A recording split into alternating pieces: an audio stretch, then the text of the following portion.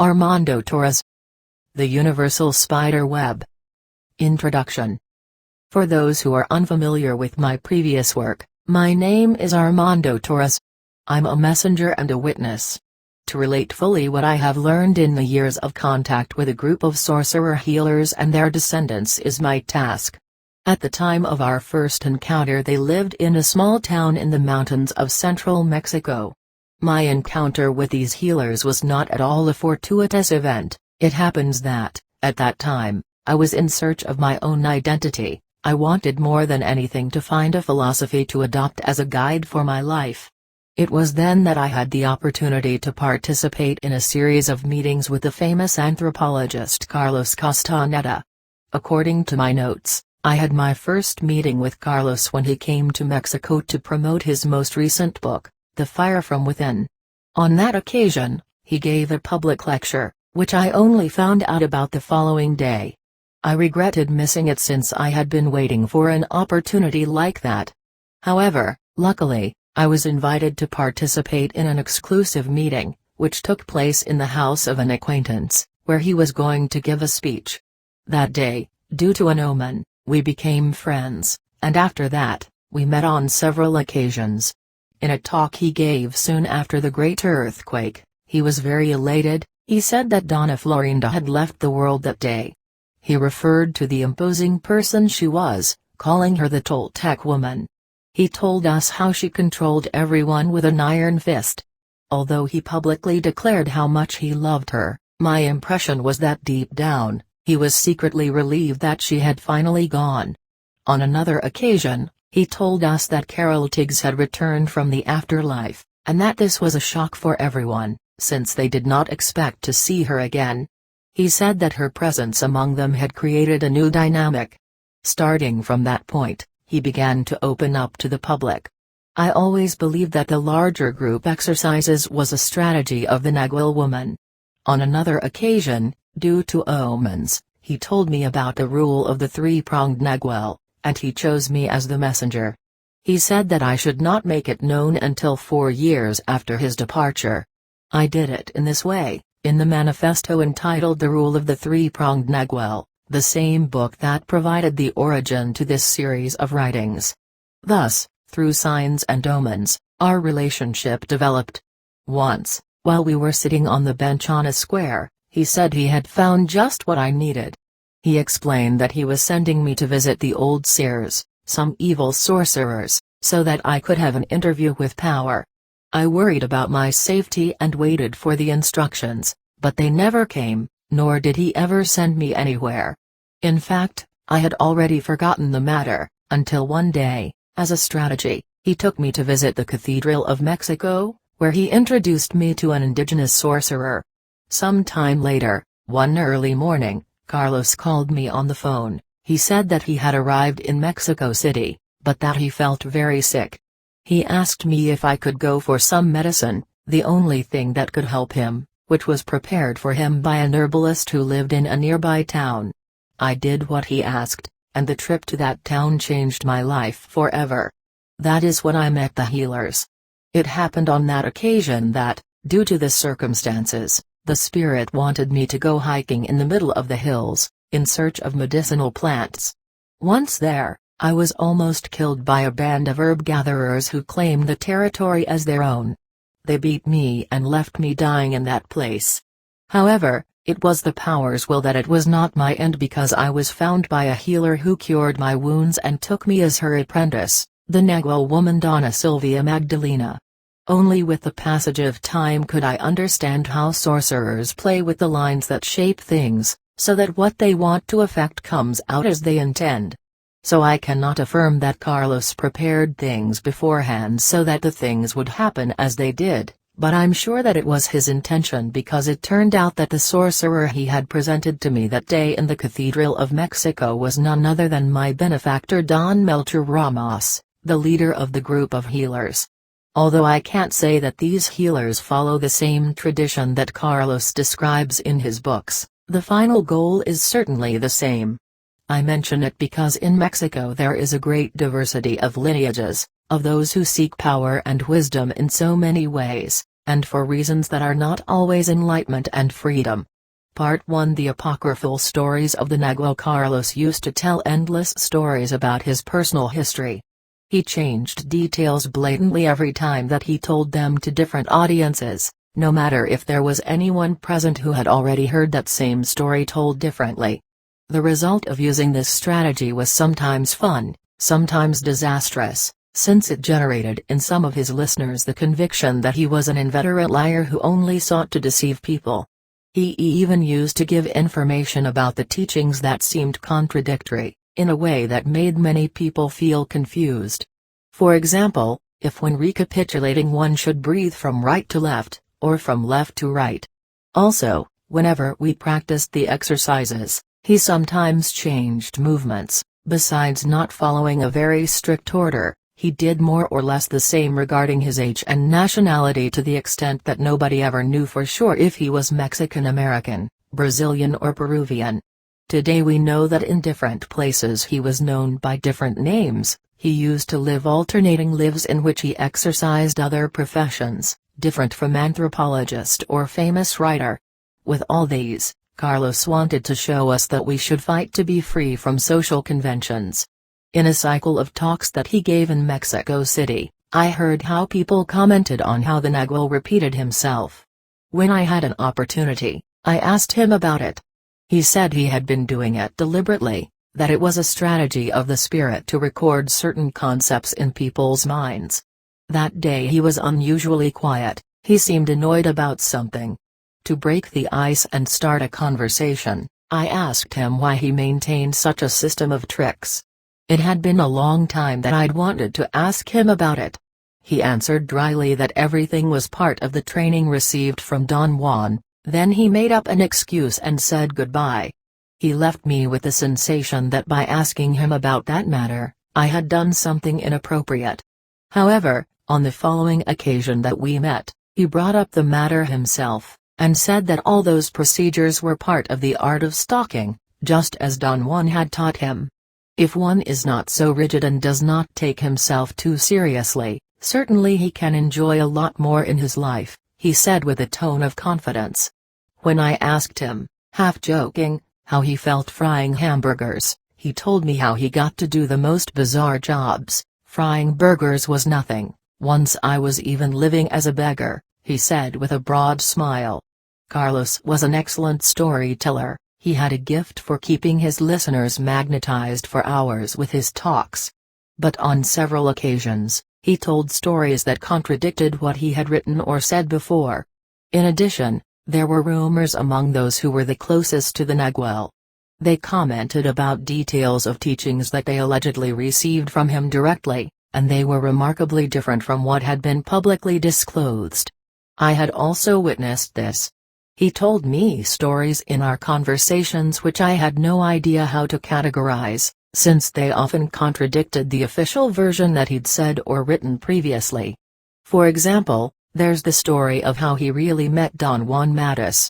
In one of our conversations, Carlos told me that Don Juan himself was the one who gave him the task to write about the knowledge, and that was the reason why he went to study at the university. I interrupted him. I'm sorry, I thought that you met Don Juan just because of your academic activities.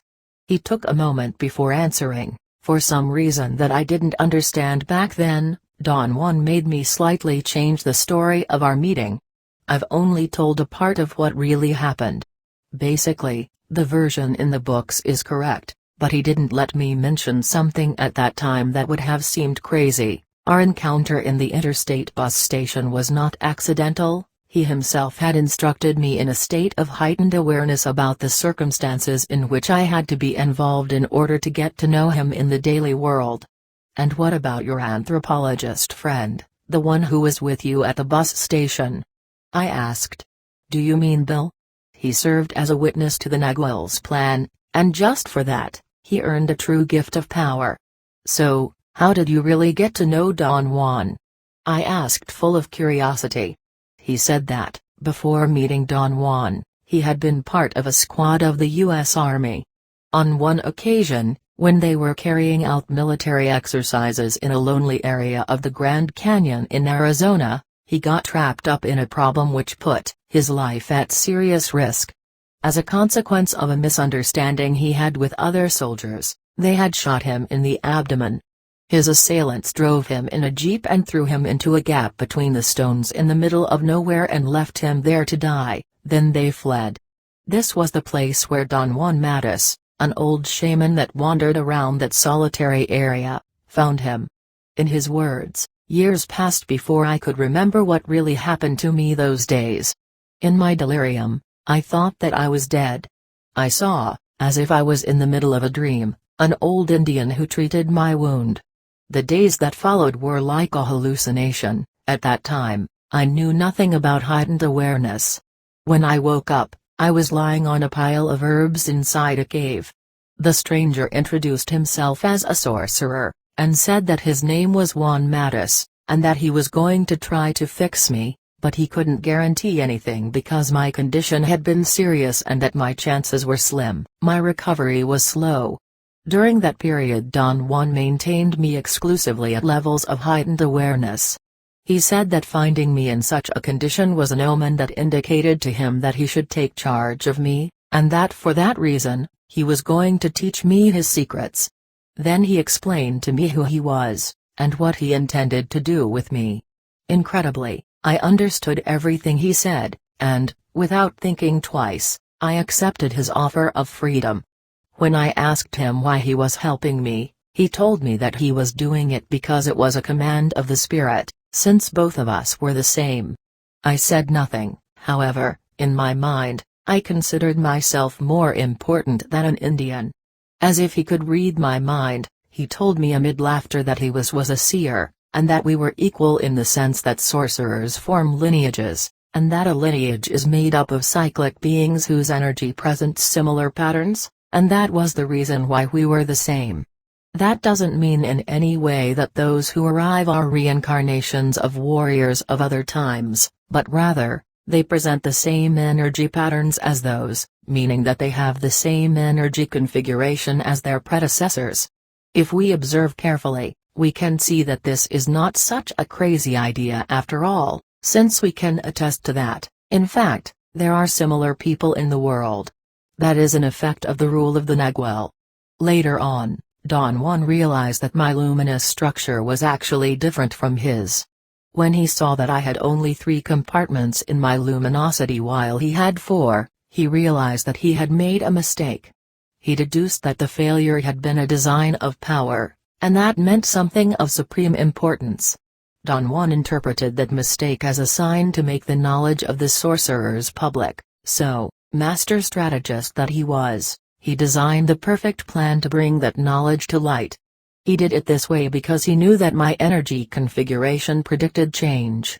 Carlos said that when he returned home, he felt a deep shudder throughout his whole being that shook him profoundly. Suddenly, he concluded his military affairs, and his ambition of becoming a fine artist was put on hold. His attention became more focused on studies in the field of sociology, and he ended up studying anthropology at UCLA. Without even realizing it, I kept following step by step the strategy designed by Don Juan, until the time when I accidentally met him in that bus station. So, when I wrote my thesis for the doctorate at the university, I was in fact following the plan elaborated by Don Juan, since, according to him, nobody would pay much attention if his message were exposed in a novel format, or in an esoteric presentation. Another theme that aroused my curiosity was the whereabouts of the Little Sisters and the Genros, so, on one occasion I asked him about it. "Carlos, what happened to the other apprentices of Don Juan?" He ran his hands over his face, inflated his cheeks, and expelled the air with great force. I felt that I should not have asked that question, but, to my surprise, he started telling me that they were well, and that everyone was still in the fight, taking their world as a challenge. He commented that some lived together, and others alone. I remember that it was then that he set me to the task that I, myself, should take my world as a challenge. "I don't understand. What kind of challenge do you mean?" I asked. "Each one creates their own challenges," he replied. "For example, in your work, You could walk up the stairs instead of taking the elevator, or walk to your school instead of using transportation. But it's absurd, I replied. It wouldn't work. Of course it works, he insisted. That's what the challenge is about. To achieve it, just get out of your home very early, and for sure you'll see that you'll arrive on time. Like the teacher of martial arts who took the world as a challenge even to wash his clothes, and he did it impeccably. He continued explaining, after the death of La Gorda, despair came over us, and some of us fled to the other side of the world, and we ended up in Finland. I got a hernia there that almost killed me. I had to be operated on urgently. We understood then that there was no way to escape from power because it would find us, no matter where we went. After a brief pause, he continued, Rosa and Josefina lived here in Mexico City for several years. I was very excited. I wanted to know if it was possible to find them one day. He said that they were no longer here, and that, at the moment, he didn't know where they were. And the other members? I asked anxiously. He didn't give me a direct answer. He just said, they're involved with the specific tasks that the Nagual left for each one of us. After that comment, he no longer wanted to give me more details. However, I heard rumors from others close to him that Pablito was working as carpenter in the city of Tula, and that Benigno and Nestor had joined a musical group in the port of Acapulco for a while. For a long time, I had been thinking about that matter. I wanted to continue investigating. I even wanted to go looking for them because I was very interested in their version of what had happened. However, for some reason I couldn't keep pursuing the topic, until the day when I asked Carlos about what the task was that Don Juan had left him. I remember how he looked at me with his eyes wide open, and told me that this question was an omen. That was when he took me to the Cathedral of Mexico. Carlos had a very peculiar form of speaking. He admitted that sometimes he took words borrowed from other languages, and even invented new terms to express an idea or a feeling in a better way. On one occasion, he said that in general, referring to people, we all live in a collective mental manfifa. I'd already heard him use that term in the past, and although I understood what he meant, I asked him, by manfifa do you mean mental masturbation? Yes, that's exactly what I mean, he answered dryly. In his public talks, he was usually evasive about the sexual topic. He made jokes in this respect. He said disparagingly that each one could do whatever his desire was, insinuating that he didn't give a damn what people do. On one occasion, however, speaking in private, he told me that those who truly wanted to follow the path of warrior should abstain from sexual contact. Then I asked him, Carlos, what can you tell me about masturbation? I added that I honestly felt excited most of the time. This shows us what kind of thinking you waste your time with, he said with a mocking smile, but immediately afterward, he changed his expression. This is a very serious matter, he said in an emphatic tone.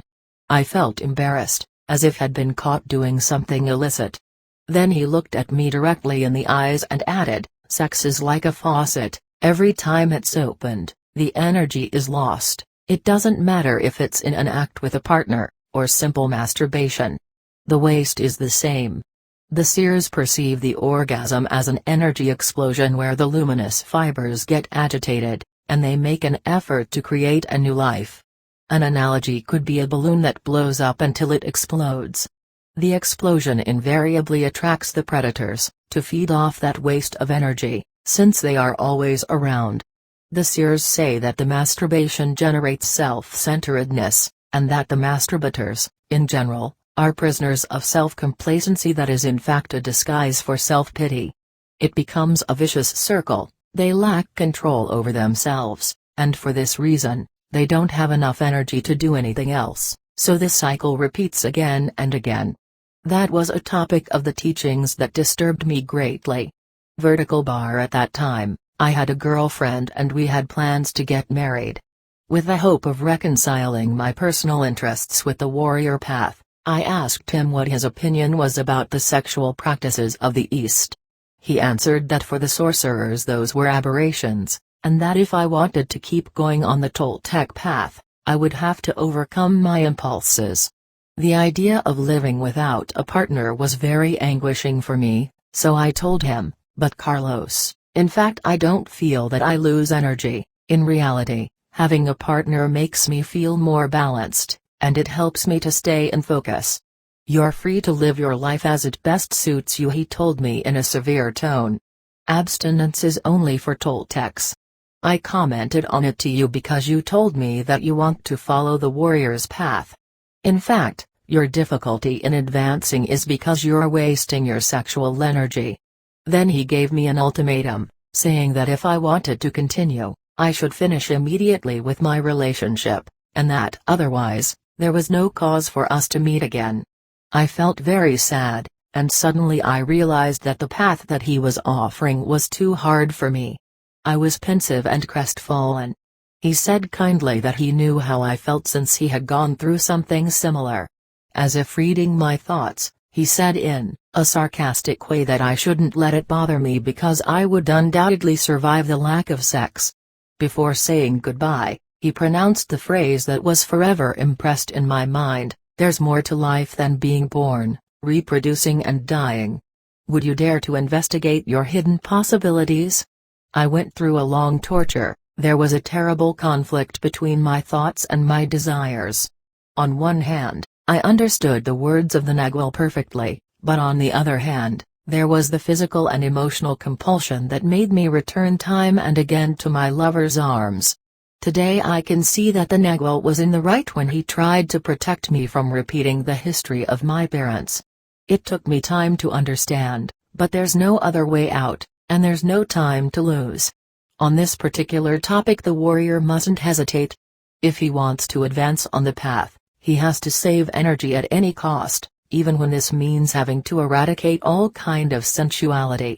Carlos once said, "To reach this state, one has to commit himself deeply, he must be ready to fulfill all the requirements." This is a full-time battle, and it requires all the determination that one can muster in order to carry it out. "What should I do?" I asked. He answered, "One begins to introduce discipline into his life. Without that, it's not even worthwhile attempting it. Then, with the capacity to make decisions and to carry them out, one reaches a higher energy level which opens the path to achieving even greater realizations, for example stopping the internal dialogue, dreaming, and being aware of himself." The sorcerers are very cautious with the use of sexual energy because they know that it's the true battery that moves everything. If one is able to take the control over his sexual impulses, he'll be free to do everything else. I avoid mentioning this topic openly because I'm aware that the price to be paid is too high for most people, but for those who seriously want to follow the path of the Toltecs, there is no another alternative. They have to charge the battery because otherwise they'll never achieve anything. On another occasion, talking about this topic, he said that the erotic industry, such as nightclubs, pornography, and all the sexual paraphernalia that exists is designed for the mind of the predator to keep the humans in a permanent state of energy exploitation. The most incredible thing is that we don't even realize how we're being so completely manipulated by our captors. In this sense, our situation is not much better than that of chickens. I remember that he used to compare the human condition with that of a chicken coop. He said that we have hen houses, gallineros, and that the predators have human houses, humaneros. It's amusing to see that those who think they're rebels, acting on the margin of what's morally accepted, are in fact only following the orders that they've imposed on us. Most of the time when people think that they're exercising their free will, the only thing they do is obey the programming that the damned predators have imposed on us. This way, people voluntarily provide them with their precious energy. Carlos used to say that the true revolution doesn't mean defecating on the table where you eat, but rather being aware. The rest are all idiocies induced by the flyer's mind. For them, we're the victims, completely predictable and easily manipulated. What we've seen is that people's energy is at the height of the heels. That happens because every time it accumulates a little bit, it feels like sexual desire, and following the orders they impose on us, Most people hurry to carry out draining acts, with a couple or in private, when they milk themselves through masturbation. The main reason for people to live, invariably, always with such a low level of energy, is in great measure their own responsibility, since, with that kind of behavior, they empty themselves, so they're directly responsible for the deplorable state that they live in. Years later, I brought up this same topic because I'd heard rumors, people saying that he himself was a ladies' man, and that he spent all his time in bed with women. He smiled, and said that it was an exaggeration, but from his smile, I could see that there was something else behind it, so I insisted on asking him about it.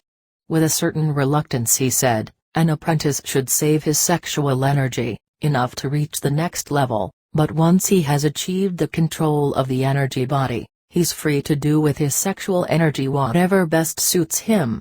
He explained that the sexual act creates an energy bond among couples, and that this link can be very useful, in cases in which there's a conscious intent on the part of the participants. He said, for those who see it from the outside, it might appear to be an ordinary sexual relationship, but in fact, it's a tool that has been used by naguals of all times. The sorcerers fuse their energy through sex, and in this way, it's possible not only to transmit complete blocks of knowledge to the couple, but also to create bonds for life. I still don't understand it. Are sorcerers able or not to maintain a relationship as a couple? By then, I myself had already gone several years without any activity. He answered, as I've already told you before, some can, others can't, it's like that because each one is different. Each person has different energy possibilities, and besides, each one has their own goals, so, this is a completely personal matter. The only thing that's required from the apprentice who begins in this path is that he reserves his energy without having any sexual activity until he reaches the energy body. Once there, how he uses his sexual energy is a personal matter. And why you don't explain all this clearly in your conferences? I asked, a little annoyed. Did you already see what kind of people come to hear me? Almost everybody has holes. He gave as an example a woman who helped to organize his events in Mexico. She has great big holes like this, he said, making an exaggerated gesture with his hands. That's why she doesn't get anything I tell her. People's energy barely reaches the height of their big toe, and for them, the only way out is total abstinence. I don't see any other way. My experience is that nobody is willing, however. If any one of them were able to increase their energy level, even a little, they would find the answers for what they're looking for by themselves. The sense of urgency of the warrior. That day, I found Carlos in a very pessimistic state of mind. He talked about the terrible social and economic conditions that we lived in, and everything because of the limitless greed, the stupidity and corrupt political leaders' brutality. They see the world exclusively through their personal importance. He expressed his dislike of the coarse manipulation of which we're all victims. He finished speaking about what he called humanity's fateful destiny. We're fucked, he said. I looked at him inquiringly. He continued, as if it wasn't enough to be plagued by entities from other worlds, we still engage in destroying ourselves. As a race, there's almost no more hope for us. Soon we'll be extinct like the dinosaurs. He continued, for sorcerers, everything comes in sequences of 3, for that reason, they pay special attention to every event that happens previous to some decision or at key moments because they consider them as maps of intent that indicate the tendency of what's going to happen next. Then, with total indifference and without considering personal gain or convenience, they accept or reject the propositions of the spirit. I've seen that, indeed, sorcerers take the rule of 3 very seriously. They use the succession of events as an indication of which direction matters are taking. A warrior doesn't leave matters unconcluded, nor does he leave loose ends. So, giving continuity to the tradition, here I fulfill this requirement of sorcery. This way, we close the cycle. Based on this, Carlos continued, if we analyze the history of humanity, the conclusion is that we're irremediably lost. I'm talking about mass extinction. The end of the human race. Those words shook me greatly. I asked him if he, as a seer, had seen the end. In answer, he said that it wasn't necessary to be a seer to know what awaits us. As an example, he mentioned First and Second World Wars. He even prophesied the day of our end, telling me with an Argentinian accent, "You have very little time, Che. If I was you, I would start to work like crazy." He concluded by saying, "The truth is that I'm happy that I won't be here to see it." All of a sudden, I was caught up in a rational fear that became an obsession and then turned to panic. I thought that the world was seriously about to end. In fact, at that time, I advanced a lot in my recapitulation work. When I commented about the prophecy of the Nagual with some companions, they made fun of my credulity. For some time, I resented the effect of the trick that Carlos played on me, passing his paranoia along to me. But later, I realized that it was that feeling that took me across the threshold. It was the strategy of the Nagual, which gave me the push I needed to acquire a true sense of urgency. The saying "don't leave for tomorrow what you can do today" gained a true meaning for me. I realized that my curse had always been procrastination. My life was an endless string of unfinished things. I found in my notes a discussion in which Carlos spoke about something else, about the sense of urgency. The sense of urgency is a feeling that one develops and trains, just as one can train their senses of smell, hearing or taste. It's no use running around blindly from one side to another. As you do, that doesn't count. Simply because that's not the sense of urgency that I'm talking about. For people to live intensely is to have many activities, always running around in a hurry, getting entangled in an infinite number of superfluous relationships. No. For the warrior, the sense of urgency is to get connected with intent. Everything else is unimportant for him. The warrior's urgency is not the same as that of the common man, he emphasized. For them, to be urgent means to hurry to increase their possibility for personal gain, whereas for the warrior, the sense of urgency is an internal pressure that forces him to act impeccably. Trying to understand what I was getting into, I asked him, "Does that feeling generate some physical sensation?" "One feels it like a pressure that comes from the bowels. That feeling is something that can happen little by little or suddenly." Responding to another question, he told me, "Only the true awareness of our death can give us the necessary push to acquire the sense of urgency. Think of it this way, if we're going to die, we've already lost everything, then we're free to do whatever we want, even to take a risk in order to pursue our dreams. The big disgrace is that nobody believes that they're going to die, at least not today, not at this moment, but this is an illusion that weakens us because when we believe that we have time, we leave everything to do later, first the small things, and then matters of life or death. Only the awareness of our pending death can lead us to act impeccably, only this can give us the big jolt that forces us to act. As long as we believe we're immortal, we don't move. In the end, all that counts is how impeccable we are in our day-to-day life. That's what determines whether we can keep going or not." Looking directly at my eyes, he said, "Do you know that there's no guarantee that we'll finish this conversation alive?" I felt a chill in my spinal column. I said that I agreed with him, but that to have the constant idea of death in my mind always made me feel apprehensive about everything in my surroundings. He said, "The only way of acting is knowing that you've already died. If you can achieve that feeling, then everything falls into place. Only by acting impeccably can you overcome that obsession. Our doom is to believe that we'll live forever, that we have all the time in the world, when in fact we don't have it at all. For that reason, the warrior lives each second as intensely as possible. He permanently stays conscious of the touch of death." In the beginning of our relationship, whenever we came to the topic of impeccability, it seemed that the discussion had come to an end, so I asked him again to clarify the concept. He said, "Impeccability makes us focus all possible attention on the details. It forces us to be aware of everything we think, speak and do, 24 hours a day, without a break. In fact, After abandoning our natural laziness, we get so used to living in the flow that we no longer accept any other option. Once Don Juan told Carlos, "Stop procrastinating. Change," to which Carlos replied that perhaps he didn't want to change.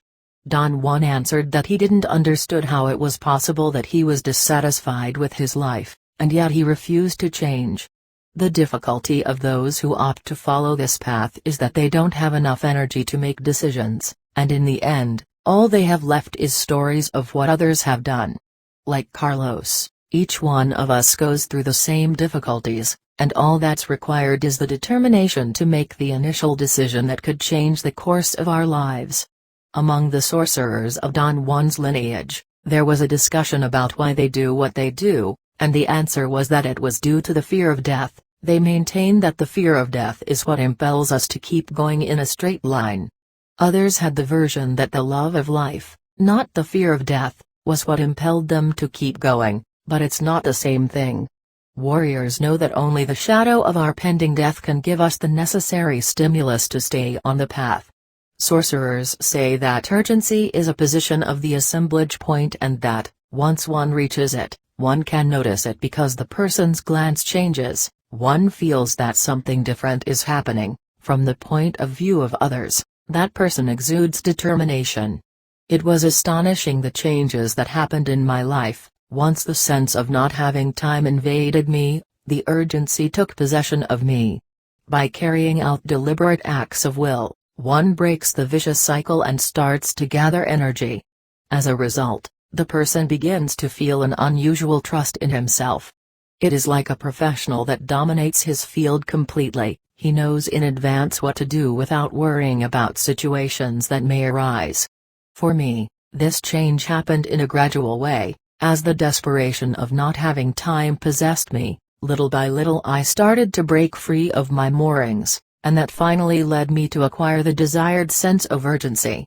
Once there, I took a turn of 180 degrees in my life.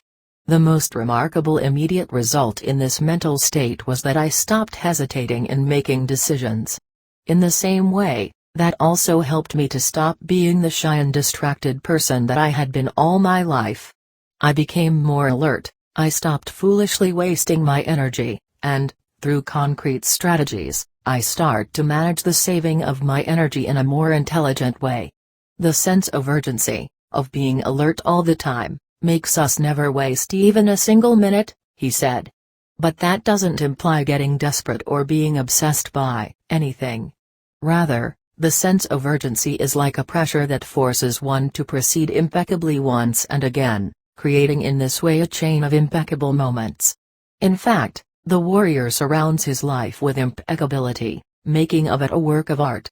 It doesn't matter if one is working, resting or carrying out any other activity, the important thing is to do everything with full consciousness of every detail. A good way to reach that state is to be aware that what counts is not how much or how fast you do things, but how well you do them. Carlos once said, "If instead of wasting my time looking at the ceiling, I had studied piano, I could already be a concert pianist by now." What he meant by this is that we all waste our lives in superfluous activities such as watching television or sitting down in front of the computer for long hours. It's necessary to be very careful about how we use our time. If one isn't careful, one can end up as an addict, or obsessed by activities that can deviate one from the path.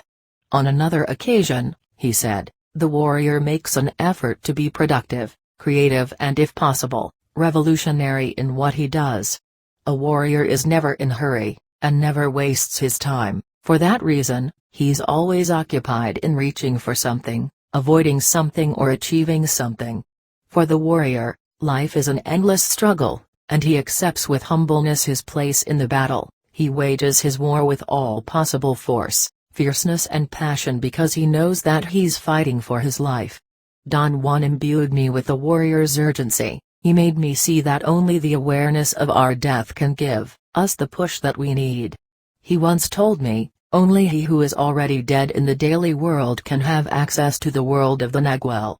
OCTMAT gaining awareness of the energy body. If we compare an infant who lacks coordination with a dancer or a gymnast trained to execute the most complex movements, one can only begin to have a hint of the colossal effort that the warrior has to expend in his training before he can reach the awareness of the energy body, and this is only possible by first achieving the awareness of the physical body.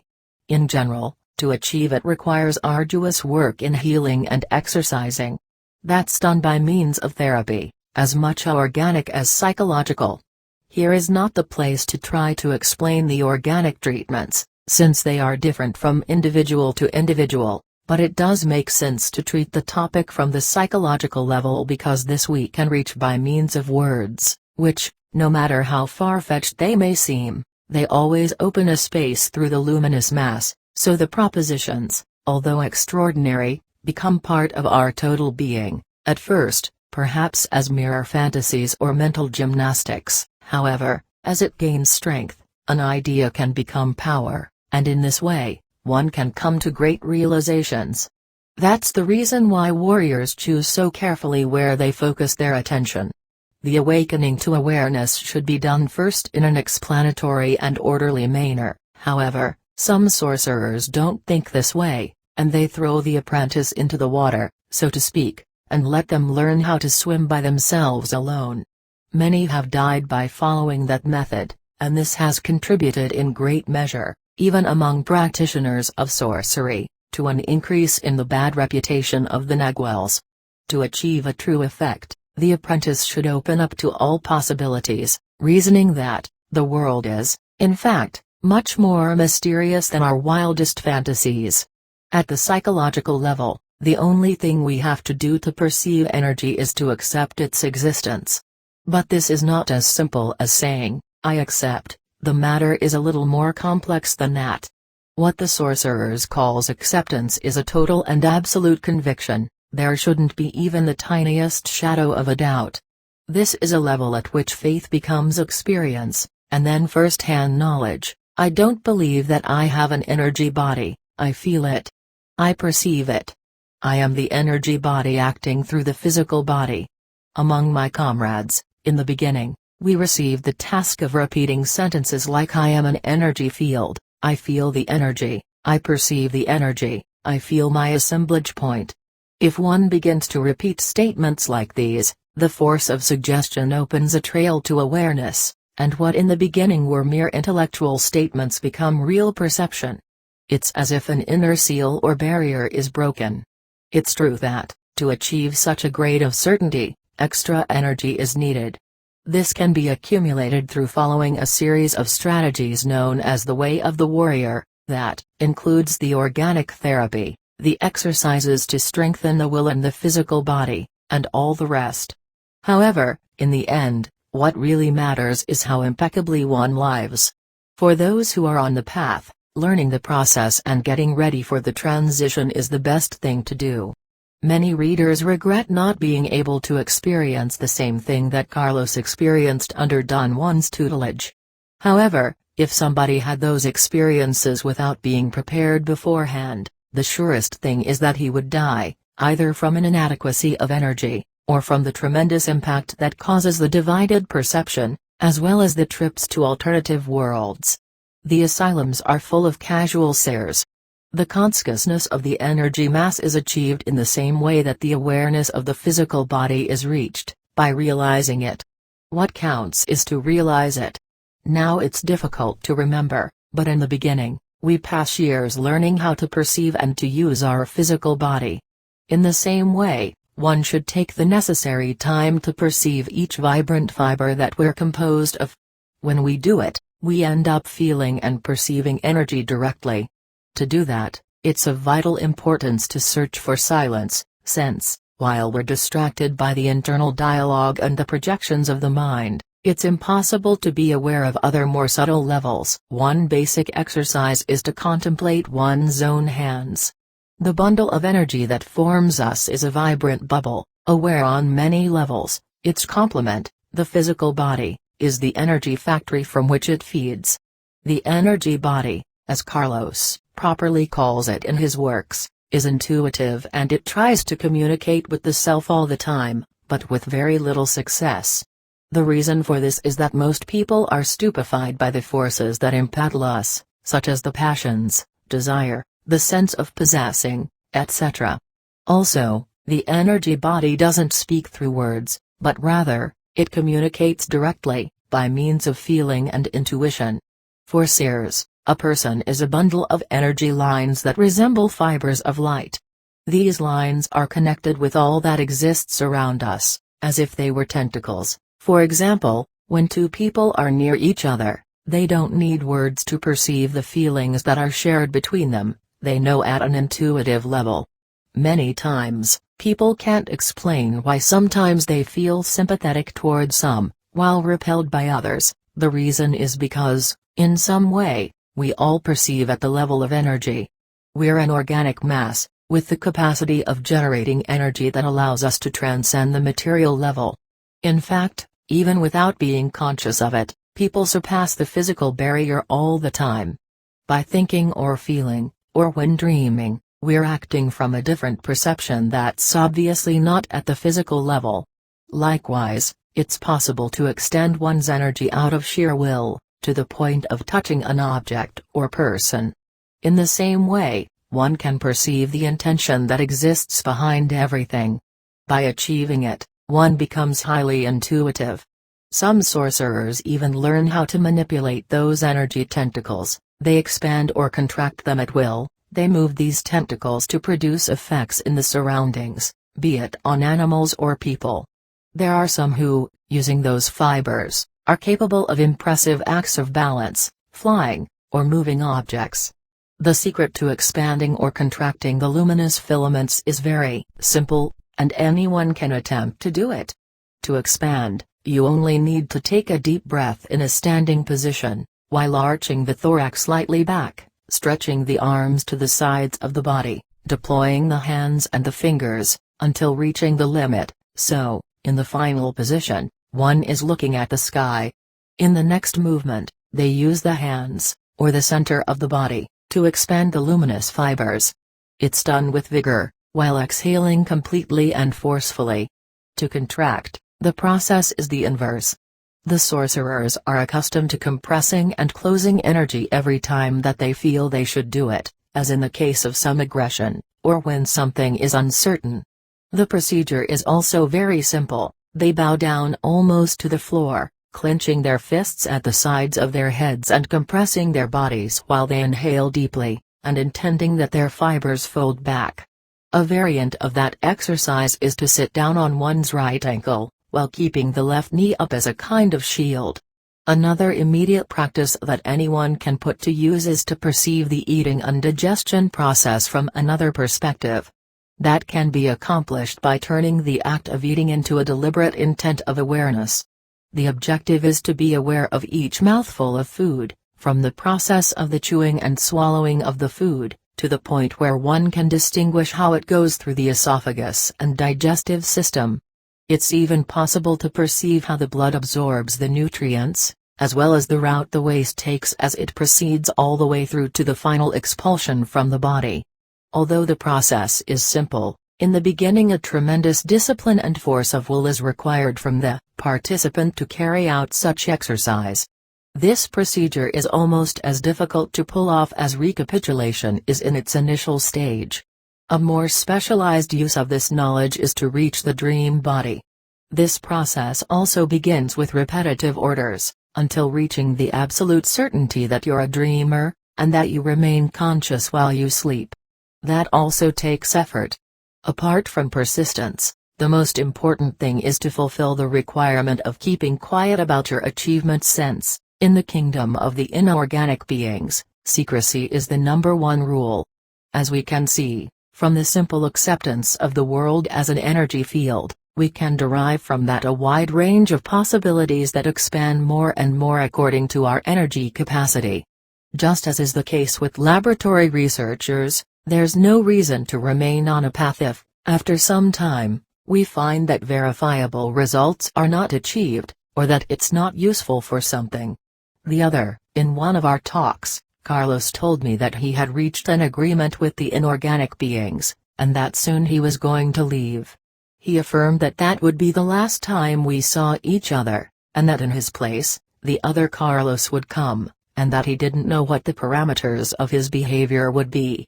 I felt shocked by his statement, although I didn't understand very well what he was referring to. But you'll still be yourself, right? Or will you be different? Or how will you be? I asked, disoriented. He told me that the other would take control of his body, and that, while he still looked like him, he would no longer be him at all. But will you remember the people and the events of your life? He explained that the other would have total access to his memory, so, yes, he would remember everything and everybody. He said that he was just sorry about not having enough time to carry out what he called the plan of the Nagual. It was about something he had told me previously. It was an incredible maneuver that he had planned together with the witches, in which they would open a crack between the worlds. Sorcerers, as a joke, call that fissure in space-time the cosmic vagina. The idea was that all those who were prepared could pass through that opening. On one occasion, he even foresaw a possible scenario in which, after crossing to the other side, there wouldn't be anybody there to close the opening, which would continue growing and growing like a black hole. First the mail carriers would be swallowed up, then the policemen who would came to investigate, and so on, and so forth. With a very serious look, he said, "We know that it's a very risky proposition, but others have already done it in the past. And I believe that we also can do the same thing with the help of our body of practitioners. If it doesn't work, I could die," he concluded somberly. My future encounters with Carlos were no longer the same. On one hand, he was the same man, but in some way, he was no longer the same person. He was involved in scandalous affairs with women and began to give big seminars. He became a manager, he made the magical passes available to the masses, calling them tensegrity, and then, because of his physical deterioration, he left everything in the hands of the women.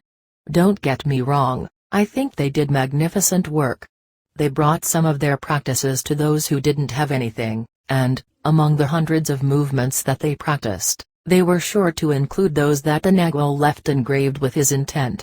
He told me about that on one occasion when, after demonstrating a movement, he said, "This pass is a safeguard in case of emergency, it's imbued with a special intent, it's like a code that will enable the practitioners, after finishing their time on this earth, to unite with the group of the Nagual on the other side." With this, Carlos left open a wonderful opportunity to all those who want to take advantage of it. He opens the doors and welcomes those who want to go together into this fantastic adventure placed before them simply by having been born.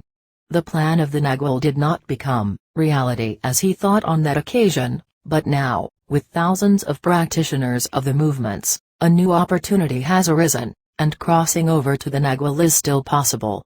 Carlos already leveled the road, and now it's open to those who want to traverse it. So, from this point of view, what practitioners of tensegrity are doing makes all the sense in the world. They're getting ready for the encounter with the Nagual.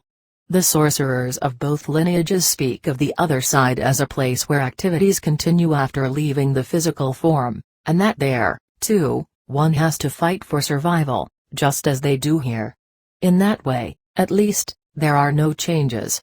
The seers see how, when dying in this world, the energy body separates from the physical body with a crack, and, depending on the level of attention, discipline and preparation of the person who undergoes the transition, two things can occur: either he forgets himself almost instantaneously, or he's able to maintain conscience, in which case, if he has the capacity to meet with his community, he will surely have greater opportunities to endure. Venturing to the other side is no joking matter. Rather, it's like entering a forest full of ferocious animals. That, in and of itself, is a good reason why someone should know and practice the magical passes. Part 2 Stories of the Lineages. On one occasion, we were having a snack in Donna Sylvia's kitchen, seated around the rustic wooden table, enjoying a delicious nut bread that she had made according to her own recipe. I asked her if she knew how our lineage had begun. Making a polite gesture, she covered her mouth with her hand and nodded her head. She left her glass of atoll on the table, and then she told a fascinating story, explaining that the event she was narrating had happened in very old times, long before the Spanish conquest. She added that these events took place not very far from where we live now. She said that in that village there was a young Indian named Atlock. It happened that, on a day of intense storms, Ahikatl, the god of the winds, took him up into the air with a strong gale. She said that after that, he disappeared and that nobody knew where he had fallen. They looked diligently for his body, but they couldn't find him. Everybody in town accepted that he had died. However, after years of absence, one day the young man returned. He was changed. He looked very strong and fearsome. According to the story, the young man related what had happened to him. He said that he felt as if the hand of Ahikatl had taken him, but that soon after that, he lost any recollection of the event. When he woke, he realized that he was in a strange place. He was mistreated, almost dead. He said that between hallucinations, he saw how unknown people were taking care of him. When he could speak, he wanted to know where he was and who they were. They told him plainly that he had been badly wounded and that they were curing him. When he had enough strength, he discovered that the wind had taken him very far from his home.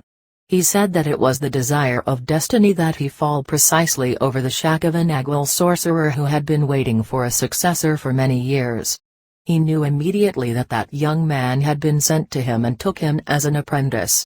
Donna Sylvia told us that the Nagual Adlock was the founder of our line, and that the previous ones, his teachers, were of another type of sorcerer that has very little to do with what we are. She said that Adlock became the healer of his village. With the help of beings from the other world, he learned all about the plants and the curing of the sick. He became so different from his predecessors that, starting from then, a new beginning is marked. I was very interested in this topic, so when I had the opportunity, I asked Don Melcher about Adlock and how many more lineages existed, and if he personally knew of any. There are as many lineages as necessary, he answered. On another occasion, he explained that, in the same way that each family has its peculiarities, the same thing happened with groups of sorcerers. I asked him for an example, but he, in his usual way, said that I would discover it for myself. I thought he said that only to avoid answering my question. However, he was right because, only a few weeks later, we were invited to a celebration in a neighboring town. As the activities went on, the participants consumed the delicious regional plates, and they enjoyed the song and dance performances. The children ran barefoot among people as if they were little goblins, filling the air with their screams and laughs. Everything was going perfectly until suddenly, the sky closed with some dark large storm clouds. A strong wind lifted the canvases and pulled up the colored paper ornaments that hung in front of the church.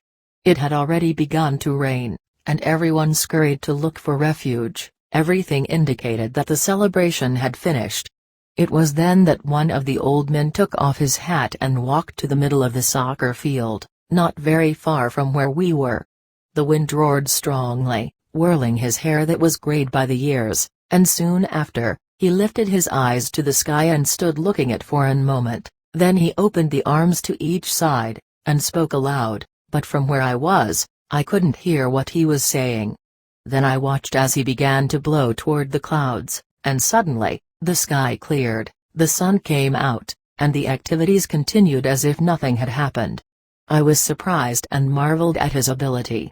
I knew at once that he was a man of power, so I went to speak with him. He used the traditional Mexican courtesy, extending the hand to greet me as he said, "I'm Maximino Huerta. How can I serve you?" I spent as much time as possible by his side. We became friends. He told me that I could call him Max. I bombarded him with questions. I said that I was interested in knowing the procedure for moving the rain away. He explained that what counted when blowing the clouds was the intention associated with it. I loved to chat with Don Max. When we said goodbye, he invited me to visit him someday in his town. Los Abuelos, The grandparents commented to me later that Don Max belonged to the lineage of those people known as Granosaurus, hailstoners. They added that day, he had given us an extraordinary demonstration of how they are able to control the climate. I had already heard something about the Granosaurus and about their prowess. They say that they fly among the clouds, and that they ride to the lightning itself, amid the storms. In the Mexico there are many stories in which people talk about witnessing fireballs that float in the air, generally around mountains. People of the towns call them witches. The Granosaurus are those who control the winds, the rain and the hail. In fact, it is said that to belong to this fraternity, it's essential to have been pointed out by the lightning itself. For some reason, I felt a great curiosity about them, so one day I decided to go to visit their town. Don Max received me like a lost son. As we chatted while drinking a tea made of herbs that he had picked behind the house, I commented about how on one occasion, I was struck by lightning. He laughed and told me that he knew it because he could see the mark that event had left in my body, adding that the same thing had happened to him, and he told me the history of how the lightning touched him. He said that day, he went to work in the cornfield. As usual, he brought his animals with him to pasture. He related that suddenly the weather turned and a thunderbolt fell upon them. In an instant it struck 2 of his sheep, and it left many others injured. He said that he himself received such a strong charge that he lost consciousness, and that when he woke up, he saw that he'd been tossed into a puddle of water, and he explained that after that day, his life changed forever. During our chats, I asked Don Max what the secret of controlling the climate was. He didn't answer me. Without further explanation, he took me to a place in the nearby mountains. We walked for almost an hour. The landscape was beautiful. We stopped in the middle of a field with an open sky. From the traces that could be seen in the ground, it seemed that in the past, somebody had planted a corn crop there. In that place and without any other instruction, he told me that I should summon the rain. He left me alone and went to sit down on the edge of the field. I didn't know what to do. I tried in vain. It must have been funny because he was laughing at my attempts. Beside the fact that we were not in the rainy season, on that day in particular, it was clear and dry, without a single cloud in the sky. After a while of clumsily gesticulating, trying without success to summon the rain, I gave up. I made a gesture of impotence toward him, and Don Max came to where I was standing. To help, he taught me a kind of prayer. He explained that he had not said it before because he wanted to see how well I bonded with Mama Lily or the spirit of nature. He urged me not to stop until the rain fell, even if it takes 100 years. For a long time, I repeated the invocation again and again. I was not able to make it rain, but sure enough, in the area that we were in, clouds began to appear in the sky. I felt tired, frustrated, and in a bad mood. I grumbled to him that I couldn't do what he requested because it was impossible. When he heard me say this, Don Max lifted his arms with great force, and immediately, a bolt of lightning illuminated the sky with its blinding light, striking scarcely 20 meters away, just in front of us. The roar was so strong that out of sheer fright I cowered in the place where I was, my bladder let loose, and I urinated in my pants. I believed that I was going to die right then and there. Suddenly, I don't know from where, large, dark storm clouds arose, and it began to rain. At first it was only a few drops, but then a cloudburst formed that forced us to run in search of shelter. Because of that experience, my body has become afraid. Even to this day, I'm terrified of electric storms. But I must admit that, from that time on, I've felt that in some way my body assimilated the teaching because just after that I developed a strange capacity of being able to predict the weather. It's a strange sensation of being connected with the environment. In the Mexico there are a great variety of lineages of knowledge, each one with their own goals and their own peculiarities. During the years I've been traveling on this path, I've found a great diversity of tendencies. Some form groups of knowledge, sharing a line, while others are totally different. Sorcery is a very dynamic matter, groups and even lineages arise, while others disappear. A long time before having established the practices for the masses, Carlos affirmed that his energy structure didn't allow him to form warriors groups. He said that he didn't have enough energy for that. Those who had the opportunity to attend his chats can attest to this, as he openly criticized those people who pretend to organize some work together. He said that the groups only serve to exacerbate one's personal importance. However, at the beginning of the 90s, he began to teach the magical passes more openly, and it was then that he began to call them tensegrity. As an explanation, he said that it was an architectural term, whose goal was to reach the balance between tension and relaxation, in which the body performs with efficiency and economy. At the present time, the practitioners of that discipline are the modern followers of that old Toltec method of knowledge. For the Toltecs, it's necessary to understand that they're the practitioners of some of the arts that lead to knowledge. In general, the number of members of a group of warriors that follow some of the traditional paths is much smaller. Tensegrity, however, is a different case. Currently, the organization consists of thousands of practitioners, in what has almost become a kind of religion. There are traditional sorcerers' lineages that have endured for centuries, still completely following the ways of old, but that's not to say that they for any reason have any advantage over the others. The playing field is level. On the other hand, there are so many new tendencies arising that they even don't have names for yet. In the annals of the families, there have been many instances in which a group strayed so far from their original tradition that it became a new line, which is exactly what happened to Itlock. This is the way, then, that new lineages arise. This also appears to be the case with tensegrity. Carlos said that an Aguil has authority, and that it's his obligation to find new and better ways to achieve the goal. In this battle everything is valid, the means don't matter, what really matters is that they succeed in activating the connection with the spirit, without which there is no method or lineage that's worthwhile. A subjective vision. There are those who follow the lineage of the pre-Hispanic traditional dancers, well known as conchuros, shell wearers, because of the bells they carry tied to their ankles. They are a very numerous fraternity, we can find them almost everywhere. In Mexico, it seems that there's a group in every town.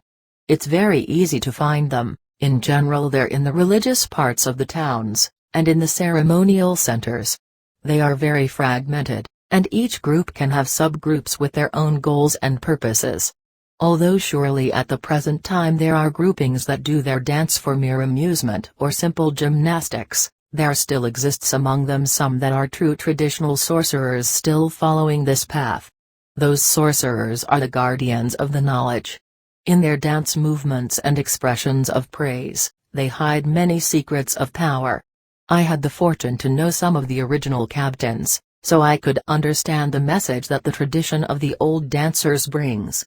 Carlos not only knew the dancers Iquitos, but for a certain time he was in contact with other groups. For those who go in search of knowledge, this could be an open door. As I've explained previously, I had the fortune of being integrated in a millennial line of healer sorcerers called Tissus, which is one of the oldest lines of traditional knowledge that we know of, but, surprisingly, it's also one of the least known. They're unique because this line not only values the art of healing and of good ways to live, but they're also fully devoted to the search for freedom. The groups of healers are subdivided into several specialized types. For example, there are the hueseros, bone workers, that at present time are known as chiropractors, the sobadores, massagers, who today are called masseurs and masseuses, and there is also the branch of those who know the secrets of the plants that nowadays are known as herbalists. Others use acupuncture to treat the sick, while there are also those who cure by using passes to clean energy. One should take into account that in all the branches of knowledge, we'll always be able to find the full range, from very committed sorcerers with their traditions to charlatans who are only after profit. In the same way, there also exist among the healers those that do their work in an altruistic way without any interest other than helping those in need, while others are only interested in making money. One can find sorcerers for rent almost everywhere. They're professional charmers who make a business of their gifts. In general, the risk they run is that of being consumed by greed, and because of this, they're derailed and lose their way. One can find them in the markets, or in classified announcements of the newspapers, offering their services. Among these, it's difficult to find any who are dedicated to the spirit. Most are windbags who copy the therapies of the sorcerers, but in fact they're not able to cure anybody because they don't know what they're doing. People have to be careful not to be deceived by those who only are looking to line their pockets. However, it's possible that there are among the sorcerers for rent some who manage the art of the intervention with the help of spirits. These types do all kinds of harm, because it's known that it's much easier to cause ill health than to cure. Those who approach this kind of sorcerer should know what they're exposing themselves to. There is also the Haikuri, Huikal, Wixarika, Brotherhood, well known as the Piodoros, who have also splintered into diverse groups with different interests. It's only beneficial to work with those who don't try to make a business of this sacred plant. In addition, there are the Temascaleros, sweat lodge operators, who have their own traditions and stories. They use steam therapies to reach special levels of awareness. There are also the voladores, flyers of the sacred pole, who have their epicenter in the town of Papantla, Veracruz. They follow a very strict discipline. In the search for knowledge, what counts is the disposition and the humility with which one approaches it. To have any chance to succeed, the aspirant has to put himself within reach and to summon great patience until the spirit is revealed.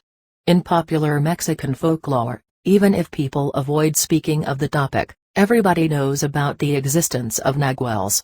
If you ask the common people, they all say that they're sorcerers who can transform into animals, and that maybe they have a pact with the devil. The classic story that circulates among people, especially in small towns, tells about horrendous animals that come out during the night to do evil things.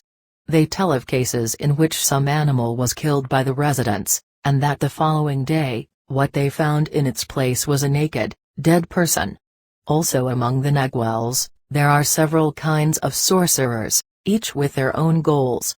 Cases are known in which they just follow the tradition that they inherited from their ancestors. They suffer their transformations, almost as if it was a hereditary illness or a curse, and they continue that way out of inertia. They've lost the knowledge of how and why they do that they do. There are others that are known as diaboros. Some of these are utterly aberrant. They have the capacity to transform into animals, but they do it for even more sordid purposes because, still to this day, there are those who suck the crowns of the heads of newly born children and drink human and animal blood in order to reach their dark objectives. These are what people often call chupacabras. Even other sorcerers fear them. Equally, there are a great number of esoteric groups that follow diverse Oriental lineages. Even if some of these keep secrets of power, they don't have much to do with the Mexican tradition. There's a variety of other groups of which I've only heard, such as the Saurans. They say that these sorcerers live around the Bicatat Mountains in Sonora, and that many confuse them with the Shurms, which are inorganic entities of the other world that also live in those mountains. They say that they're very dangerous beings. Others are groups from the north of Mexico and south of the United States that practice the cult of the Great White Buffalo. Among their rituals is the habit of hanging a person securely only by hooks in the chest. They say that with this technique, they're able to have visions. The groups of abstract searchers are rare, and from among them, those who focus on the search for freedom are even fewer. It requires great effort and dedication to reach the clarity of purpose. Only this can provide the warrior with the necessary trust to keep walking in a straight line. The clarity is only reached by having a sober mind, using the available resources appropriately, and making use of all possible information, to, as Carlos put it, fall in love with knowledge. He said that only the idea of death can give us the necessary force to act. Thus, with sobriety, clarity, and the awareness of our pending death, the warrior outlines his strategy. It's not convenient to go through life without a defined strategy. The most probable thing is that this would only lead to disaster. On some occasions, when the apprentice reaches the goal by himself, he can become a leader of a new group, or a solitary bird, called that because they are the kind of sorcerers that venture alone into the infinite. Some say that these warriors have not overcome the problem of personal importance, while others think that they're supreme warriors who have gone beyond a human, and that they don't need any recognition or aid. For many of the countless groups of adventurers that dare to go on the definitive trip together, the way their groups are conformed is a secondary matter. In a prison world like the one in which we live, any intent of escaping is valid. With the right disposition and time, it's very feasible that anyone who attempts it will be able to find his place because, as surely as there is a ground where we place our feet and a sky above our heads, the Spirit has a special design for each one of us. The Native Americans have thousand-year traditions of searchers who have attempted the leap to freedom in all imaginable ways. The most successful has been to form warriors groups following the pyramid structure. They say that the first ones began to see energy and interact with the inorganic world by consuming power plants. Then, to continue with the exploration, they organized warriors groups following the patterns of the energy that they saw. In one of his lectures, talking about faith, Don Melcher told us, when a group of devoted collaborators faithfully join forces with inflexible intent, everything becomes possible. It's not a human decision who is chosen to be part of a group of warriors, that's the prerogative of power itself. For that reason, warriors look eagerly for signs because they know that when attempting to form the party, the Spirit sends the necessary signs to take the following step and so on.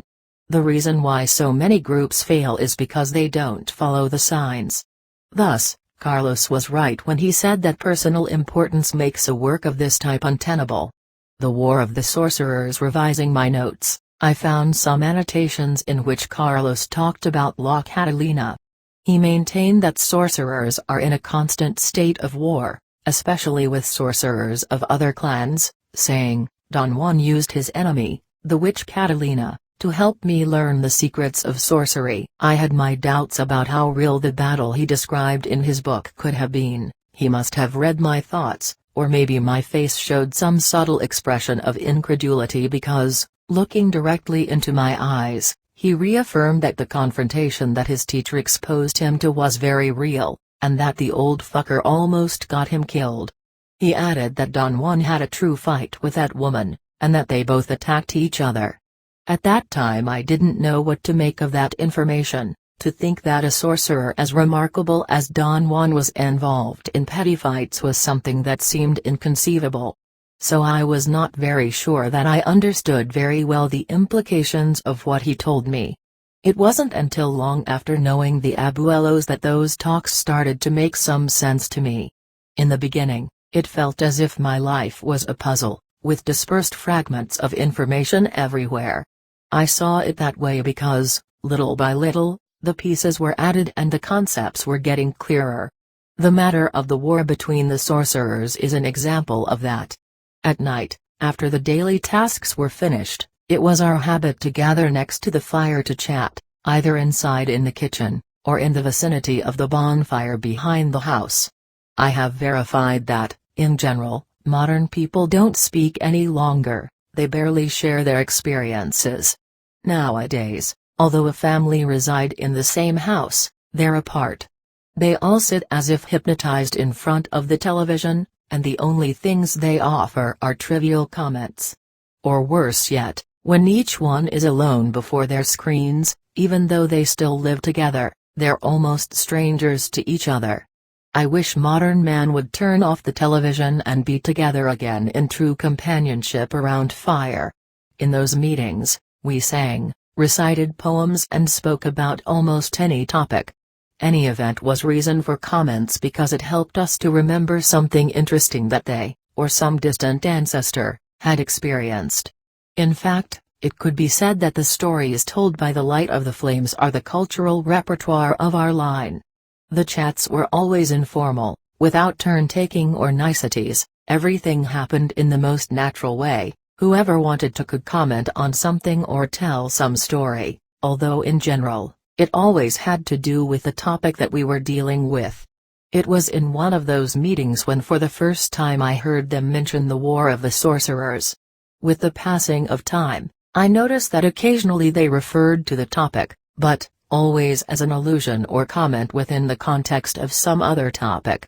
However, those brief commentaries were enough to arouse my curiosity. I was itching with the desire to ask, but a good upbringing prevents us from interrupting in the course of a conversation, so I kept postponing the investigation of that topic until some more favorable moment at another time, but then something else would come up, and I would always end up deviating my attention. For some reason, the right opportunity to ask never appeared. So for a long time, I relegated that topic to the field of metaphors. When I finally tried to ask Donna Sylvia, she opened her eyes wide and put her index finger on her lips, and with that, she insinuated to me that we don't talk about that subject. I accepted it without questioning, but of course that fanned the flames of my curiosity even more.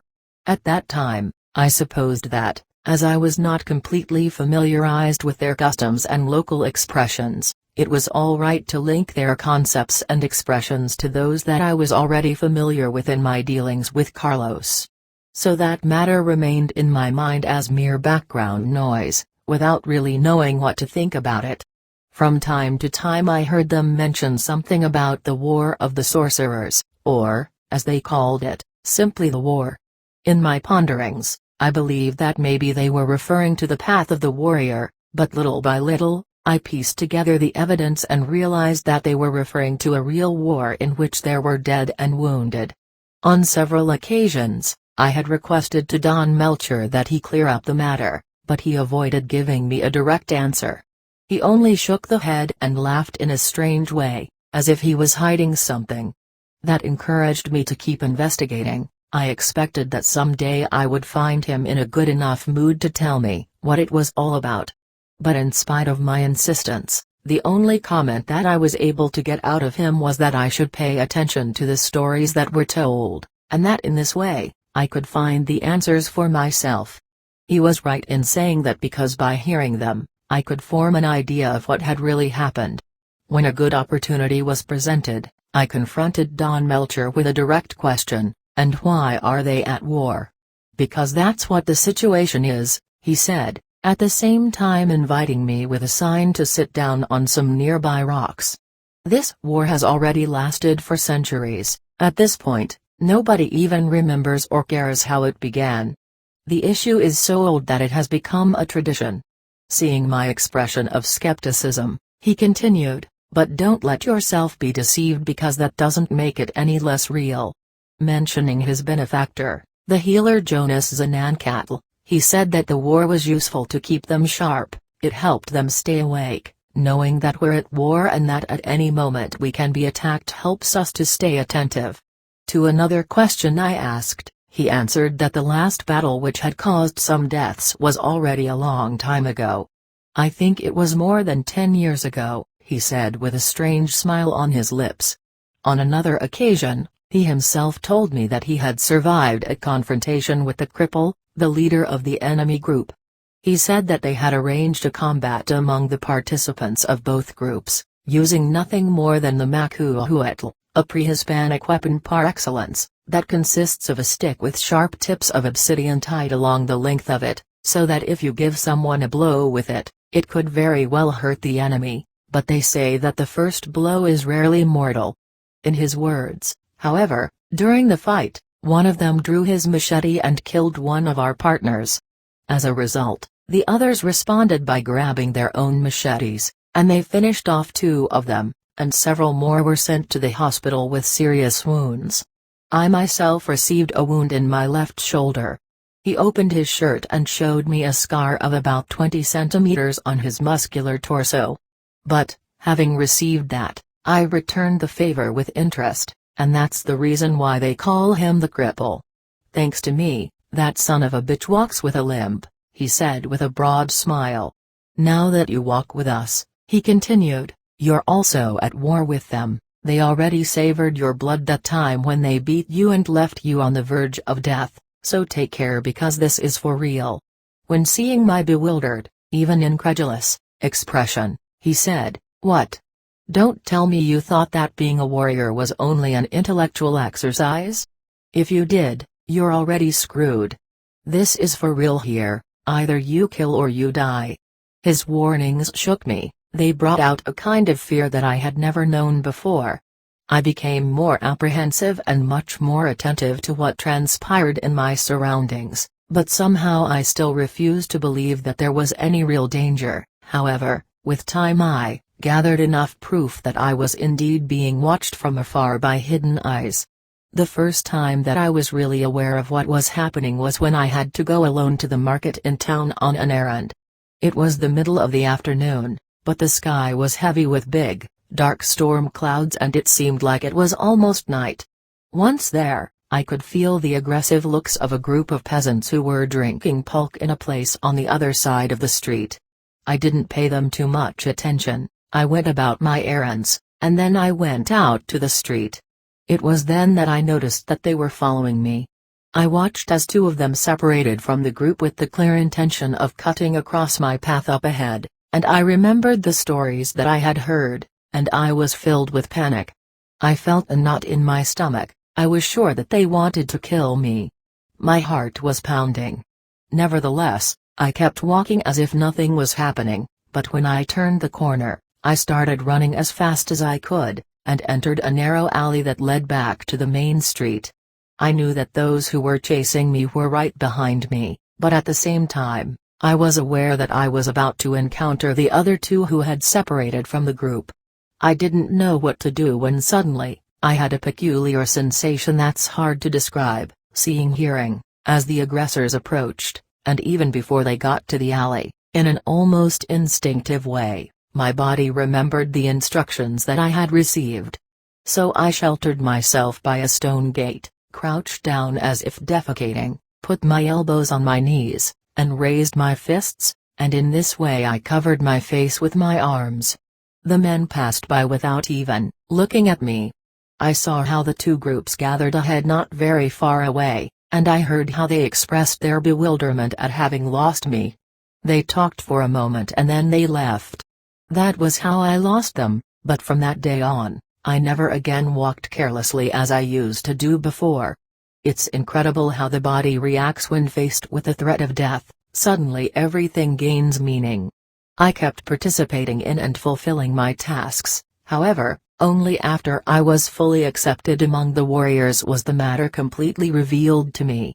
They included me in their strolls, in which we went armed to, as they said, stalk the prey, meaning that we would go out to spy on the rival group. Fortunately, nothing else of any seriousness has happened. The last scuffle we had occurred a while ago. It happened at a religious party in a town in the south of Mexico, where we ran into some members of the rival group, and we plunged into a fight that became a free-for-all. Although it resulted in some injuries, there were no deaths. That day, as it happened, we went for a walk in the square of that traditional town nestled in the mountains, when suddenly we met with Miss Lola and her friends, who were apprentices of the cripple. When she saw us, she tried to use witchcraft against us. But one of our female warriors took a bar of iron from a sales tent and broke her skull. Later, I found out that the wound required more than 20 stitches. The rest of us made do with some punches and black eyes. After that, on their part there were several attempts against us, but we were always able to defeat them, although we sometimes paid a steep price. So the war goes on, and we all always live in a state of tense calm. In fact, I already forget what it's like to live any other way. After all these years living with the healers, we learned that for a sorcerer, the normal state is to be alert the whole time. By accepting the fact that we're at war, we're able to destroy the worst of all enemies, the ego that prevents us from seeing with clarity the messages of the spirit. Dealing with external enemies is one thing, but coexisting with a group of apprentices is a challenge for all the participants. Confrontations among the various elements are unavoidable. Sometimes real fights break out that end up leaving people injured, in multiple senses. In the end, however, the Negual and the goal of the freedom always end up prevailing. It was the abuelos who encouraged the apprentices in such behavior when they created the game of Attack the Idiot. It was a kind mischief that consisted of bothering, even physically assaulting, any group member who got distracted or was out of sync. They would whack him with a stick or throw a bucket of cold water on him, or any other act of cruelty that occurred to them. In the beginning, I considered that practice as an intrusion into my personal space, but with time, I had to admit that the use of that strategy created the appropriate atmosphere to help each other stay alert, with the extra advantage that it helps to polish the roughness of the ego. One can compare these attacks among comrades to the friendly fights between felines that keep them in form. It's very true that sometimes we learn only from blows, but that's due to the resistance of the ego, and, as our teacher always said, that's nothing in comparison with what waits for us out there. Only when we get a glimpse of the infinite do we realize that all human matters are irrelevant. If the ego can't deal with mundane matters, it's certain that it won't be able to confront the terrifying unknown that's waiting for us. For that reason, the only thing that really counts in the warrior's life is impeccability, and there's nothing better than being constantly under the threat of death to achieve it. I remember how shocked I was the first time I found out that the abuelos of both groups had plotted amongst themselves to help the new ones. The help usually implied some horrible fight or something worse. That was exactly what happened to me the day they attacked me. At that time, I believed that my meeting with those hoodlums up in the hills was just a coincidence, but today I know that it was a trap prepared by them to hook me. So, in a certain way, with our confrontations, we give continuity to the tradition of the ritual flower wars that we inherited from our ancestors. However, there's no room for error because, even when there's an accord between the combatants, the danger is real, and one faces death at each turn of the road. In my case, if it was not for the care I received from my teacher, I'm sure that I wouldn't have survived. I had already heard stories that in the world of the Nagual, one can only enter if he's already dead. In the beginning I took this as something symbolic, but from what I've witnessed and from the stories I've heard, it's certainly the case, since each one of the warriors I know has similar stories such as that of Margarito, who's one of my comrades. For him the entrance into the world of the Nagual meant a real death. After having been pushed off the side of a cliff, he was taken to a hospital with serious wounds, and from there he was taken directly to the corpse depository because there was no longer anything that could be done for him. In the morgue, the doctor signed his death certificate. According to custom, the relatives hurried to arrange his funeral, but they said that during the funeral a strange old man arrived.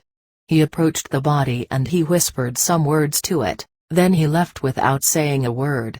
They say that the deceased suddenly sat up in the coffin and began to speak, giving everybody a mortal fright, and that day, he left with the Nagual, never to return. As for another of my partners, they brought him bleeding to see the abuelos after he received a knife wound in the chest. He only survived thanks to the care of the healers. And one other was brought in with an illness that had him more dead than alive. The abuelos were very strict with him. They said that if he didn't follow their instructions to the letter, he would die. So each one of us has our own stories. What will never change is the fact that we're all dying from the moment we arrive.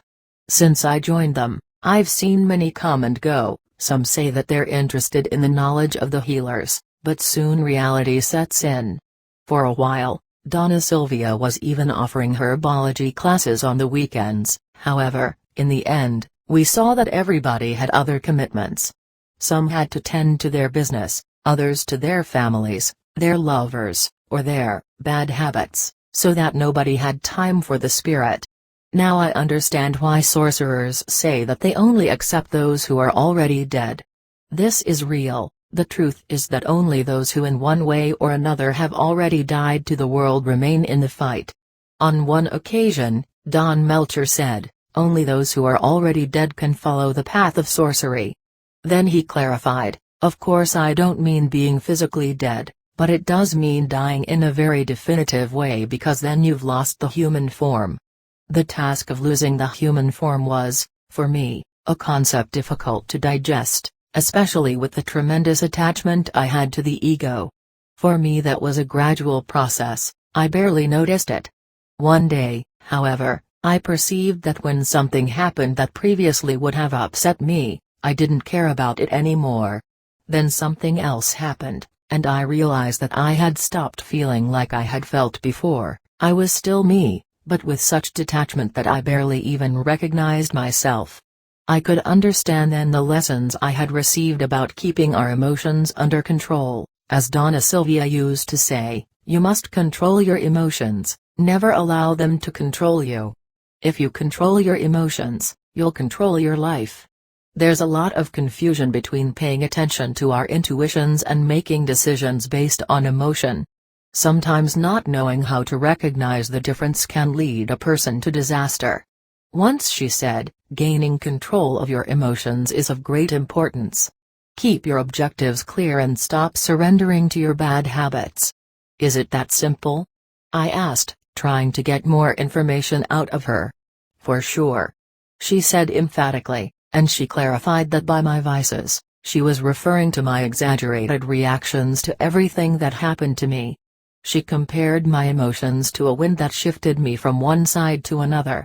Learning how to control myself was something very difficult for me. In a way I resented having to stop doing things as I had always done, since for me that way of being was what I considered to be myself, but later, I could see that my personality was only a description that I had learned, it was not the real myself that I'd believed it to be.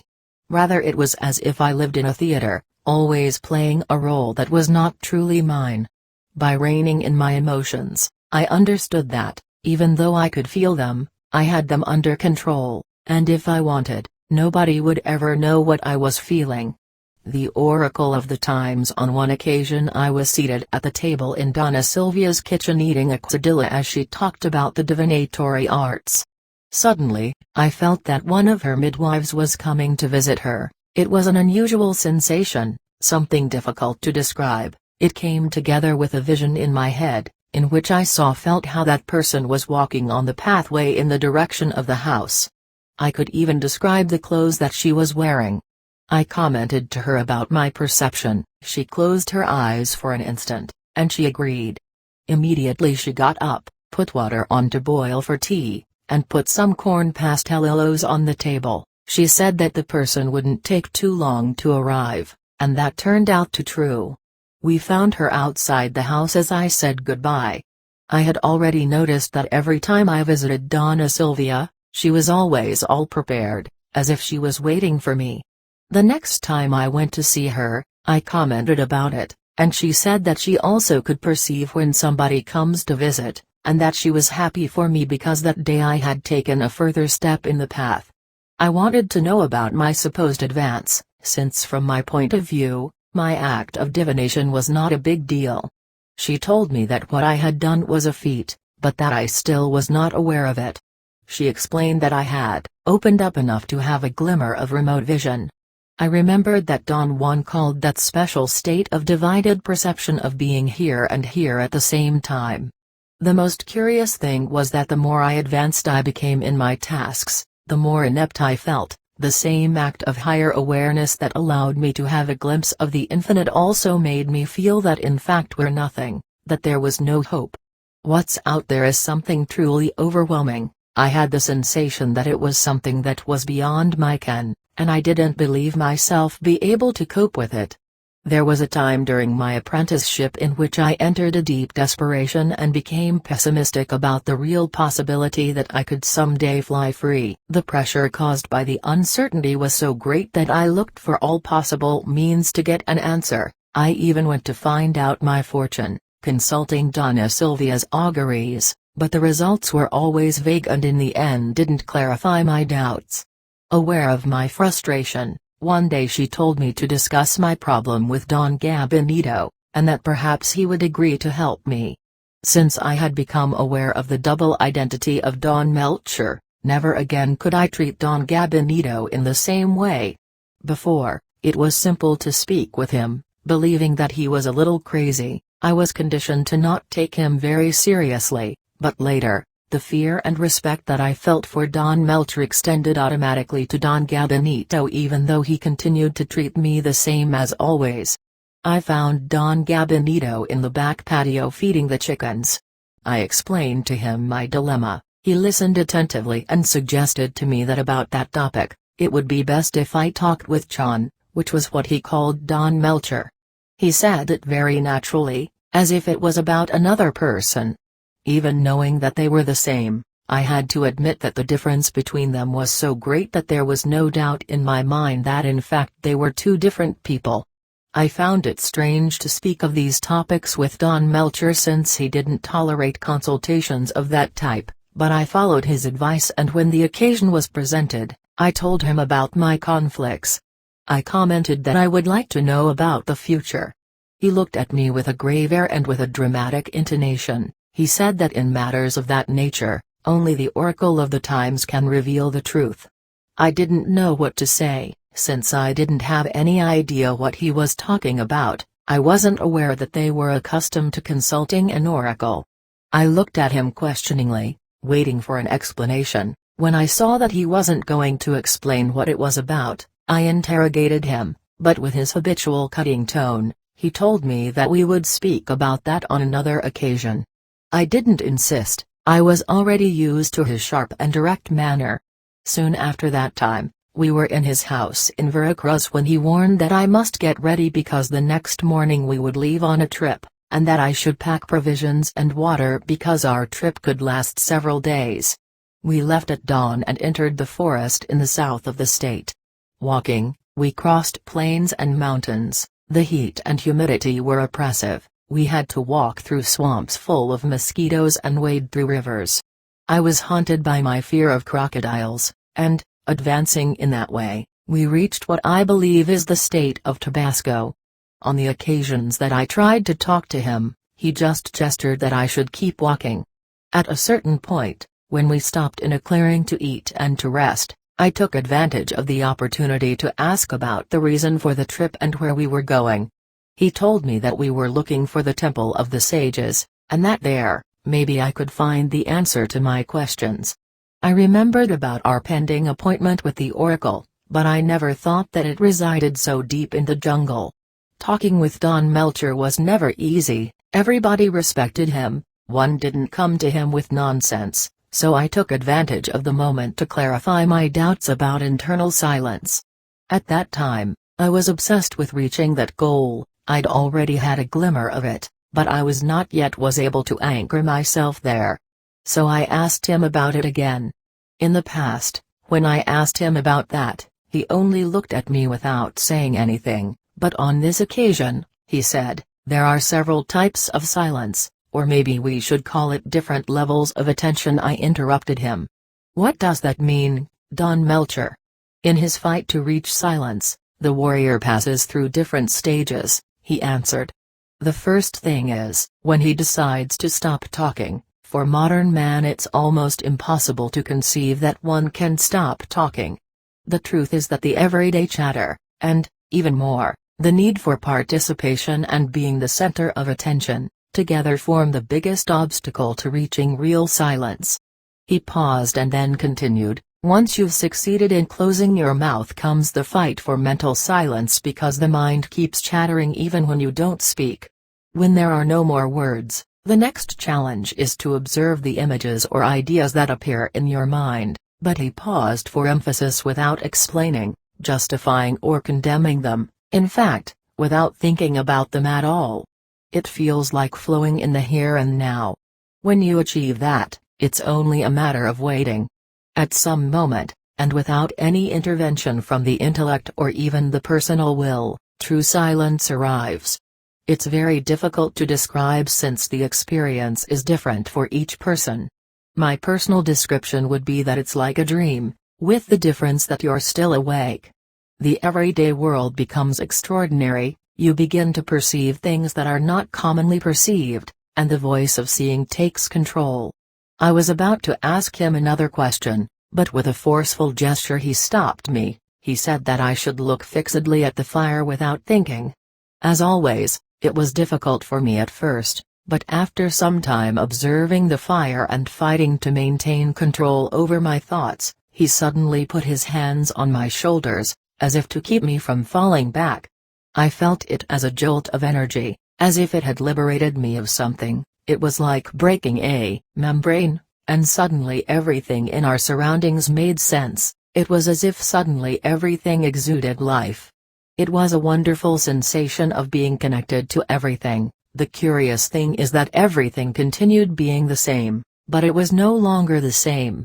As we continued walking, we finally left the dense forest, and suddenly arrived at a vantage point where an immense forest opened up before us. It seemed like a colossal green sheet covering the earth, flanked by two mountain chains that converged some kilometers ahead of us, turning the valley into a narrow canyon. We walked amid the brush until we arrived at a neck with high walls on both sides that got narrower and narrower as we advanced.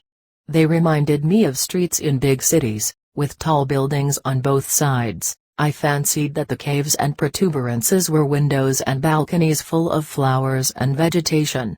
The walk became more and more difficult. We had to trek a good distance among stones that seemed to have been loosened from the walls, forming an extremely irregular path.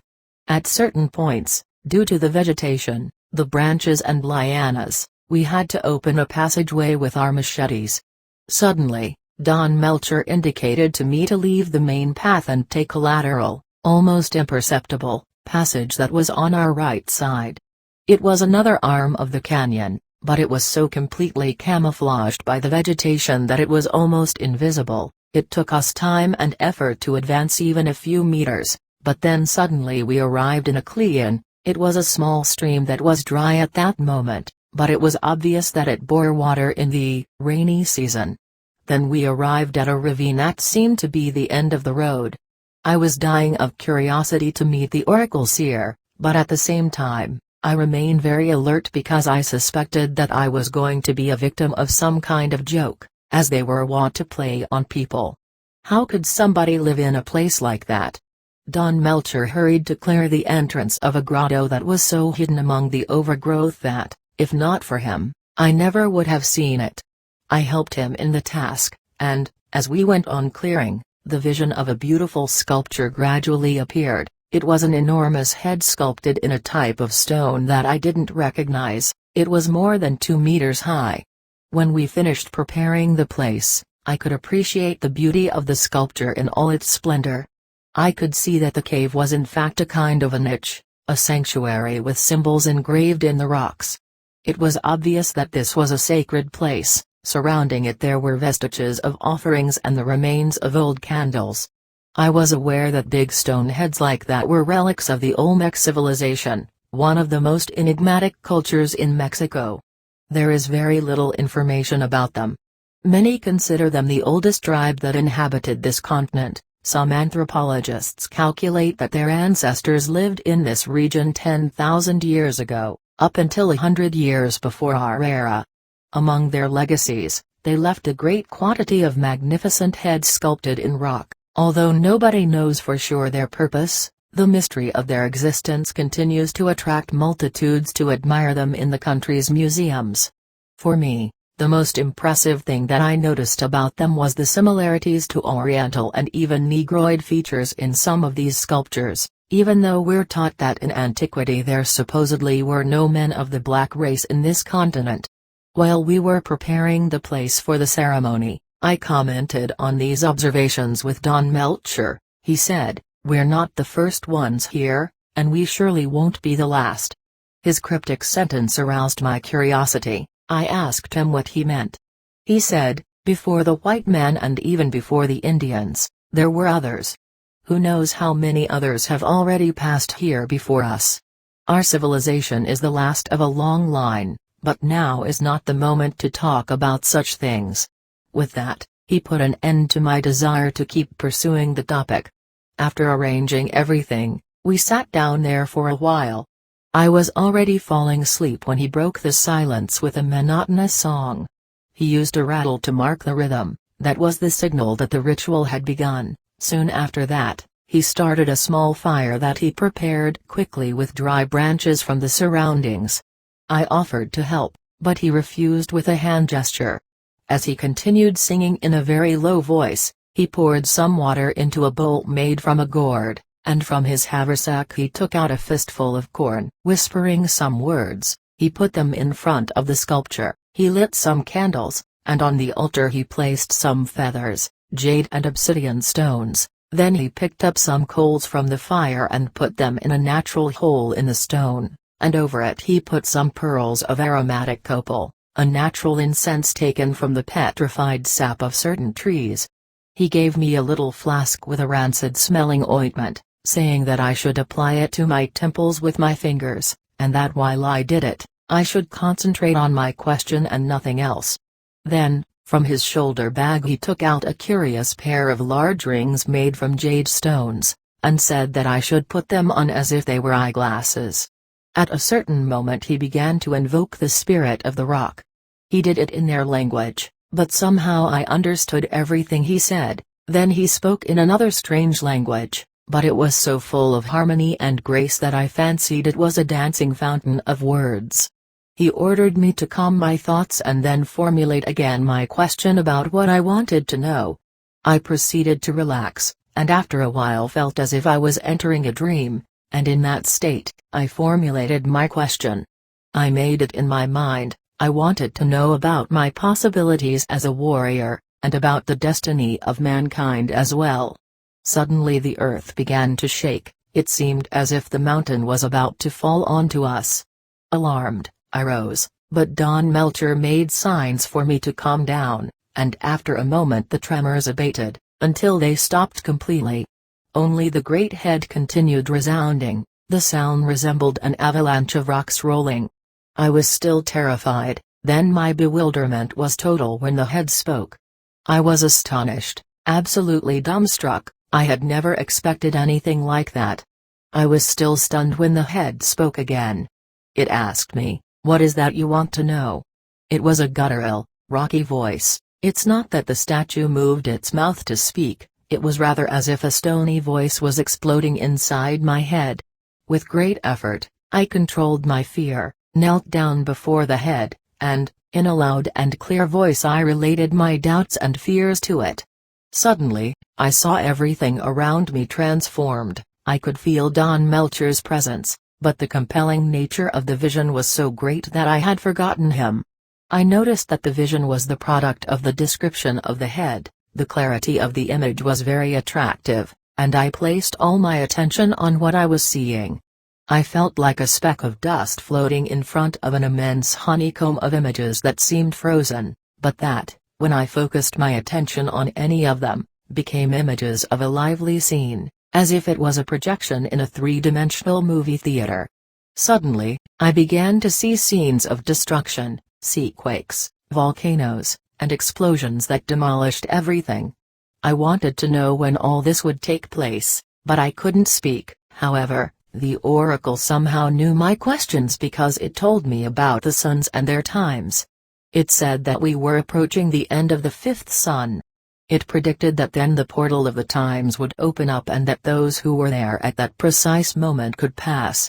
It affirmed that this event repeats only once each 25,000 years, and told me that each sun has a duration of about 5,000 years. The oracle also told me that from the year of Guan, the assemblage point of the earth would begin to move and that, starting from there, a new era would arise, but that it would take some time to happen. It didn't give me an exact date, but by my calculations, those who speak of the year 2012 as the beginning of the new era are correct. It prophesied that it would be an era of knowledge and wisdom for the human race. It also said that the time would come when technology would be developed to the point that it would allow men of reason to communicate with beings of other dimensions, entities that live on the other side. Communication with those who had already left and with other beings that are not from this world would initiate a new stage in the history of humanity, and humankind would retake its evolutionary path. Then there were visions of people traveling in space, disseminating their seed among the worlds, becoming in this way a stellar species that finds the answers that it was looking for. In the end, the vision became an immense whirl, where everything turned on itself and only darkness was left. Once again the voice became audible. It told me that now I could receive the answer to my question. It talked to me about what I wanted to know, but I no longer cared. The triviality of my rational fears as an individual were truly insignificant in comparison to what I had just witnessed. Finally, I asked it, "How do you know what you know?" "I'm very old," the oracle answered with its rocky voice. "I come from the beginning of time, from what was, and what will be again. I already existed long before the oldest of your people carved me in this form." The vision concluded, and what I thought was only a few minutes was actually hours. We finished the ceremony, we gave thanks to the oracle, picked up everything, and left the place the same way we found it.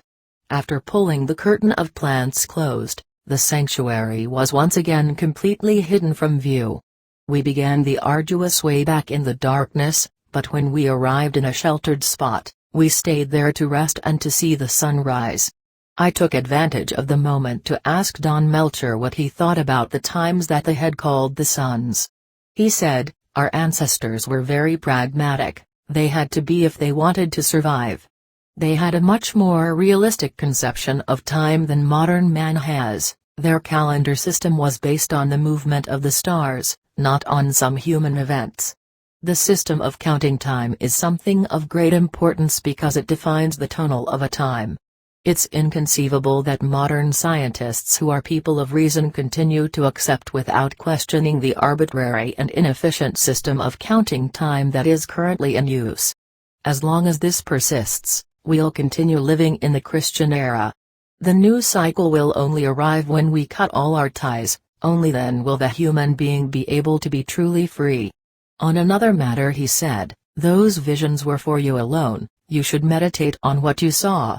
That night, I received instructions from the oracle that I still apply in my life. To be able to consult the oracle was undoubtedly a great gift that I received from the spirit. Omens and premonitions in a fortuitous way. Don Juan taught to Carlos how sorcerers obtain signs from everything that surrounds them, for example, the description that he made of the direction of the crow's flight, or when a teapot emits its sound.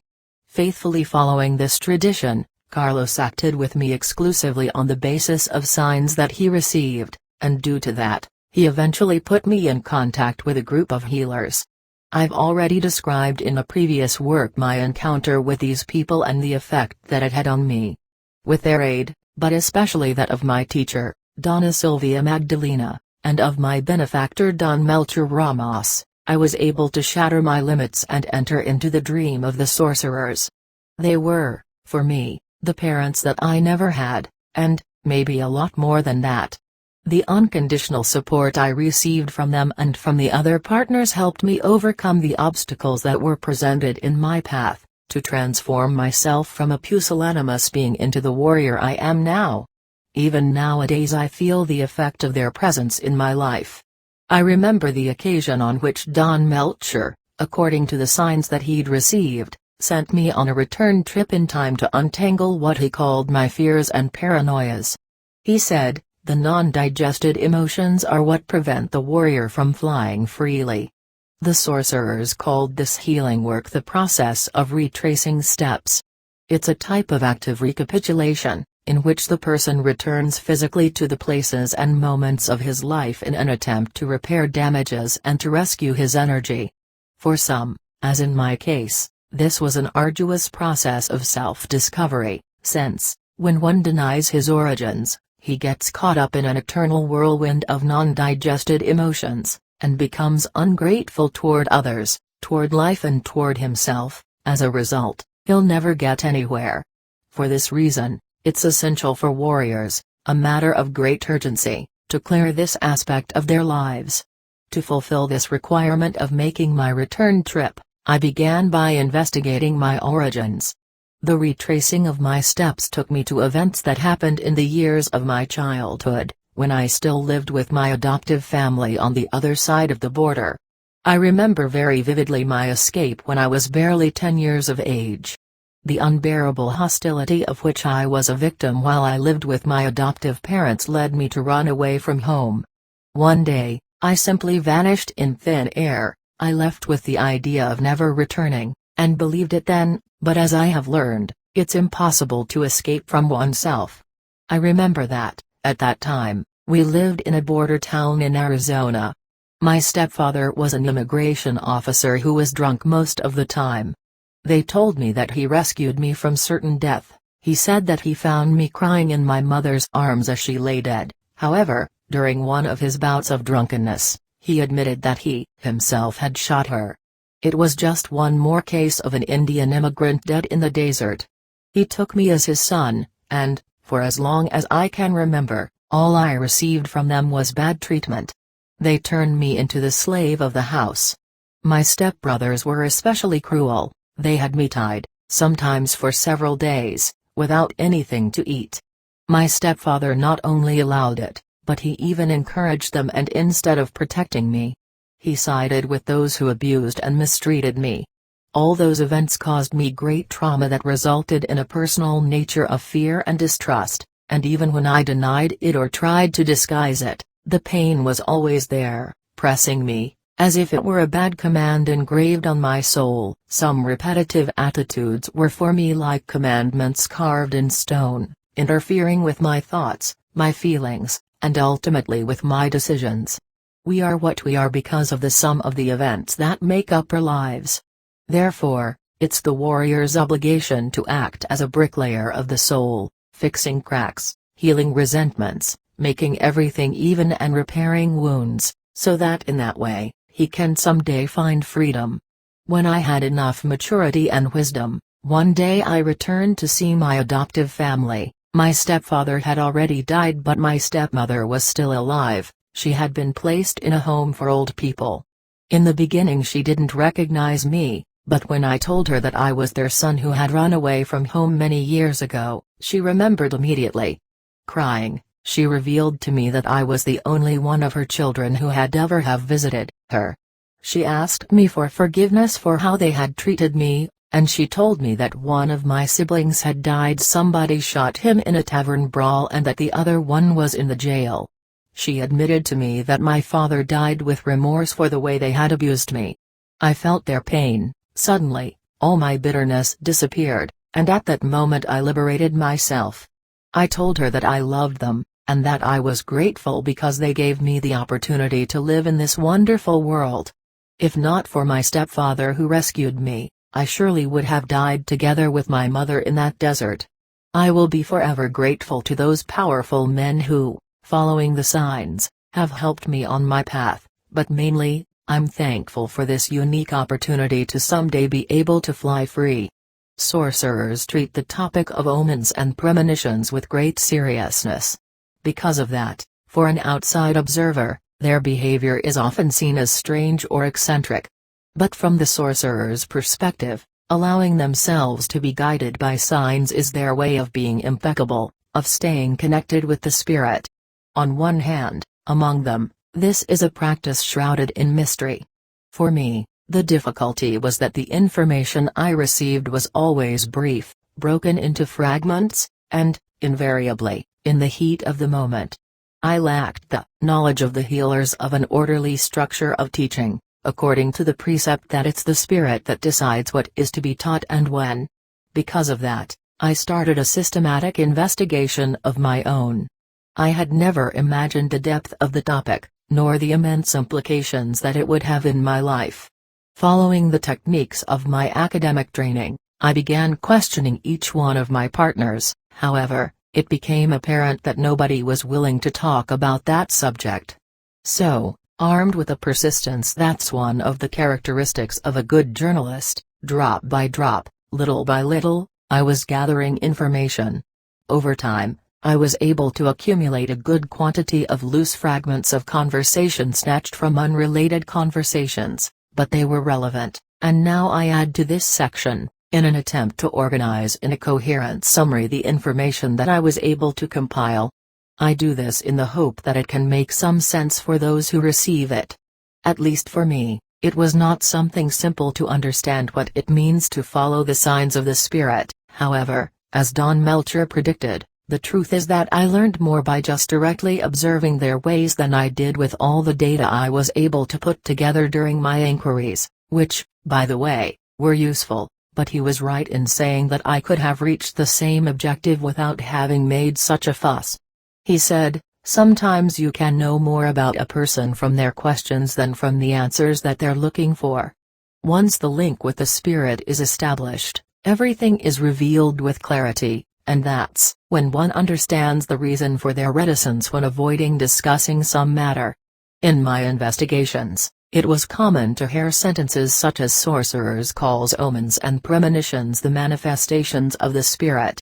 The spirit, the eagle, intent, the spider web, or whatever you want to call it, is a cosmic force that intervenes in all that exists, from the macro to the micro.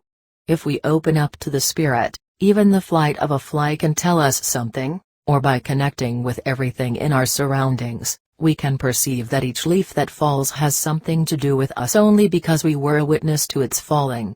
The omens are indications of the spirit that guide us in our path. Even if at that moment what they said didn't make much sense to me, over time, I ended up understanding the deep meaning of those words. Do ordinary people also receive those signs? Of course they do. Everybody receives them all the time. But the reality is that ordinary people barely pay any attention to them, so they don't perceive any kind of sign, no matter how obvious. The reason for that is that they've disconnected their link with intent. It's only with specialized training that the warriors receive that they learn how to act before the gestures of the spirit. Don Melcher said on one occasion that the omens and premonitions are the means that the spirit uses to send us its messages, and that this is the way it communicates with us. That day, taking advantage of his good mood, I asked him a question to which he answered, "This is not something easy to explain, since the relationship of the spirit with each individual is unique. But the guide that the sorcerers use is to take as an omen or premonition any unexpected event or unusual detail that attracts our attention. If, for example, this happens as you're beginning a project or carrying out some task, or when you meet someone for the first time, or perhaps this happens at the precise moment in which you have a certain thought, for them, those signs could very well be the indication of what way they should do things, or of how to proceed in relation to the matter that they're involved in at that moment. To facilitate the interpretation of the signs, the sorcerers use the rule, which is a set of norms established by the spirit itself, as in the case, for example, of the 4 directions and their powers. If a bird flies toward the south, it tells you something different than if it flew in some other direction, since each orientation has a different meaning. In the same way, each species of bird will tell you something different, since each type also has its own meaning, because it's not the same thing when the message is sent to you by a huitzil or a coatly, a hummingbird or an eagle. For the modern man, who lives in artificial environments, who rarely sees the sky and the clouds, the sign surely will be different: an unexpected noise, a song lyric that tells you something, a light bulb that burns out, a door slamming due to the wind, a car breaking down at a critical moment, and so on. There are countless ways in which the spirit can send us its messages. Even relationships among individuals are full of signs, and if you pay attention, you may perceive that sometimes a certain behavior is screaming about what is needed, but because of the ego, very few notice it. To read an omen, what counts is a feeling that suddenly presents itself that something unusual is happening. It's as if an internal system is giving the alarm. It's a peculiar sensation. Physically it could be described as a pressure in the solar plexus, a heat that ascends through the body, maybe similar to when one blushes. People usually interpret it as a feeling of apprehension or anxiety that they normally discard immediately, but if they paid attention to those impressions, it would be possible to get a lot of information. For example, if you see an eagle flying, that's a sign, but if the feeling is not present and no other extraordinary event happens, then the flight of that eagle won't have a great meaning for you. One can be predisposed to be attentive to omens, in the same way that men are predisposed to notice beautiful women, or in their case, to shop windows with elegant clothes.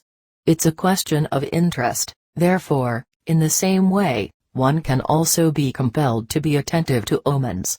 It's easier to be linked if one acts in a natural way and takes everything as if it was an amusement or a game. It's useless to walk around asking questions because the words won't explain anything to you, they only take you from one question to another, as if they were a mirage that, no matter how hard you try, is always beyond reach. This should be carried out with total indifference and without obsessions because it's easy to get overwhelmed when you have to be vigilant 24 hours a day. Reading omens is not the same thing as seeing the future. These, rather, are indicative of which course of action we should take. However, the final decision is always subordinated to the will of the person. The spirit places a door in front of us, and the decision of whether or not to cross the threshold depends on each individual. As long as one has chosen with good judgment the path that leads to freedom, one keeps flowing with the spirit. However, if for any reason the person doesn't pay attention to the signs and chooses the wrong way, then he'll face the consequences, whatever they may be, because one must know that each decision that is made will inevitably have consequences. The matter of following signs touches on everything in our lives because it locates us in the present and determines our future. Wrong decisions can lead to one's end. When the power of a person decreases, then death can simply touch him on his left shoulder and off they go, together. There's a story I've heard that's relevant to this subject. A young man was walking, not paying much attention to his surroundings, when the thought crossed his mind that it was time to find a wife and start a family. When he looked up, suddenly there in front of him was a beautiful girl. Their eyes met, and both knew at once that they were right for each other, and he knew that she was the one. For a sorcerer, bumping into someone or unexpectedly meeting somebody in the street without having an appointment is an indication, and if the sign happens at the precise moment when one has an unusual thought, then the sign becomes an omen, to which he is forced to pay attention. If the sign appears under extreme conditions, such as in a case of life or death or a serious accident, then the omen gains urgency, it becomes a command, as if the spirit has demanded a response from us. To have an open channel, the warrior fights to silence all the other noises of the mind, only in this way can he achieve a clear communication with the spirit.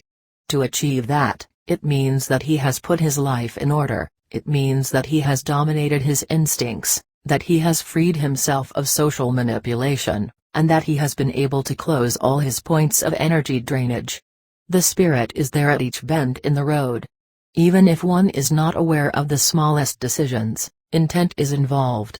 Only by being conscious of each instant, each thought, and each act, can we link with the spirit. For this reason, it's so important to retrace one's steps because otherwise we would live alienated like ordinary people, who live like zombies, submitting to a routine life and second-hand experiences. They've been told what to think and what to feel, just going through the motions automatically, without enjoying or feeling anything.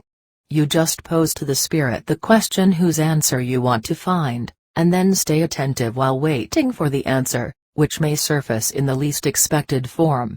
In general, the answers of the spirit are in the details, which is to say, the signs are present all the time. It's only necessary to have the speed to capture them.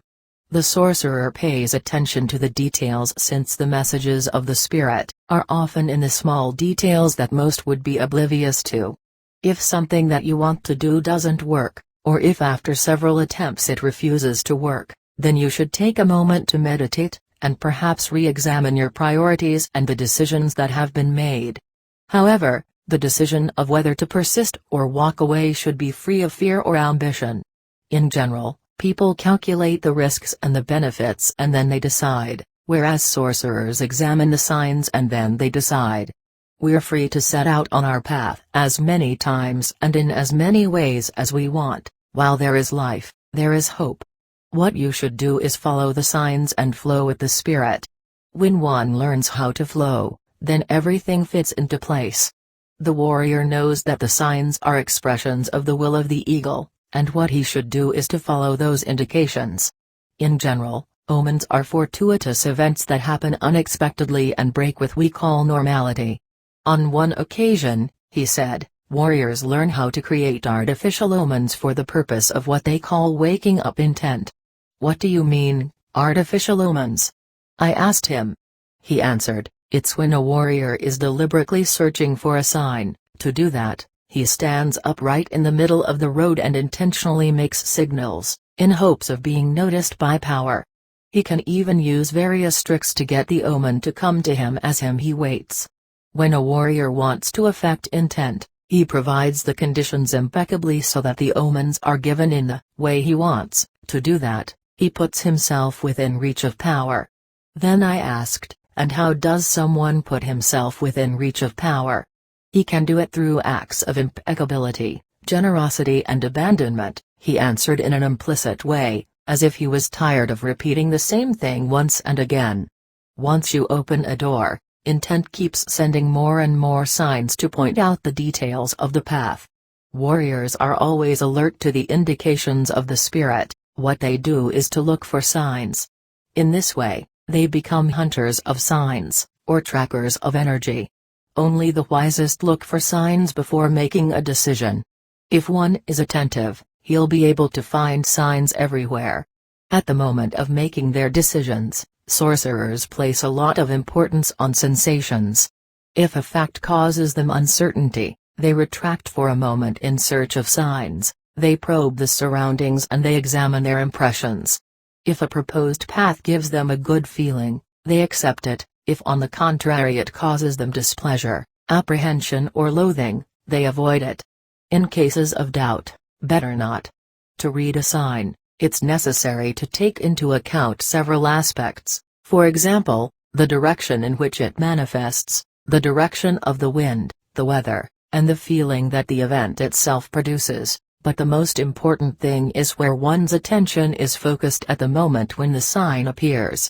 When you reach an intersection and don't know which way to take, you can even ask out loud for a sign, then you should wait patiently for indications that can come in any way and from anywhere. This is the reason for the necessity to always stay alert. There's no rest. In general, the unrelated secondary events carry a lot of information that lets you know which direction to take.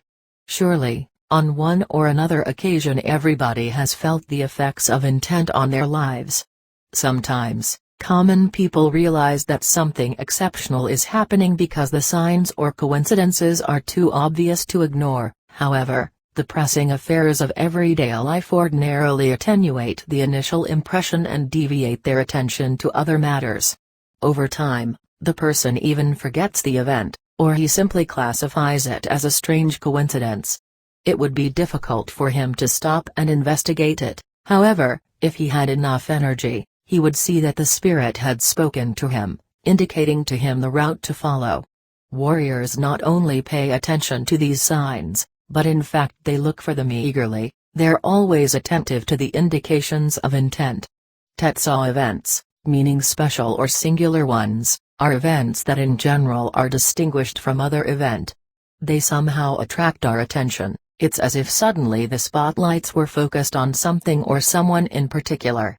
It's necessary to be quick to capture these signs. Sorcerers call that seizing their cubic centimeter of chance.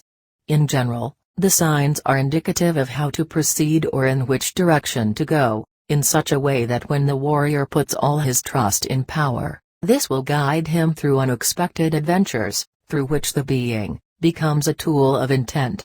In this way he reaches his maximal potential.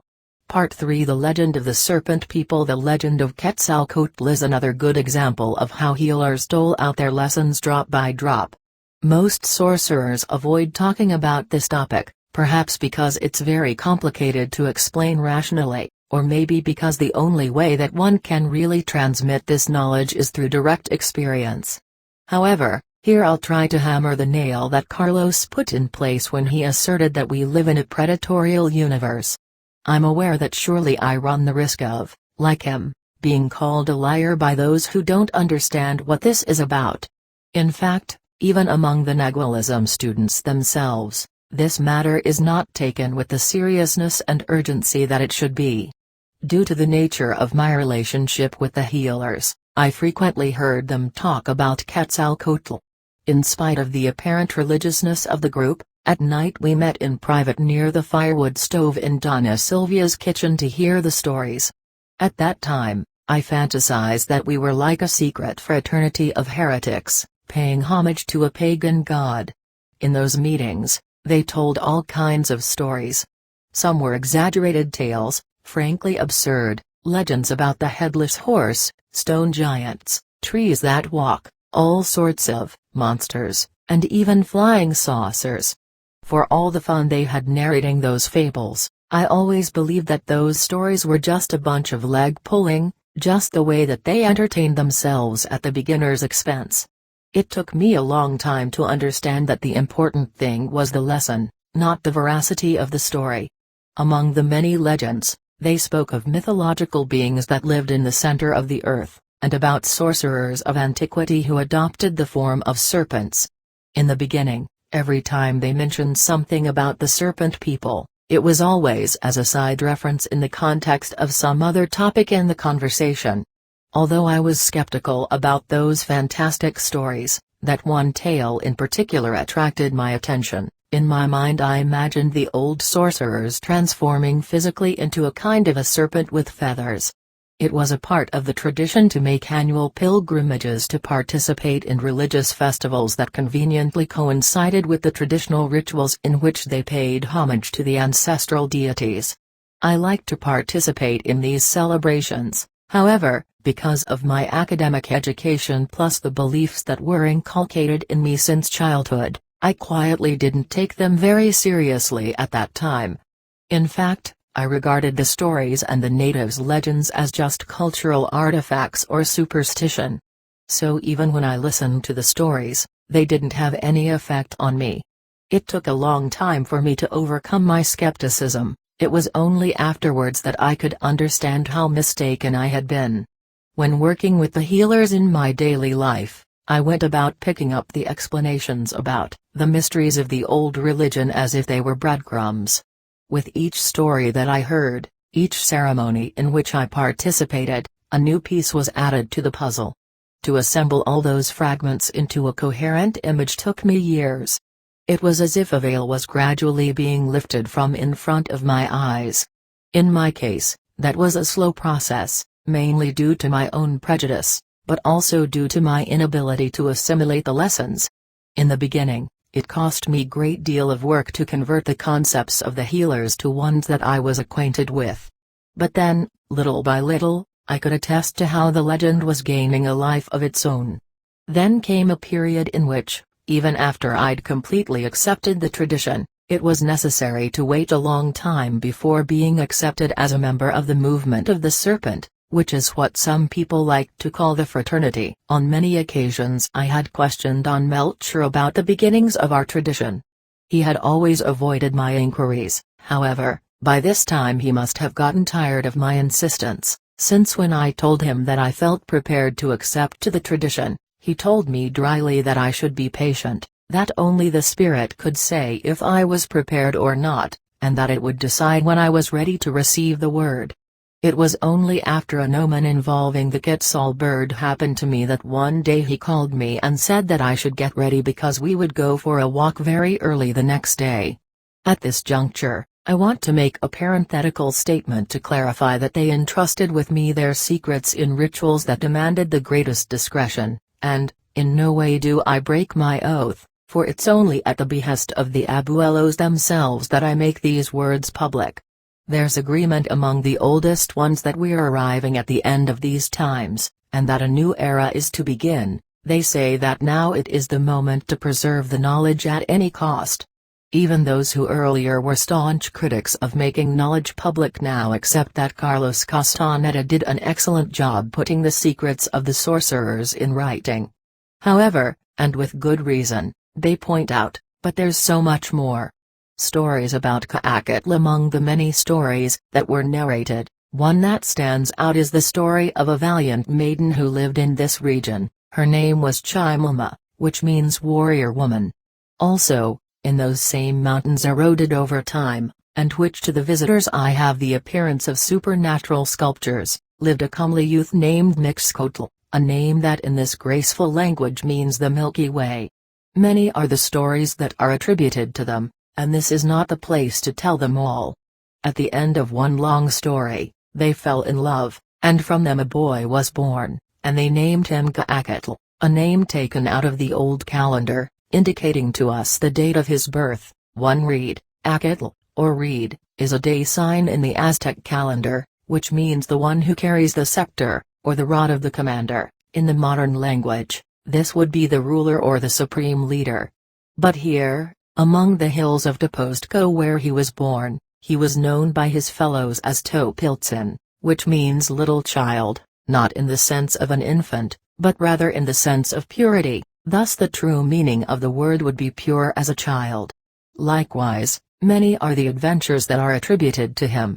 Due to his great wisdom, he became king and high priest of Tula, a city that was, and still is, the main ceremonial center of all Toltecs.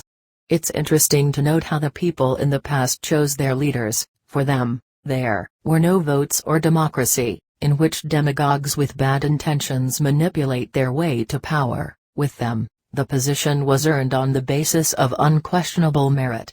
Other stories were told about his adventures and teachings. With each pilgrimage we made, we learned something else about the history of his life, such as the celebrations in his tribute that occur every year at the Pyramid of Tula, or the ceremonies that take place in the archaeological site of Sindiopan, and that indicate the place where Seacatl found enlightenment. According to the stories, his reign was characterized by many ups and downs. There is a legend that one day, the Toltec king went with his court and his treasures to the lands of the south, where he was known by the Mayans as Kukulkan, a name that in that language means the same thing that Quetzalcoatl means for us, that is to say, the feathered serpent. In the end, the legend says that Gaakatl and his court headed to the sea and they became a serpent of light. They say that they left floating in the sky, in the direction of the Star of the East until they disappeared. Referring to the incoherency of the translations that were made from their language, on a certain occasion Don Melcher commented, "Los Guros," he said, referring to the white people, "will never understand the indigenous thought, most of which they believe to be fallacies." Take for example the case of the last Aztec king's name, Cuauhtémoc, in which the prefix Cuau means eagle, while Temoc means to lower, fall or descend, so when it translated literally, you get the fallen eagle. Because of that, many try to attribute to the name a sign that the time of the Aztec Empire came to an end, which in fact did happen, but, for the natives who know what is it about, the name Cuauhtémoc really means the eagle that descends on its prey. The same mistake happens with the name of Quetzalcoatl, which is commonly translated as feathered serpent, but to the mentality of the Indians, the name means flying serpent. As you see, this is how the meanings of words get distorted, until completely losing the essence of what they really mean. Like these, there is an infinity of other examples of misleading interpretations. Wrong translations are the main cause of the lack of understanding of indigenous thought. They know only fragments, but the total vision of the indigenous spirit is still in our days a mystery to the white man. As a doctor of anthropology, Carlos attested that only by gaining membership in a specific culture is it possible to understand it. He said that the only way to achieve that is to be submerged without reservations or prejudices in that culture. To be able to understand a different vision, it's required that you share a same descriptions as the members of that community, because otherwise you'll never be able to understand them. Maybe you could understand some words, but not the true meaning. That's the reason why the specialists on such matters have difficulty coming to agreements about anything.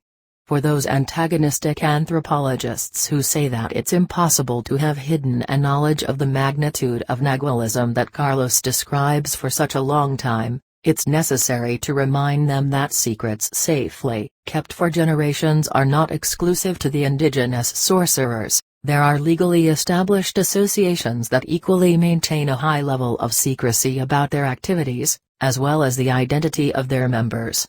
That day we left at dawn, he took me to the place of power that they had up in the mountains. For me it was an honor being invited there. However, I put myself in a state of high alertness because I knew that every time they went there, things got serious. We arrived a little before dawn. The power place was located on the crest of a hill. There were some big stones placed strategically. I observed that when entering the ring, the reverence I felt was the same as I would have felt when entering a sacred temple. According to our custom, we lit a fire and sat on the ground with our backs against the rock, waiting for the rising of the sun, which at that time of the year occurred among the mountains in the east, the tallest of which was toward the south. I commented to him that it was lucky to have found those rocks there, since they were the only ones to be found in the area. He smiled when he told me, "Luck, my ass." Me and the compadritas almost broke our backs bringing them here. I could hardly believe him. I began to imagine how they could have moved those big rocks, and if they had brought them from where I believed they did, then the fact could be considered a feat of considerable prowess. I was about to comment about that when he indicated to me with a gesture of his chin that the first sunbeams had already reached us. The scenery was beautiful. We automatically got up and executed the movements of the nascent sun, which was the way they used to welcome a new day and fill themselves with solar energy. When we sat down again, he started to talk, and without me asking anything, he told me about Quetzalcoatl and the Serpent People. To understand this matter, it's necessary to start from the very beginning, he said cautiously.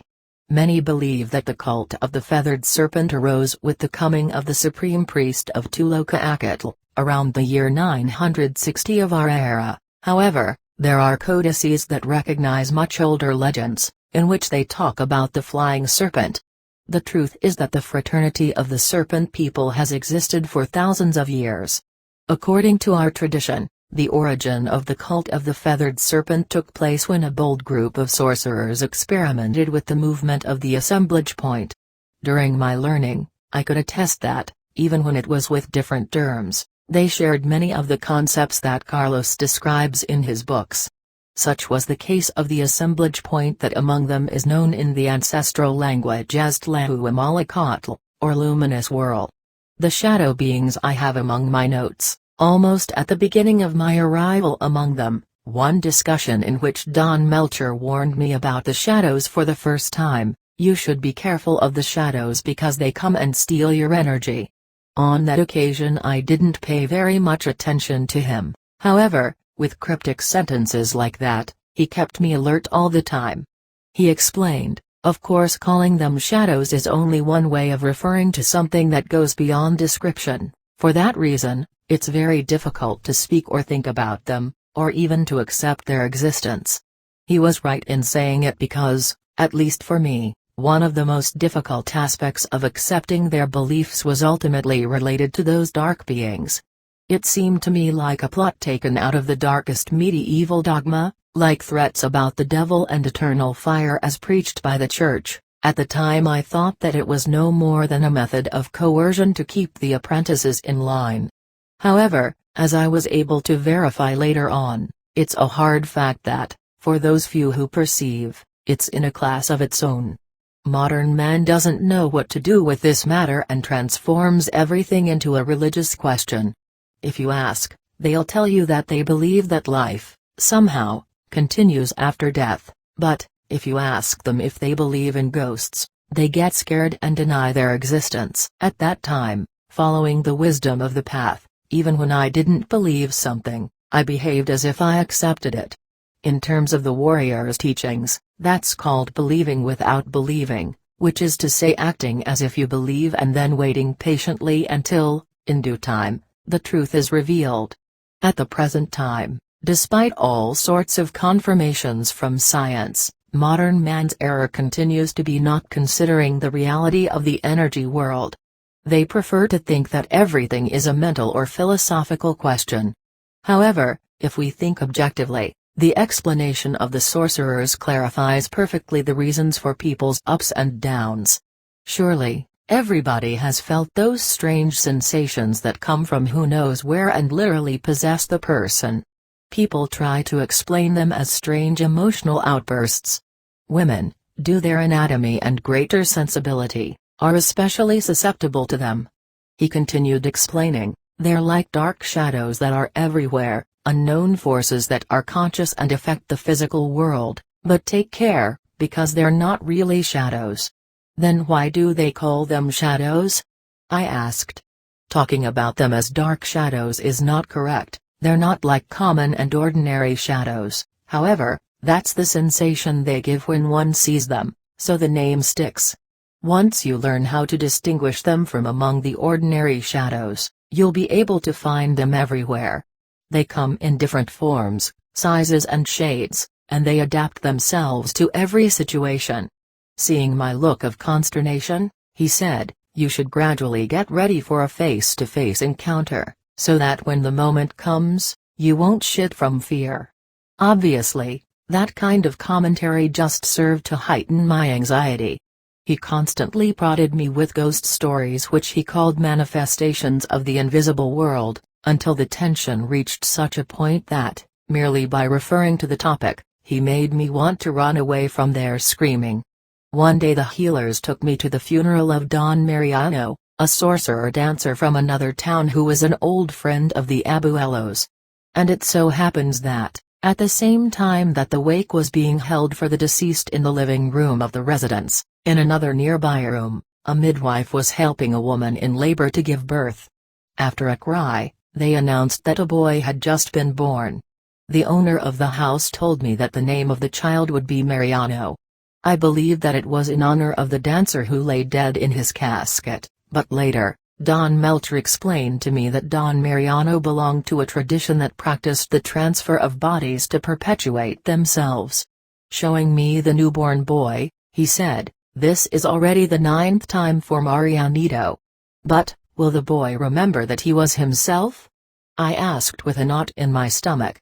In his case, yes, he will remember it because he's a practitioner of retracing the steps. However, there are other fraternities that have similar practices, but they don't do the recounting of the events of their lives as they should. In these cases, one begins from zero. They don't remember anything, they may have occasional flashes of memories, but almost all of their previous lives are lost, so they have to learn everything again every time they do a transfer. To achieve this, they count on the help of fraternities that are dedicated to doing exactly that. For that reason, recapitulation is so important. The idea is to make a copy of all the memories and experiences of our lives. This way, when the organic part ceases to exist, the energy double will still preserve its memories. The organic memory carries over from electrochemical impulses into conscious energy. Oblivion is the true death. While he was living, I had met Don Mariano. He belonged to the Council of Elders. I met him in one of the ceremonies that I participated in. For some reason, I felt uncomfortable in his presence. It was as if he was a person from another time. On one occasion, he told me, I watched as the Spanish conquerors, covered with their brilliant armor, paraded around mounted on their horses. Many Indians believed that the man and beast were one and the same being. Obviously, I didn't take his words very seriously. I believed that he must have been speaking figuratively. For myself, I thought that the old man was a little touched in the head, but later, in light of these revelations, I began to believe that, perhaps, he really had seen the conquerors in their brilliant armor. The experience at Don's Mariano place left me with an ambivalent sensation. After that, I came to accept the possibility that in the world there are entities that are able to take possession of other people's bodies. I asked Don Melcher about that. He confirmed that, indeed, there were several kinds of beings that could do it, and that the tradition of the dancers was one of the most innocuous because it involved the appropriation of a newly born body, a blank slate, and then living a new life through old age, but that others didn't have so many scruples. Why do you say that, Don Melcher? Because there are those who take a body when the being already has self-awareness, and in some extreme cases, there are those who change bodies just as one changes clothes. That's surprising. I yelled, feeling shocked by his statements. Is it really true? I added, incredulous of what I'd heard. You bet. He said. And that's not all.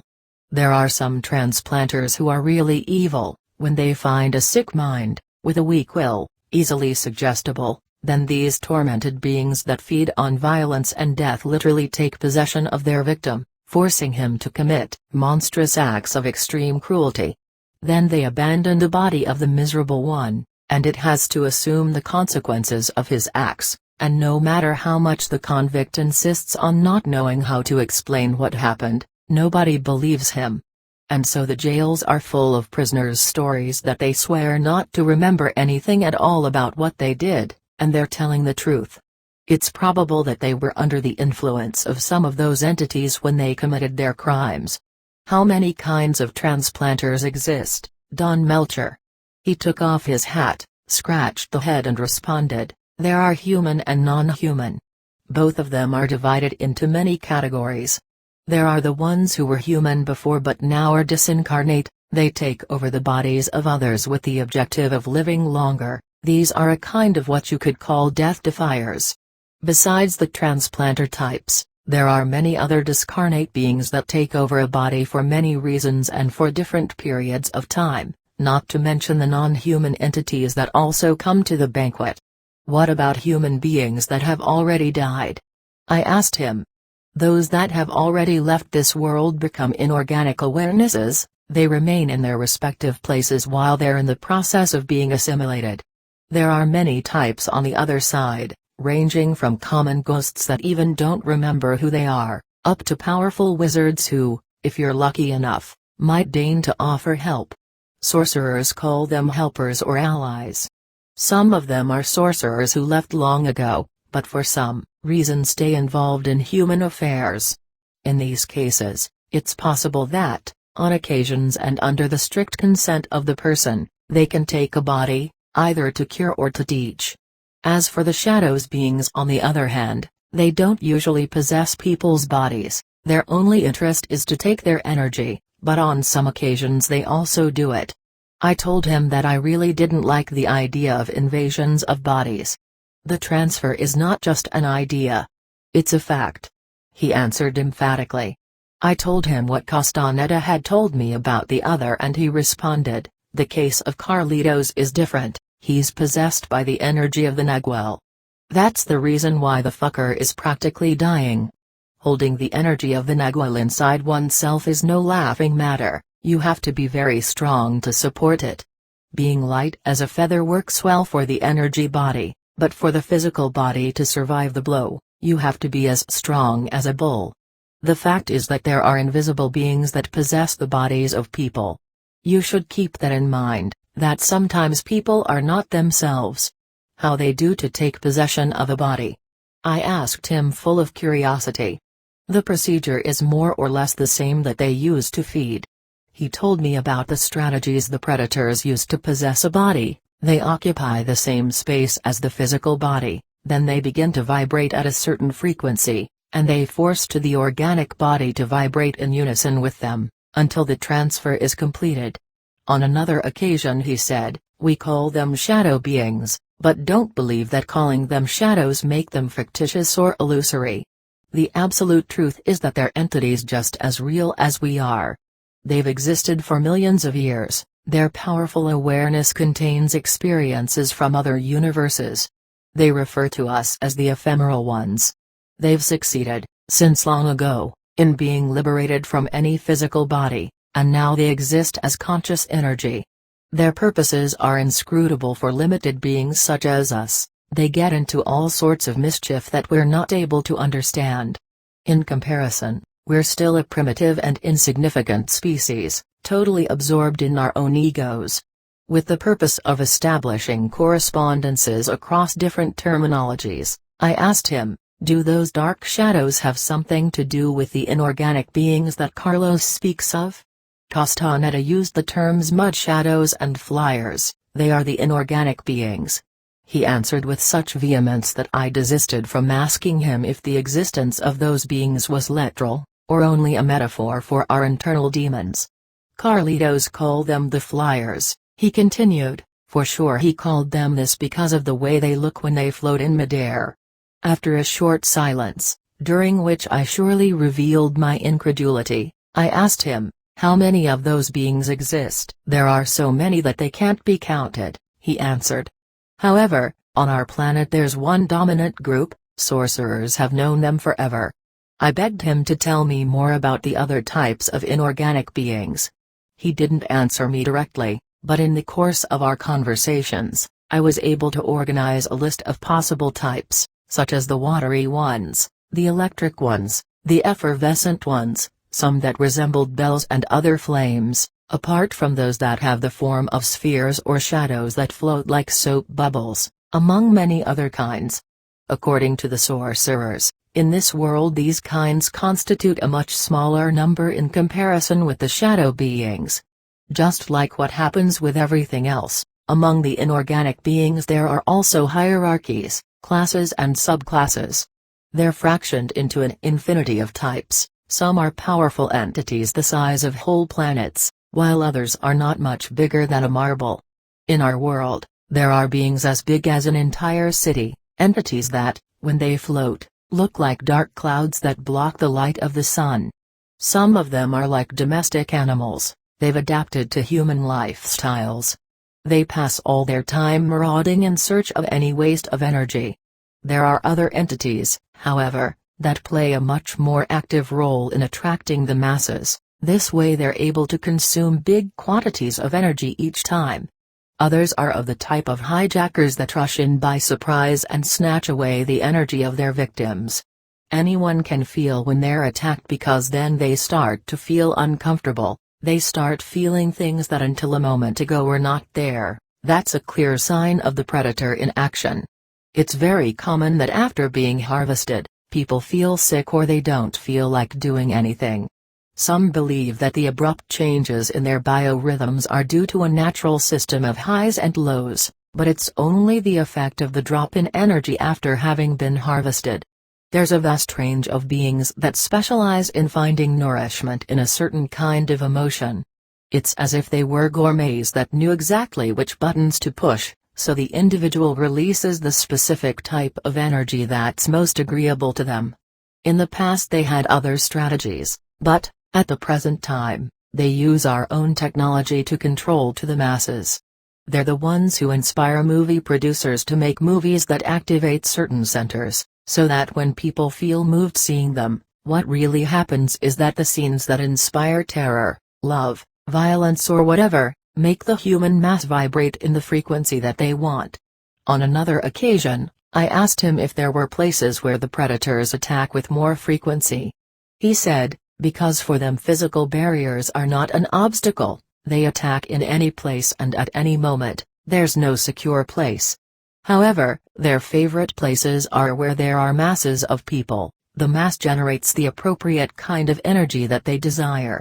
Do you remember when I warned you that you shouldn't go to the cinema or do any other activity that involves large groups of people?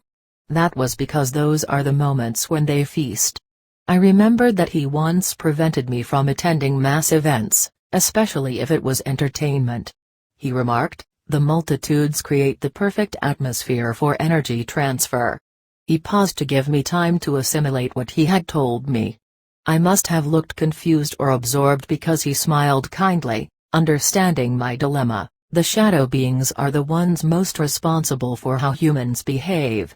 In general, the masses are motivated by something specific such as religious fervor, the passion for sports, political motives, or anything else of that sort. When vibrating all together, the mass generates its own impulse, thus creating the ideal conditions for the transfer. Obviously the predators take advantage of that. In fact, for an isolated individual, it's probably never of his own doing when, for example, he unites with a violent crowd that attacks and destroys everything in their path. The reason they act this way is because they surely are under the influence of some of those entities. The only thing that interests the inorganic beings is the high energy of the organics. The constant attacks are for the purpose of draining people's energy. They achieve that objective when, for example, they make a person angry, or they emit any other kind of emotion. They take advantage of every kind of emotional outburst that can occur. If you pay close attention, you'll see that all the time people react to their environment based on emotions. Most of the time, these are like gentle waves, but there are also times when they appear as violent or explosive surges. Despite my bewildered look, he continued with his idea. To help you understand, I'll tell you that sorcerers of the past had agreements with certain entities that demanded sacrifices of blood from them. For that reason, they created rituals to terrify their victims to death. This is how they squeezed out the kind of energy that best suited those beings, which in that case was fear. This is still valid today. Those same sinister entities continue their struggle with the humanity. They might have changed their tactics, but the objective is still the same: to feed on people's terror. I still don't get it, I complained. How did they make those people release a specific type of energy? They achieve that objective by implanting ideas, making their victims vibrate at a certain frequency. For example, when somebody says that he suffered a panic attack, or that fury possessed him, that's literal, it's the predator in action. Through this shepherding, they actively promote those mood changes because they feed off them. This is how the transfer happens. Taking the advantage that their invisibility affords them, the inorganic beings shepherd humanity. Without anybody noticing it, they implant thoughts in people. It's for that reason that the sorcerers affirm that our mind is not really ours, it's a byproduct created by the whisperers. The enormous task of the serpent people is to combat the shadows beings and their emissaries, the whisperers. Why do you call them whisperers? Because that's what they are, he said circumspectly. They're specialists in whispering orders in the ears of people. They implant ideas, making them seem like our own thoughts. It's easy to perceive these insinuations because they differ from our thoughts in the respect that, in fact, those suggestions are not really our desires. Those alien intuitions frequently suggest that we behave like idiots. For sure, at some moment or other, we've all perceived, as it invades us, a kind of feeling or thought that doesn't seem to be our own because it's not. Often, these vibrations suggest that we act in some manner that may even make us to feel sick to the stomach. The mind of the predator is murderous, and when they attack, they insinuate things that, if the person lets it take over, bring out the worst that there is in each of us. They manage humanity according to their whim, and they exercise a great influence on almost all aspects of people's lives. How do they achieve this objective? It's necessary to take into account that they're master manipulators. They know us intimately, they're with us from the very beginning. They're almost eternal. Throughout history, people have known them by different names. Ordinary people perceive them as ghosts, apparitions, or maybe as some mythological being, perhaps as angels or demons, as the case may be.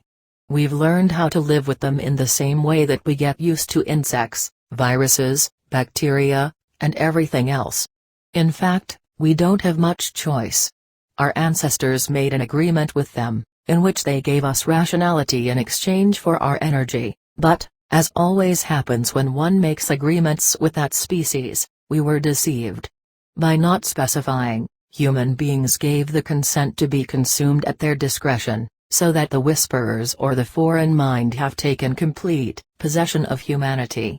We have been transformed into their food source. Look closely at how they celebrate newborn babies with rituals, and I don't just mean religious ones, because with each new instruction it receives, the infant is programmed by the predator to obey its norms so that it's almost impossible to escape from the fold. Can they compel us to fulfill their desires? I asked with a knot in my throat. Shaking his head, he said, not directly, no, but they're very patient and very persuasive. They almost always achieve their objective by whispering orders into people's ears and interfering with their decisions. The fact is that, in this very space-time, coexisting alongside us, are beings from other levels, without physical form but equally conscious. These beings are much older than humans. Compared to them, we're like infants. Seeing them from our point of view, they seem like entities that have existed forever. They possess an almost limitless conscience. Unfortunately, due to the shield of our day-to-day concerns, people are totally immersed in the affairs of their egos, so they don't even realize what's going on around them. The misfortune of human beings is that, as a race, they're still in their childhood. In comparison with other entities, we're just arriving at the cosmic party, where the rule is predation. This is certainly not a universe of peace and love, rather it's a place where an eternal fight to assimilate each other reigns. Perhaps we're like a child walking, confidently, amid a forest full of dangers without even being aware of it.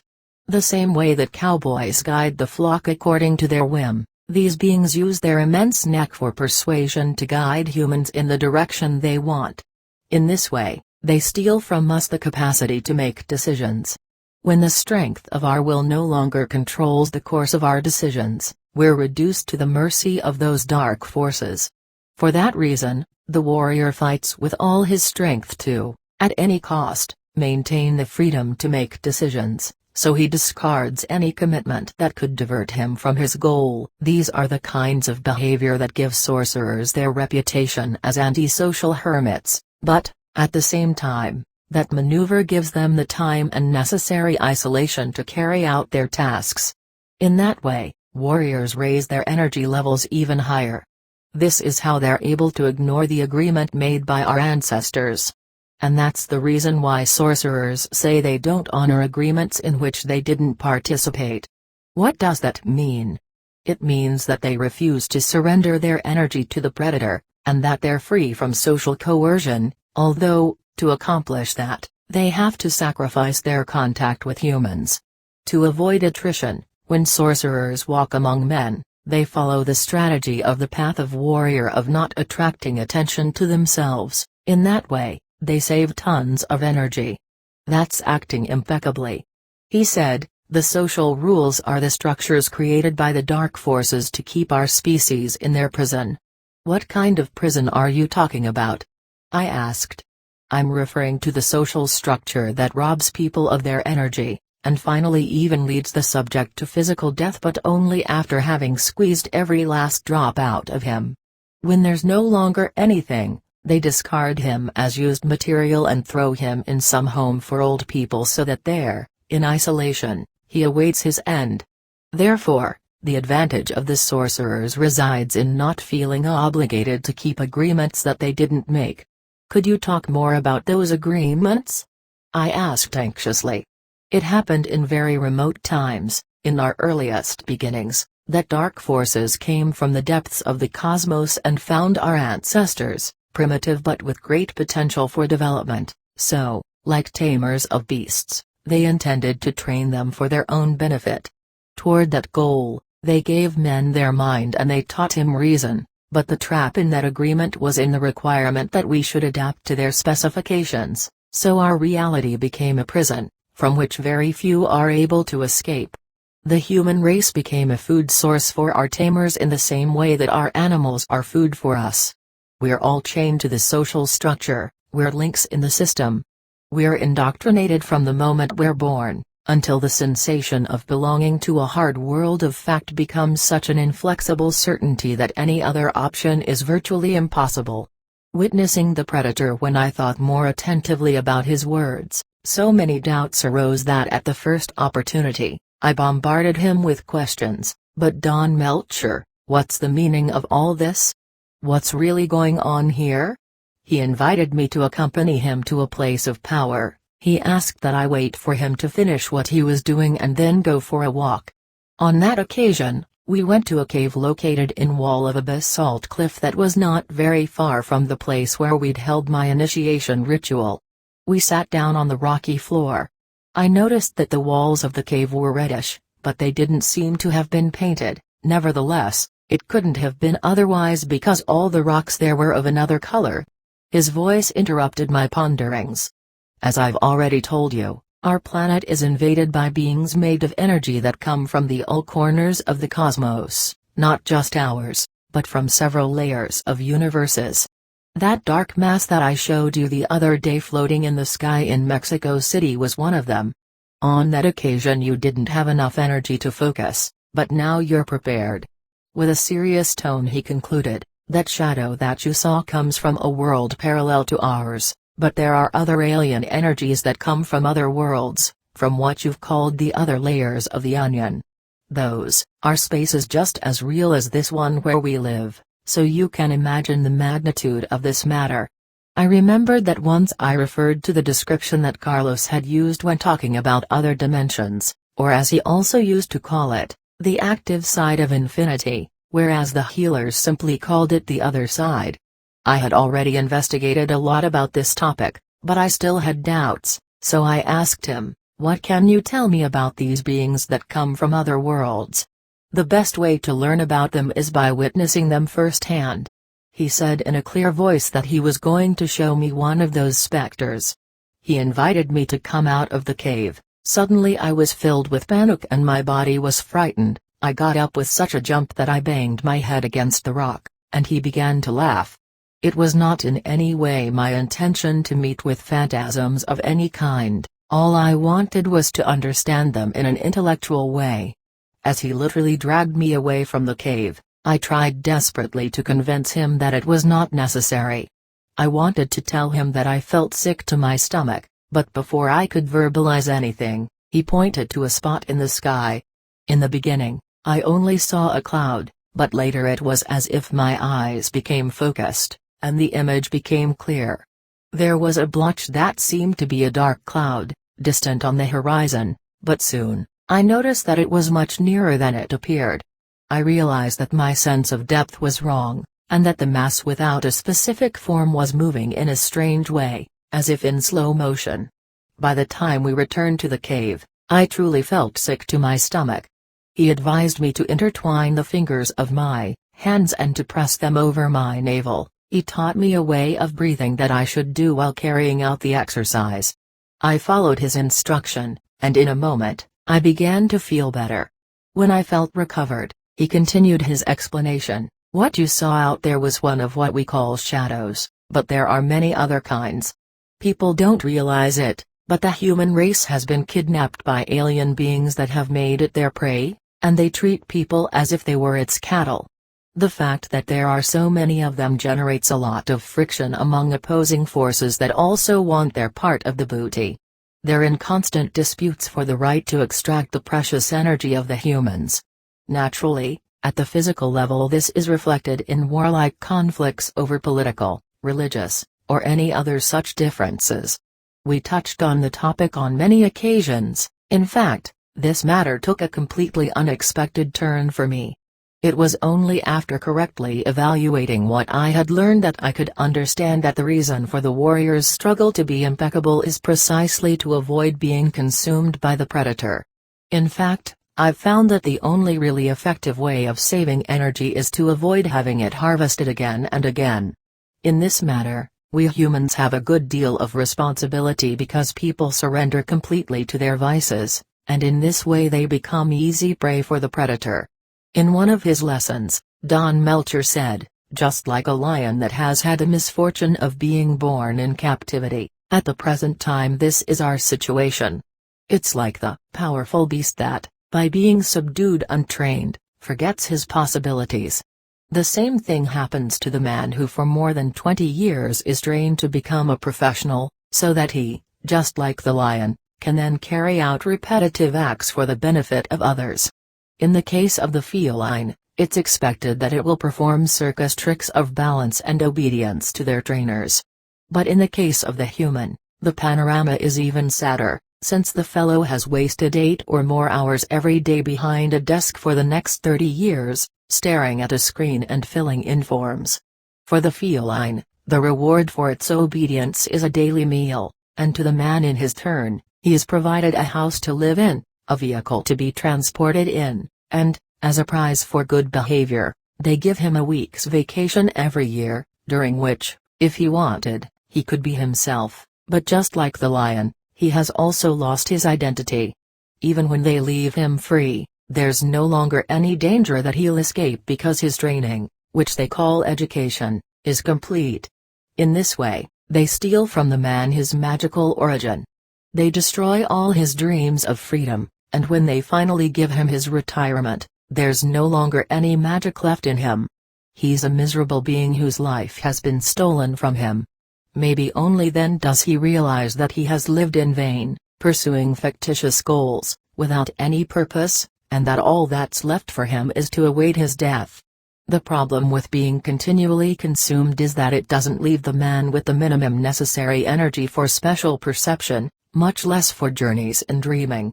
In fact, at the present time, almost everybody has lost contact with the dream world, in such a way that people are always in a precariously vulnerable situation, and this of course is used by the predator for its advantage, taking possession of the energy. I asked him how it was possible to do what they do. To answer that, he took me to a bus station with a lot of people circulating about, and we positioned ourselves strategically in a corner from where we had an excellent view of the place. We watched people come and go for a while. Suddenly, he put his right hand on my left shoulder. I felt an electric shock that was a sensation very similar to the effect of peyote.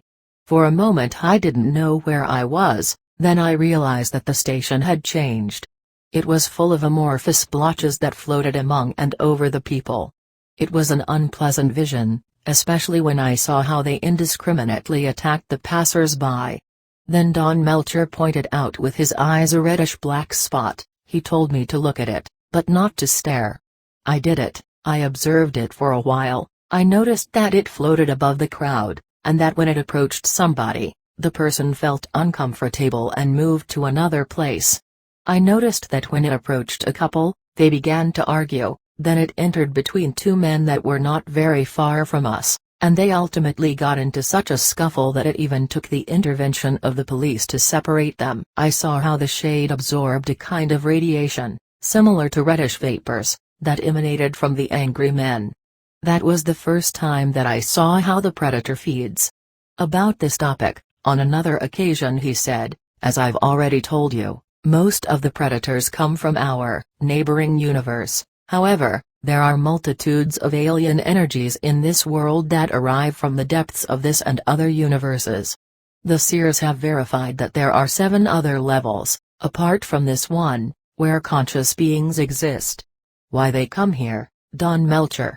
He opened his eyes widely before answering me. From time immemorial, humanity has served as a pasture for those entities. They're beings of conscious energy, but they lack a physical form.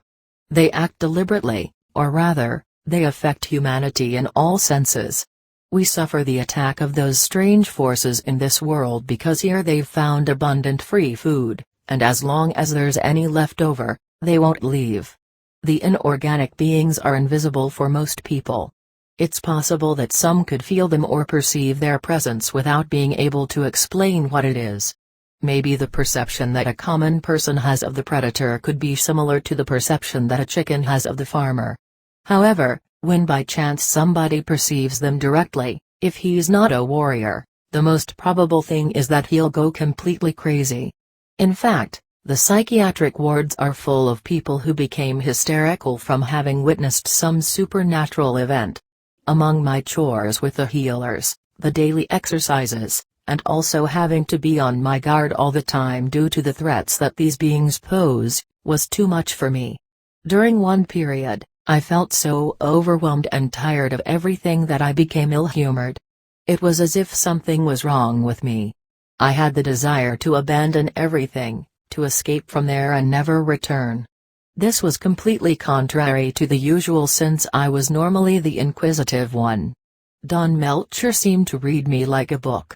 Without caring about my anxiety, he went on explaining, from the moment in which one becomes aware of the predator, they attack with even more insistence. They try by all possible means to deviate your attention from the topic that we're discussing.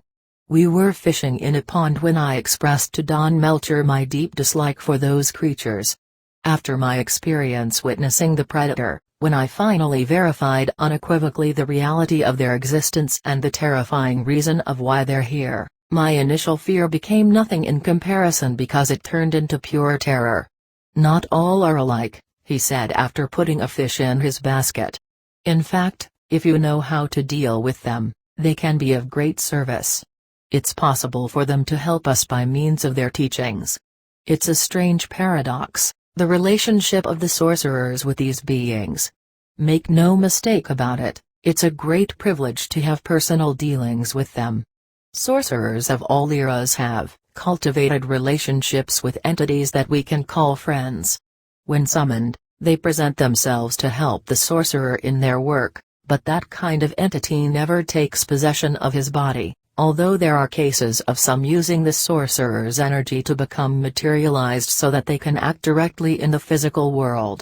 The one sure thing is that they can help us. Sorcerers, philosophers and even scientists have benefited from their teachings.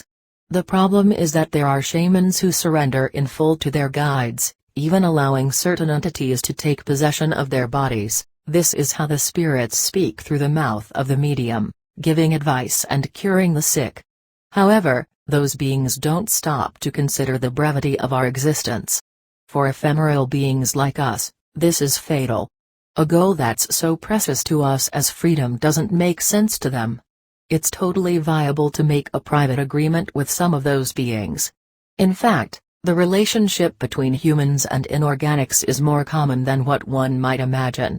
Even if many deny it for fear of being regarded as strange, the truth is that a lot of people, especially children, perceive them and relate to them daily. The human being is usually the initiator of the relationship, however, because of the disproportion between the two energy fields, for us, it's very difficult to sustain it, and this is exactly where we find the first trap because to give continuity to the interaction, we need their energy. It's like an addiction to alcohol. In the beginning people consume it for their flavor or for its effect, however, after a time, the addict no longer looks to it for its other qualities, but for the alcohol itself. A little carelessness, and suddenly we're serving some sublime purposes that are not our own. What purposes are those? We should never forget that these beings are like salesmen who flatter you because they're only interested in doing business with you. The inorganics, in turn, do it only because they're interested in our energy because it's the way they can expand their own awareness. The fuel for their growth is the millions of humans that constantly fall into their field of influence. The inorganic beings are the main ones responsible for the deplorable condition of humanity. They're the ones who manipulate us to prevent the evolution of our species. In fact, that's the invaders' sinister strategy, not to allow humans to take the evolutionary leap because they don't want to lose their food source. The predator doesn't allow the shine of awareness to develop too much. The seers confirm that this is the reason why people's energy never grows beyond the height of the heels. Aware of this situation, the warriors of our line use the teachings of the feathered serpent to avoid being drained. That ancestral wisdom includes the strategies used in the path of the warrior. In fact, that knowledge is the only real advantage that sorcerers have over the common man. In the past, I had been extensively instructed in what they called the lessons of the feathered serpent. What for a long time I believed to be a simple series of procedures, phrases, and commendations to Quetzalcoatl, was later revealed to be an intricate system for fighting against the predator. Out of curiosity, I asked him which came first, the path of the warrior or the lessons of the feathered serpent. I didn't expect him to answer because I knew that he didn't like such speculations, which he called self-indulgences, so I was surprised when he answered, both paths are mutually beneficial, using the same strategies to break free from the predator. We who commune with Quetzalcoatl have the advantage of receiving his protection. The energy tends to accumulate, so after some time without being severed from it, the glow of awareness begins to grow and to shine beautifully. At that time, this subject became an obsession for me, especially after having seen what the predators do. I became very aware of their presence. I could feel the vibration that they emit when they're around. Their sound is perceived as something between the purring of a cat and a jet engine. I learned that, with time and practice, one can feel when they approach, and it's even possible to predict when they're about to attack. After a lot of thinking, I came to the conclusion that there was no way of getting rid of them. Very concerned, I asked Don Melcher, what will become of humanity? Is there anything that can be done about this? There's nothing we can do for people, he answered. In this fight, everyone is responsible for himself, but certainly, by knowing what's going on, at least we have the opportunity to avoid them. How can we avoid them? Is there some technique for not being consumed? What can we do if we feel that we're under attack? I asked him distressed. I remember his words very well, only by following the discipline of the feathered serpent can you scare them away. A very simple practice that helps to avoid the predator is to move, especially when you feel assaulted by some undesirable thought or emotion. Instead of trying to analyze or to react to what you're feeling, the warrior simply leaves to take a walk. Moving or running is an excellent means to break up the vibratory pattern. Another way is to use the will to hold off any intrusion on their part. However, for that to be effective, you must have an unyielding determination to command them to leave. Then, aloud and in indignant tone, yell "Get out of here!" And off they go. But, unfortunately, those techniques are only palliative actions and are only useful in a local and momentary way because they're like flies that get frightened easily with a movement of the hand, but then return right away, especially when they notice that there's still some free energy to be harvested. That's the reason behind the warrior's effort to faithfully follow the advice of the feathered serpent. What advice are you talking about, Don Melcher? Everything you've been practicing all these years is from the teachings that we've received from the feathered serpent. This knowledge has its origin in antiquity, and it's for this reason that we call it the tradition. Only by applying the instructions of the feathered serpent does it become possible to get rid of them. The true war is not against anything other than our own stupidity, when we allow ourselves to be consumed by the predators. Finally, after such a long time, I understood that the tradition to which he referred was not the festivals and rituals, but all the procedures of the warrior's path. I also understood that that was the reason why he pressed me so hard to act in accordance with the teachings. Then, there's a way of stopping them? I asked expectantly. With an amused expression, he said, "Over the years, you've taken the stories that you've heard as simple fables. I never said anything because in fact it doesn't matter if you believed it or not. What's important is that you were practicing the procedures to stop them, but until now you weren't aware of it, you thought that you were just practicing them as part of some folkloric or religious thing, when in fact those are the techniques used to scare them away. The way to fight them, therefore, is to follow the techniques that you've learned," he said, "the necessity to be alert, to be disciplined and to maintain control all time. Not allowing yourself to be consumed is the kind of discipline that defines the path of to the warrior." They taught me the procedures that he was referring to, almost from the time when I first arrived with them. However, the parts of the instructions about the feathered serpent had an unpleasant religious connotation, which made it even more suspicious for me, but, in spite of my dislike, and although I didn't understand very well what I was doing, I practiced them faithfully for years. Today I can attest to it, even if at that time I didn't believe in the procedures, that they work anyway because little by little I accumulated enough energy to pass through to the following stages of learning. During a solemn ceremony, when we paid tribute to the feathered serpent, he said, "It's necessary to keep in mind that, without the help of the serpent people, it would be even more difficult to escape from the prison that we're in. For those who know, the act of invoking the protection of Quetzalcoatl actually scares off the predators. It might sound strange, but it really works. Focusing the attention on the serpent people immediately attracts them, and with that, you scare away any kind of beings that could be marauding around. That's the reason for our mottos." What they called our mottos was a collection of commendations to Quetzalcoatl that reinforced the warrior's determination, sentences that we should repeat again and again, until they become part of our beings. The serpent people, what do the serpent people protect us from? I asked him on a certain occasion. He explained, in remote times, sorcerers experimented with new positions, trying to move their assemblage points beyond the boundaries of the luminous cocoon. Of course, they never achieved it, since that point of perception is an integral part of the luminous sphere. However, what they did achieve was to stretch the limits of the luminous cocoon, deforming the ovoid structure completely, to the point of transforming it into a filament of light, keeping the assemblage point, very brilliant, lodged in one of the extremities. In fact, that funnel where the perception converges, is all that we are. It's plausible, therefore, that for external observers, what they see could be described as a luminous serpent floating in the sky. The flashes of light that produce the body of the serpent are so brilliant that they look like feathers that are spread out to the sides. That's where the name comes from. It's no longer the purpose of our lineage to become threads of light, but that doesn't mean that there aren't any others somewhere who still pursue that goal, he said and looked at me inquisitively. I felt overwhelmed by the implications of what he said. When I didn't make any comment, he continued, years ago, when I was still an apprentice, my teacher introduced me to a seer who was in the process of doing exactly that, stretching the luminous cocoon from inside to outside for as far as he could reach. I never heard about him again, but if he achieved his goal, that would have converted him into a full-fledged member of the serpent people.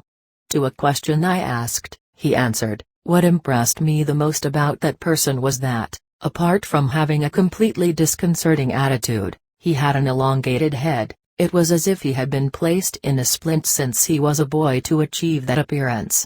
He looked like one of those old Mayan sculptures. After a period of measured silence, Don Melcher said, according to the stories, some of those ancient warriors who became lines of light departed, alone or in a group, on the trip to the unknown. Some few, however, after becoming lines of light, instead of going to the attractive adventure of the unknown, disappearing forever in the immensity, there were others who decided to remain in this world to help humanity in its sinister fight. He categorically affirmed that Ka'akatl was among those who decided to stay behind, putting so much emphasis on his words that I asked him how he could be so sure of that. You'll be able to answer that question for yourself soon enough, he responded with an air full of mystery that gave me a chill, and continued, during a certain period, the practice of stretching the cocoon until it became a filament of light became the priority for the sorcerers of our line, so that many used that procedure to carry out the crossing. The original goal of those sorcerers who became filaments of energy was to turn themselves to a circle of light. In other words, they were trying to bite their own tail. They were no fools, they knew very well what they were doing. What they were looking for was to pass the largest possible quantity of emanations through the opening that they were trying to create. They believed that in that way, they would increase their power of perception exponentially. They were absolutely right about that, but, no matter how hard they tried, they could never form the circle by themselves. In the end, they tried to form divine rings in couples, one male and one female, in a maneuver known as Tololai, which in the closest translation means infinite ring, in which one bites the tail of the other. This time they succeeded in doing that. When forming a great circle of light like a chrysalis, they became a being totally different from what they were. In that way, they were able to perceive emanations that are really beyond the human realm. He said, when transferring their assemblage points beyond the limits of the luminous egg, Ka'akatl became a filament of light. And this is why he became known as Quetzalcoatl. Due to his extraordinary Nagual energy, the Toltec king was able to reunite the different groups of those serpent warriors who previously fought against each other, so, in a way, he became the leader of that people. In fact, he was cut from the same cloth as your friend Carlitos, he said and laughed. I wanted to ask him a question about that, but without thinking I asked, does that mean that those sorcerers of the past are still alive today? Of course they're alive. He answered. They became a special class of inorganic beings, so they're conscious today. I told him about the one whom Carlos called the Tenant or the Death Defier, a figure who exists in the other world. According to the story, he was able to increase the duration of his awareness through maneuvering his assemblage point. He said that he knew who I am referring to, but that he was not in our line. He insisted, however, that the achievements of the old sorcerers were indeed astonishing. Some think that those sorcerers of the past who experimented with the assemblage point were caught up in their own concatenations. They believe that they reached a dead end, and that now they can no longer return to what they were before, nor move ahead.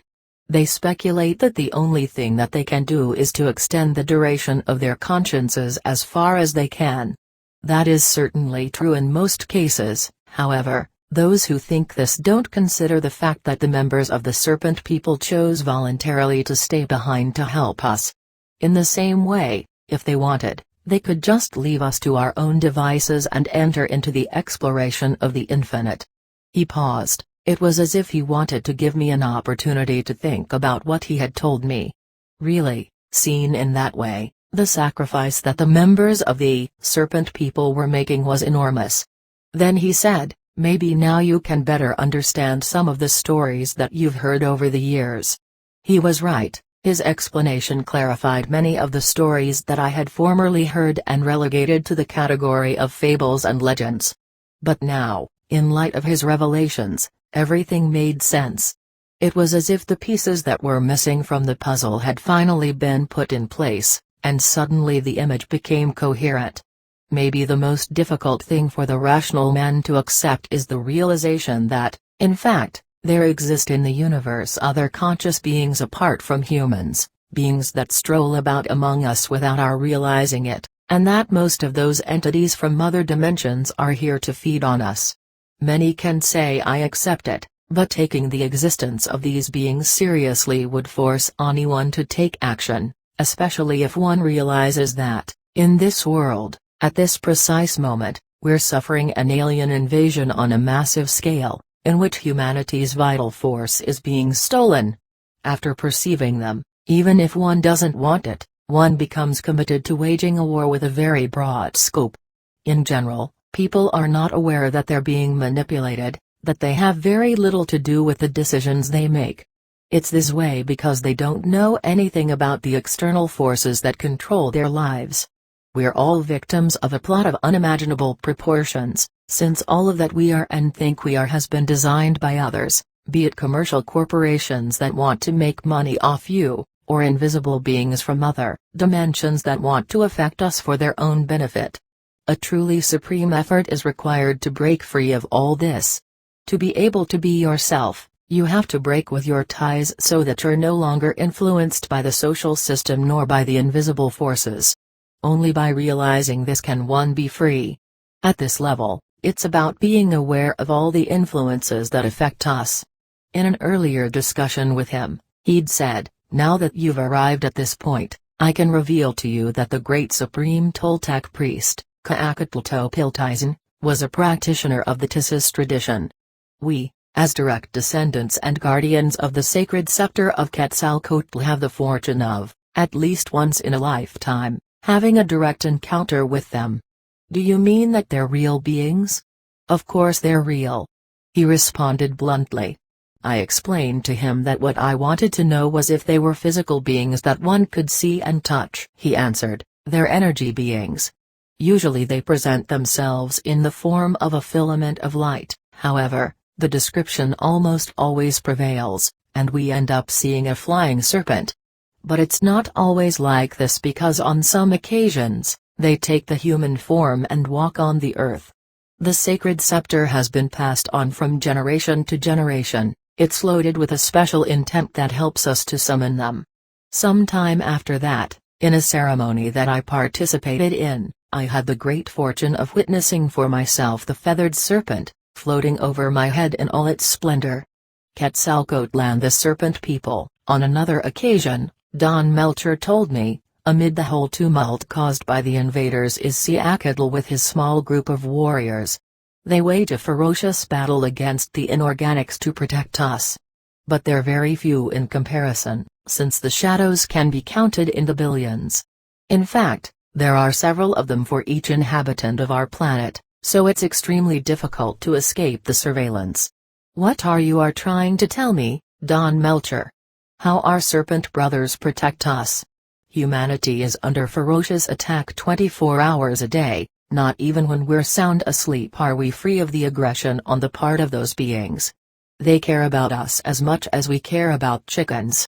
The fact is that, among them, unfortunately there are even darker forces that are resolved to destroy humanity. They have already tried in the past, and they'll surely attempt it again in the future. It's only thanks to the intervention of the serpent people that we're still here.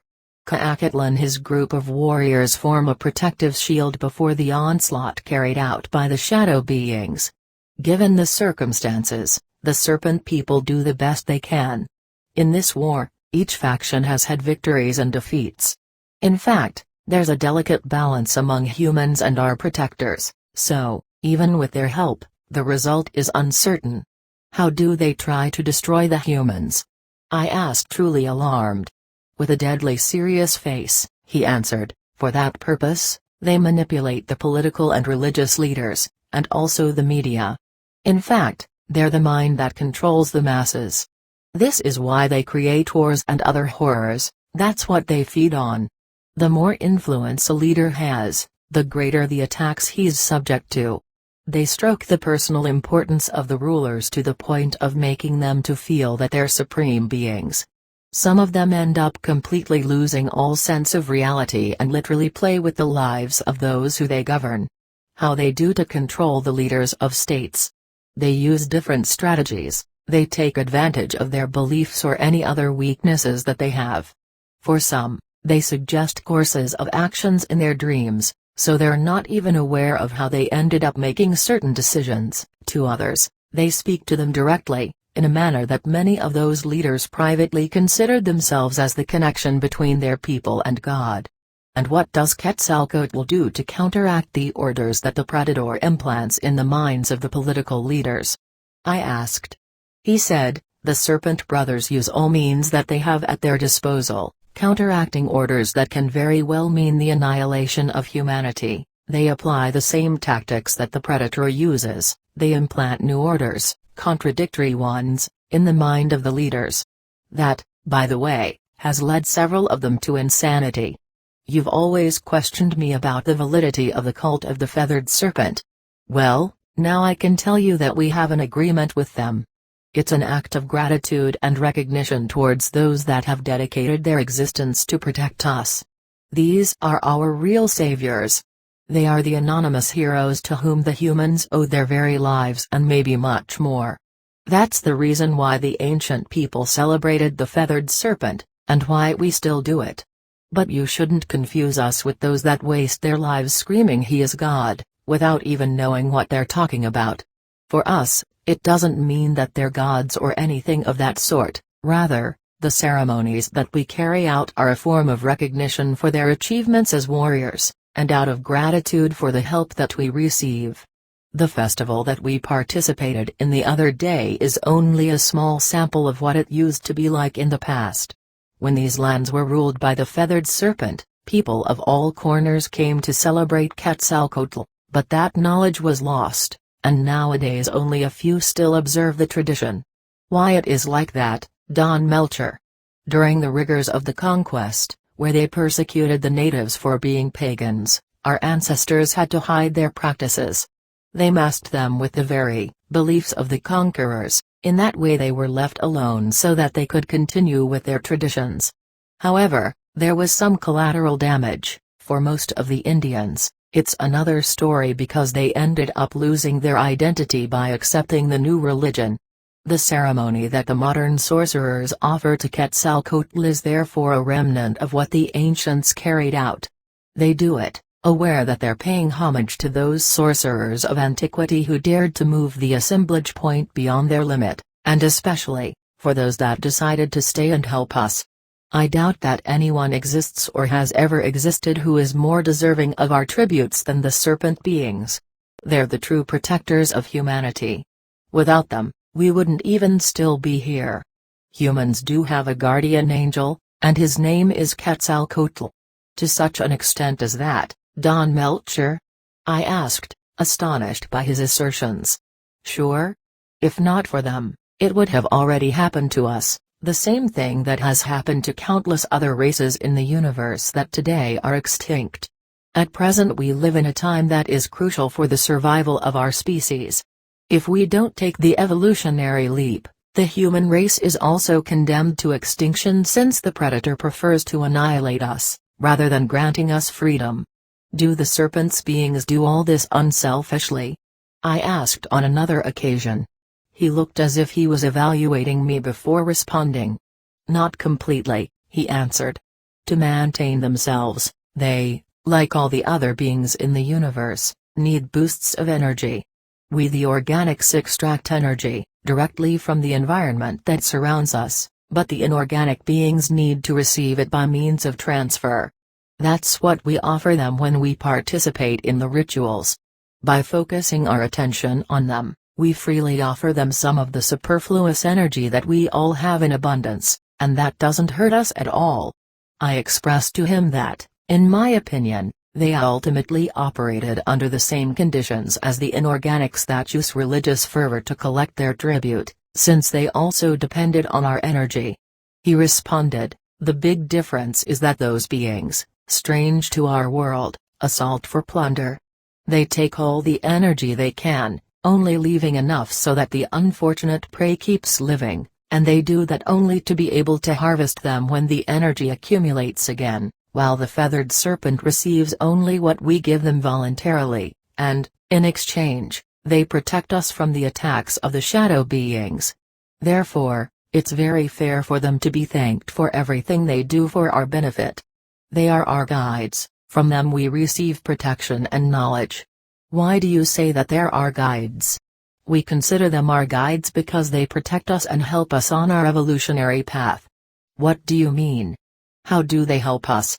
"What I'm saying is that, if we approach them in the correct way, they can become our guides. If you're lucky, it's even possible that some of them could take you as a protege. There are cases of lucky warriors who were deemed worthy of that privilege, and that, of course, would give anyone an enormous advantage on the path." "Is there some procedure to being accepted as a protege?" "Yes, there is," he said, but refused to give any further details at that time.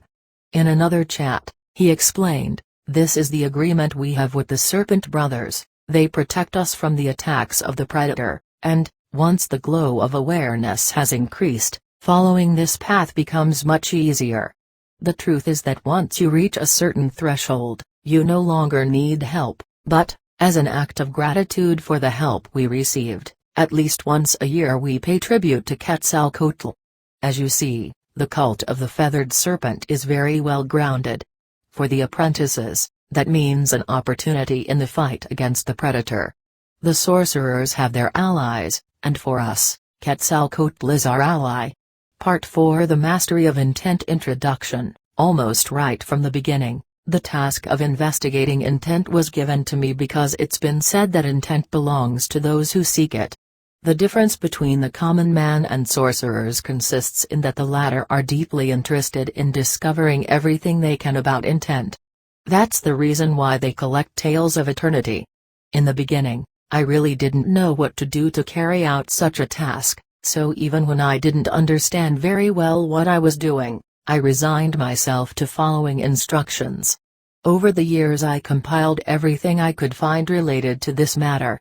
Due to the paradoxical nature of the topic, plus the fact that words can't always capture precisely what one wants to express, in order to avoid getting tangled up in words, and at the same time, trying to make some sense of the topic, I found it necessary to improvise, to turn the matter over in my mind, so to speak.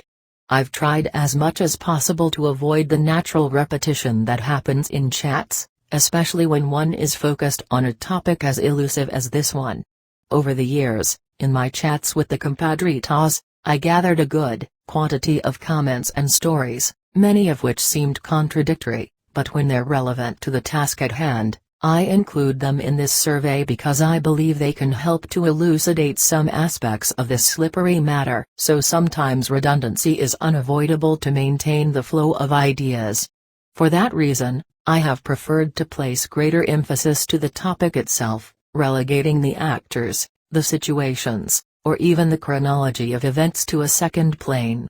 Although some sorcerers don't agree about disclosing the secrets that, for generations, they've kept so carefully, I have come to the conclusion that it's of little importance what is kept or what one reveals because, if he who receives the information doesn't have enough energy, the revealed knowledge doesn't mean anything.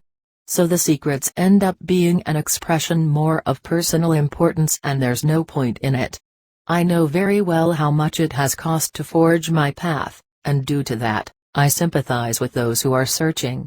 For that reason, I've decided to communicate my discoveries in the hope that they can be of some use for those who receive them. The warrior of the time. On one occasion Don Melcher grabbed the deck of cards that Donna Sylvia used to read people's fortunes. Fanning out the cards, he asked me to choose one of them. Apparently, I thought, he liked to do magic tricks. Going along with it, I took out a card. I thought he was going to guess what card it was, but he told me to look at it closely. I did what he told me to do, and what happened next was something spectacular. The card disappeared from my hand. With an air of malice, I asked him how he did it. He said in a jestful manner that magicians never reveal their secrets. However, later he explained that sorcerers know how to bend time, and that, from that other time, they can affect things. He said that for common people that would seem like magic. And how they bend time? I asked him. That's something that you can't explain with words. You have to experience it for yourself, he answered. However, I could say that bending time feels as if you were in two places at the same time. In one of them, everything is frozen, and as a result of that you can affect things with your speed. But that's only the effect. The great thing is that once you're able to dominate time, you'll be able to go wherever you want. You just disappear from one place and reappear in another. Can sorcerers really do that? I asked, remembering the story that Carlos had told in his books about the trip of the dreaming body. Of course. All they have to do is to break the continuity. That can be done by means of dreaming, or through bending time with pure perception. How can you attain pure perception? That's achieved by putting your life in order, not having things pending or energy leakages. In other words, by being impeccable. Recapitulation helps you do exactly that. Once you no longer have such loose ends in your life and everything is in its place, you'll be able to manage not only the perception of time, but rather time itself. Don Melcher frequently insisted that I should go to look for a direct encounter with the spirit. The truth is that, at that time, I took his demands as metaphors. What else could they be? He must have gotten tired of my slowness because one day, giving me a shove and pointing to the mountains, he said that I had to go out and walk, and that I shouldn't return until having encountered it. I made the preparations and I set out on my trek. I went toward the lowest hills. I really didn't know what to do, I just kept walking without a fixed destination. It was an excessively hot day. The sound of the cicadas filled the air. I found an alcove in a rock wall to pass the night. I spent several days wandering, without success, up in the mountains, while at night I always returned to that same recess. It felt secure there. I had already finished my rations. The last 2 days, I had only eaten some wild fruit and drunk water from puddles. I was tired and wanted to return, but I didn't dare disobey, so I resigned myself to my destiny. As soon as I relaxed, I felt much better. An unexpected optimism came over me. I was deliberating what to do next when a man appeared literally out of thin air. The appearance was so abrupt that I didn't have time to react. The man said to me without further explanation that I had already found what I was looking for, and that I should return to the house. Then he took 2 or 3 steps into the vegetation and disappeared as uncannily as he had arrived. I looked for him among the overgrowth, but there was nobody there. I remembered about the magic with the cards. I started my journey back. As I walked along, I pondered the stranger's appearance, and I was eager to tell Don Melcher what had happened. I wanted to know his opinion. It was already mid-afternoon when I entered the dusty street that led to the town. Beside a gutter of leftover rainwater, there were some muddied children playing with a red plastic ball. I took the detour that led to the house of the healers, and as I approached, I immediately noticed that something was happening there. I saw everybody crowded inside the kitchen. In fact, I couldn't even go in, so I put my haversack aside and I stayed there looking through the window from the outside. As I looked, I had to make an effort to see, inside because the contrast between the sunlight and the internal dimness was too much for my eyes. Among the heads of the others, I distinguished a strange man, seated and chatting with the abuelos, and around them there were the other partners. I was shocked when I realized that the stranger was the same man I had seen in the middle of the mountains.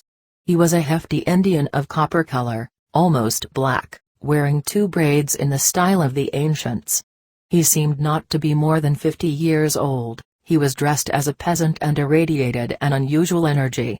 I thought that it had been a stroke of luck to have stayed outside, since from there, I had the best view of everything that was happening. Whispering, I asked the associate who was closest to me on the inside who that man was. "That's Shakatl," he answered, also whispering. When I heard that name, my hair bristled, my bowels contracted, and my ears began to buzz. I could hardly believe what he said. I looked at him with a mixture of astonishment and skepticism, but there he was, in front of my own eyes, in flesh and bone. I felt frankly overwhelmed, my mind bubbled with the memories of all I had been told about Shakatl. They said that he was a sorcerer who lived in very remote times. In fact, there was a whole collection of stories about him. They say that being the impeccable warrior that he was, he managed to fuse consciously with the source of everything. They said that his was how he became the traveler of the infinite, a free being who was no longer subject to the limitations of time and space. I loved hearing those tales of power, but the truth is that I took them as something very distant from my reality. I believed that they were mere fables told to exemplify the warrior's fight to achieve the connection with intent.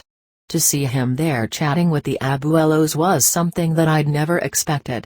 In the beginning, they spoke in Nahuatl, but later they began to speak in Spanish. He certainly had a very idiosyncratic way of speaking that's difficult to describe. For example, when saying "I offer you a word," he joined his fingers, pointed to his mouth, and then opened the hand to the front. Or how he touched his eyes with his index fingers, and said pointing to the horizon, "These eyes, they have seen eternity." In this way, adding gestures to the words, he told us his stories. His way of speaking possessed an elegant accent similar maybe to how noblemen spoke in the past. Among his narrations, he told us that on one of his journeys, he met some very strange beings that had something like a crest that grew on the back of their necks, very similarly to how the fingernails or hair grow on the humans. He said that, in the same way, those beings were also deeply concerned about their appearance. They dedicated a lot of time to cutting and filing their protuberances that, among them, were a distinguishing characteristic of social class. Some kept their crests so short that they were hardly noticeable, while others had them long and even painted them in the way that was then in style. He also told us about other beings that he described as night entities. He said that they lacked eyes, but that they could see as well as anyone. According to him, those beings resembled a type of pachyderm, although they had scales like snakes.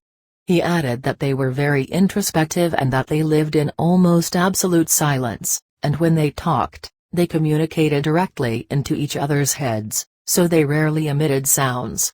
He described them as magnificent dreamers that passed most of their existence in dream voyages. While he spoke, perhaps he felt my mistrust, because looking directly in my direction he said, "I come to visit from eternity, where today and yesterday mix with tomorrow." When I heard that I felt a chill because I knew what it meant. We were in front of an incredible being, a man that personified intent, or perhaps I should say that we were being visited by intent itself in the body of a man. It cost me a lot of effort to remember the sequence of events that took place. Over the years, I felt a strange sensation. It was as if I had a plug in my head that prevented the free flow of memory. Maybe I could compare it to an annoying cold that never ends, and after a while, one comes to learn how to live with it. Just as a seed that had stayed dormant for a long time, one day suddenly becomes a blossom opening up to the light of the sun, a memory flourished in my mind. It began as a vague memory, but the light inside my head got more and more intense until it clarified the scene completely. I saw myself back again looking from the window, while Shackatl told his stories. At a certain moment he made a sign for me to come closer. Instead of going through the door, I entered by the lower window and I walked directly toward him. From my point of view, at that moment everything happened like in a dream. He gave me his hand to greet me and, in the following instant, when I gained awareness, I saw that we were standing, contemplating a solitary beach. At the beginning, I thought it was a vision, but suddenly I felt the hot sand under my feet. That was a shock that brought me back to reality. But which reality? My perception was that in a blink of an eye, we had flown a long distance, from the house of the healers to that lonely beach. On his signal we climbed up a small hill. There was a space up there that seemed to have been prepared beforehand. We sat down on some stones that conveniently served as seats. There was a constant breeze that blew on the swaying palms, which provided us with a very pleasant shade. The view was beautiful. I have the impression that we passed an eternity there, but even to this day I'm hard-pressed to recall some of the memories of that event. At a certain moment, I watched as some ships appeared on the horizon. Gesturing with his chin, he said that those were the Spanish conquerors that were just arriving. It was then that I realized that he had not only transported me in space, but also in time. He commented that had he brought me to this specific moment to fulfill my desire. At that moment, I didn't know what he was talking about. It must have taken years to remember a fortuitous event. It had happened when I was making small talk with a stranger on a bus trip. In the middle of the conversation, he asked me, if I could go back in time, what I would choose to see. Without thinking about it, and just for the sake of giving an answer, I told him that I would have liked to have witnessed the arrival of the conquerors to the New World. I never believed that that conversation had any transcendency. However, at that precise moment, the infinite was listening in on us. From where we were, we had a privileged view. I saw how they disembarked from their ships, the first soldiers struggling against the waves, and they pulled the ships toward the beach. Then the commanders went ashore and, after them, the friars. It attracted my attention when one of them knelt down to kiss the earth. Then they quickly set up a cross in the sand, where they celebrated a mass. Soon after that, he took me by the arm and immediately we were back. We were walking on a road that was very well known to me. The clear light of the moon provided enough light to see all the surroundings, but suddenly, I no longer knew where we were. Something was wrong. I could recognize the mountains, but everything else was changed. In fact, it was no longer night. I got scared, but Shackatl told me as if nothing had happened that I shouldn't worry. His words had such an immediate soothing effect that in a normal situation I would have wondered about it. There were some naked, very clean kids playing with a ball, apparently made of cloth and fiber. He said that he had brought me to his house. I looked around. Judging by the hills, we were obviously in the same town, but what I saw was a primitive village. There were people in rough, handmade attire, they had paintings and indigenous embroideries, and looked at us with curiosity. He invited me to enter one of the shacks. I asked him where we were, and he answered that it was not where but when. He said that his was his original house back when he still lived in this world. He commented in a tone that I found ironic that it had already been a long time since he came to visit, and yet the house didn't seem abandoned. In the middle of the room, there was a place for the fire. It seemed that something was cooking there, and, beside it, there was a water basin carved in the volcanic rock. We sat down on some mats that apparently were made of aquatic reeds, and then, as if it was nothing, he told me something extraordinary. Past and future don't exist. The only thing that exists is an eternal present, where absolutely everything is taking place here and now. For example, according to your reckoning, I left this stew cooking here for more than 2,000 years, and yet here we are, just in time. I felt confused and didn't know what to think of his statement. He got up, stirred the pot made of mud with a stick, and served 2 bowls of soup. I noticed that the bowls were made out of pumpkin shells cut in half. We ate. I found the soup very real. However, I didn't feel myself, at least not in the way that I'm used to feeling. After we finished eating, I tried to revive the topic, asking him how it was all possible. To explain, he answered with what one could categorize as mathematical equations, although I didn't recognize any of the symbols and diagrams that he drew with a stick in a handful of ashes that he spread on the floor of rammed earth. Suddenly, we were back in the house. He took my hand as if to greet me. At that moment, from my point of view, my interaction with him had lasted only the length of a handshake. Today I know that so much more took place, however. It took many years to be able to remember it all. At first, I thought I was the only one who had undergone such an experience. However, after hearing what my partners had to say, I realized that he had taken each one of us separately. One of my fellows almost died from the impact of remembering it. He related that, according to his perception, he had been with the traveler for more than 30 years and that he had almost already forgotten his previous life. That day, just as he had come, Shakatl simply vanished into thin air. From our point of view, his visit had not taken more than a moment. It was truly a great shock for all of us to remember that not only did we know him well, but that we were intimately bound to him. For all of us, he was another member of the family. I felt stunned. The clarity of the memory was such that it was as if it had just happened. The reality of my forgetfulness was still fresh in my mind. I shuddered to think about that. I felt fragmented. I asked Don Melcher how it was possible to have forgotten what had happened to me with the traveler so completely. He told me, we have two kinds of memory. One is a physicochemical process that generates electric currents inside our brain. That one is a superficial memory that has to be ratified continually in order to become an effective memory. The other one is a total memory that is kept automatically in diverse parts of the physical and energetic body. Our energy body records everything that happens, 24 hours a day, including when we're sleeping. Even the small details that we don't usually pay attention to are recorded in the lived moment. To recover that kind of unconventional memory, all you have to do is return the assemblage point to the same position where it was when the events took place. In your case, the traveler made an artificial plug.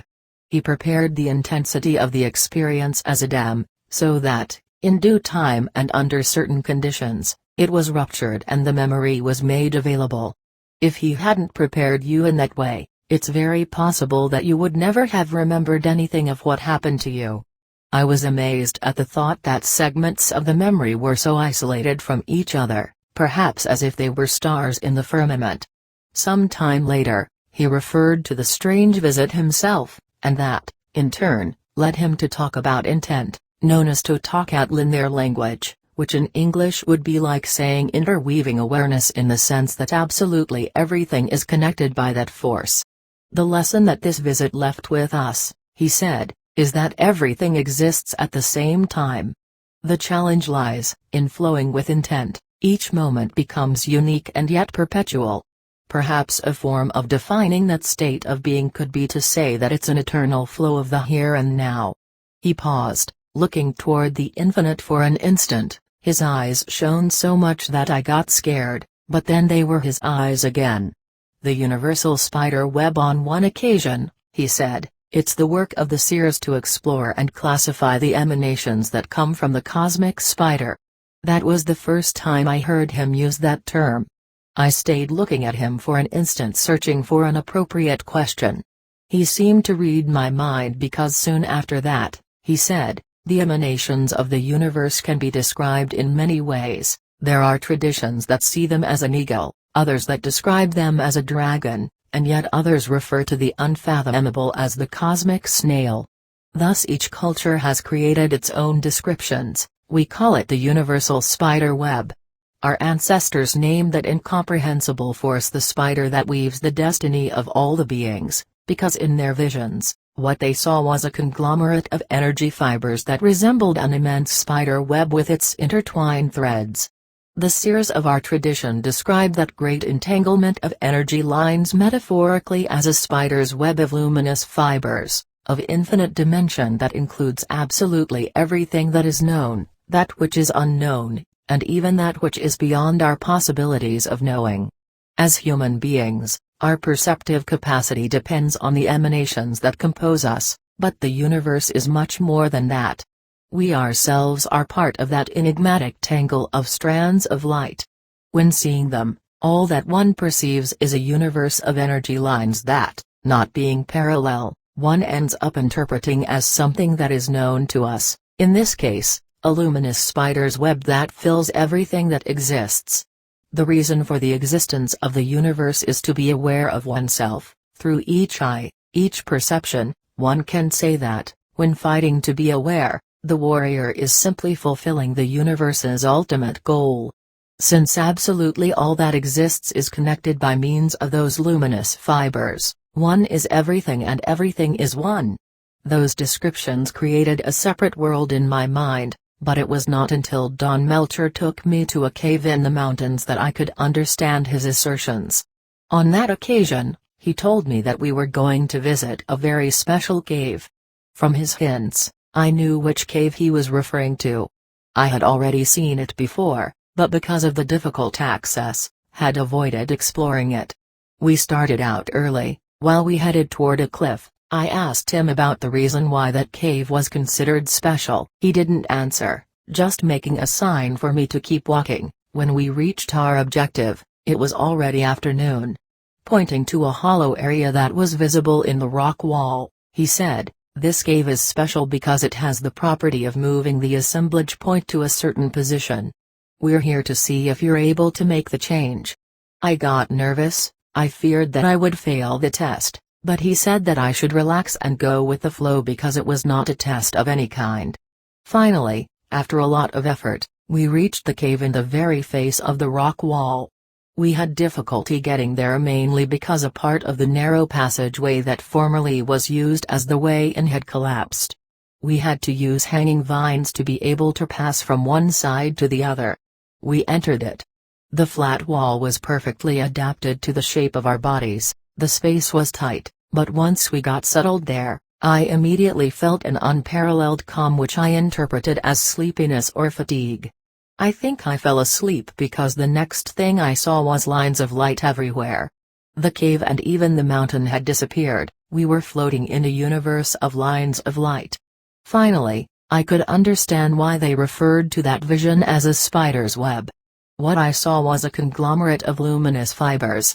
To refer to it in any other form would, without a doubt, require a greater use of the imagination. When my perception returned to normal, it was already morning. We had been immersed in those enigmatic lines the whole night, and I hadn't even noticed the passage of time. In fact, the movement of the assemblage point was so extreme that I couldn't even remember what I had gone through. I needed Don Melcher's guidance to be able to recover those memories. After having remembered the event, he said, "The universe is an enormous conscious being, full of endless emanations. We ourselves are a bundle of those fibers of vibrant energy, encapsulated in tiny and ephemeral sheaths that the seers describe as a luminous egg or a sphere of radiant energy. What prevents the inside and the outside from getting mixed up is the vital force which acts as an energy field that isolates us from the rest, which by the way is what creates the sensation of individuality. The more ego, the farther away one is from the spirit.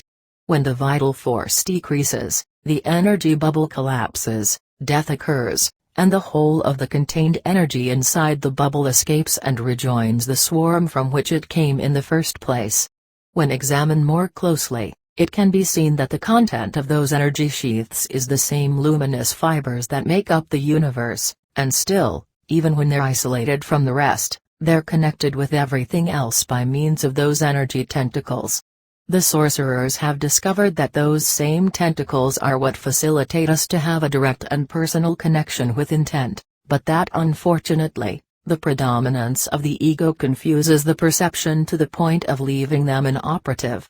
The apprentice, as happens in the education of infants when their parents teach them the meanings of things, likewise it's necessary that a teacher teaches the purpose to the apprentice.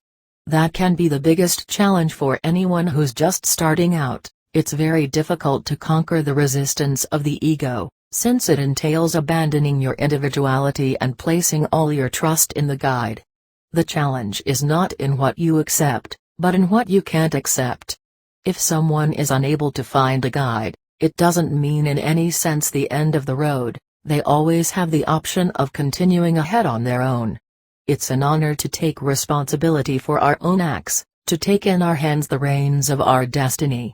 It's possible to keep going without the necessity of someone spurring us on, but it's necessary to recognize that to achieve that requires a true act of willpower.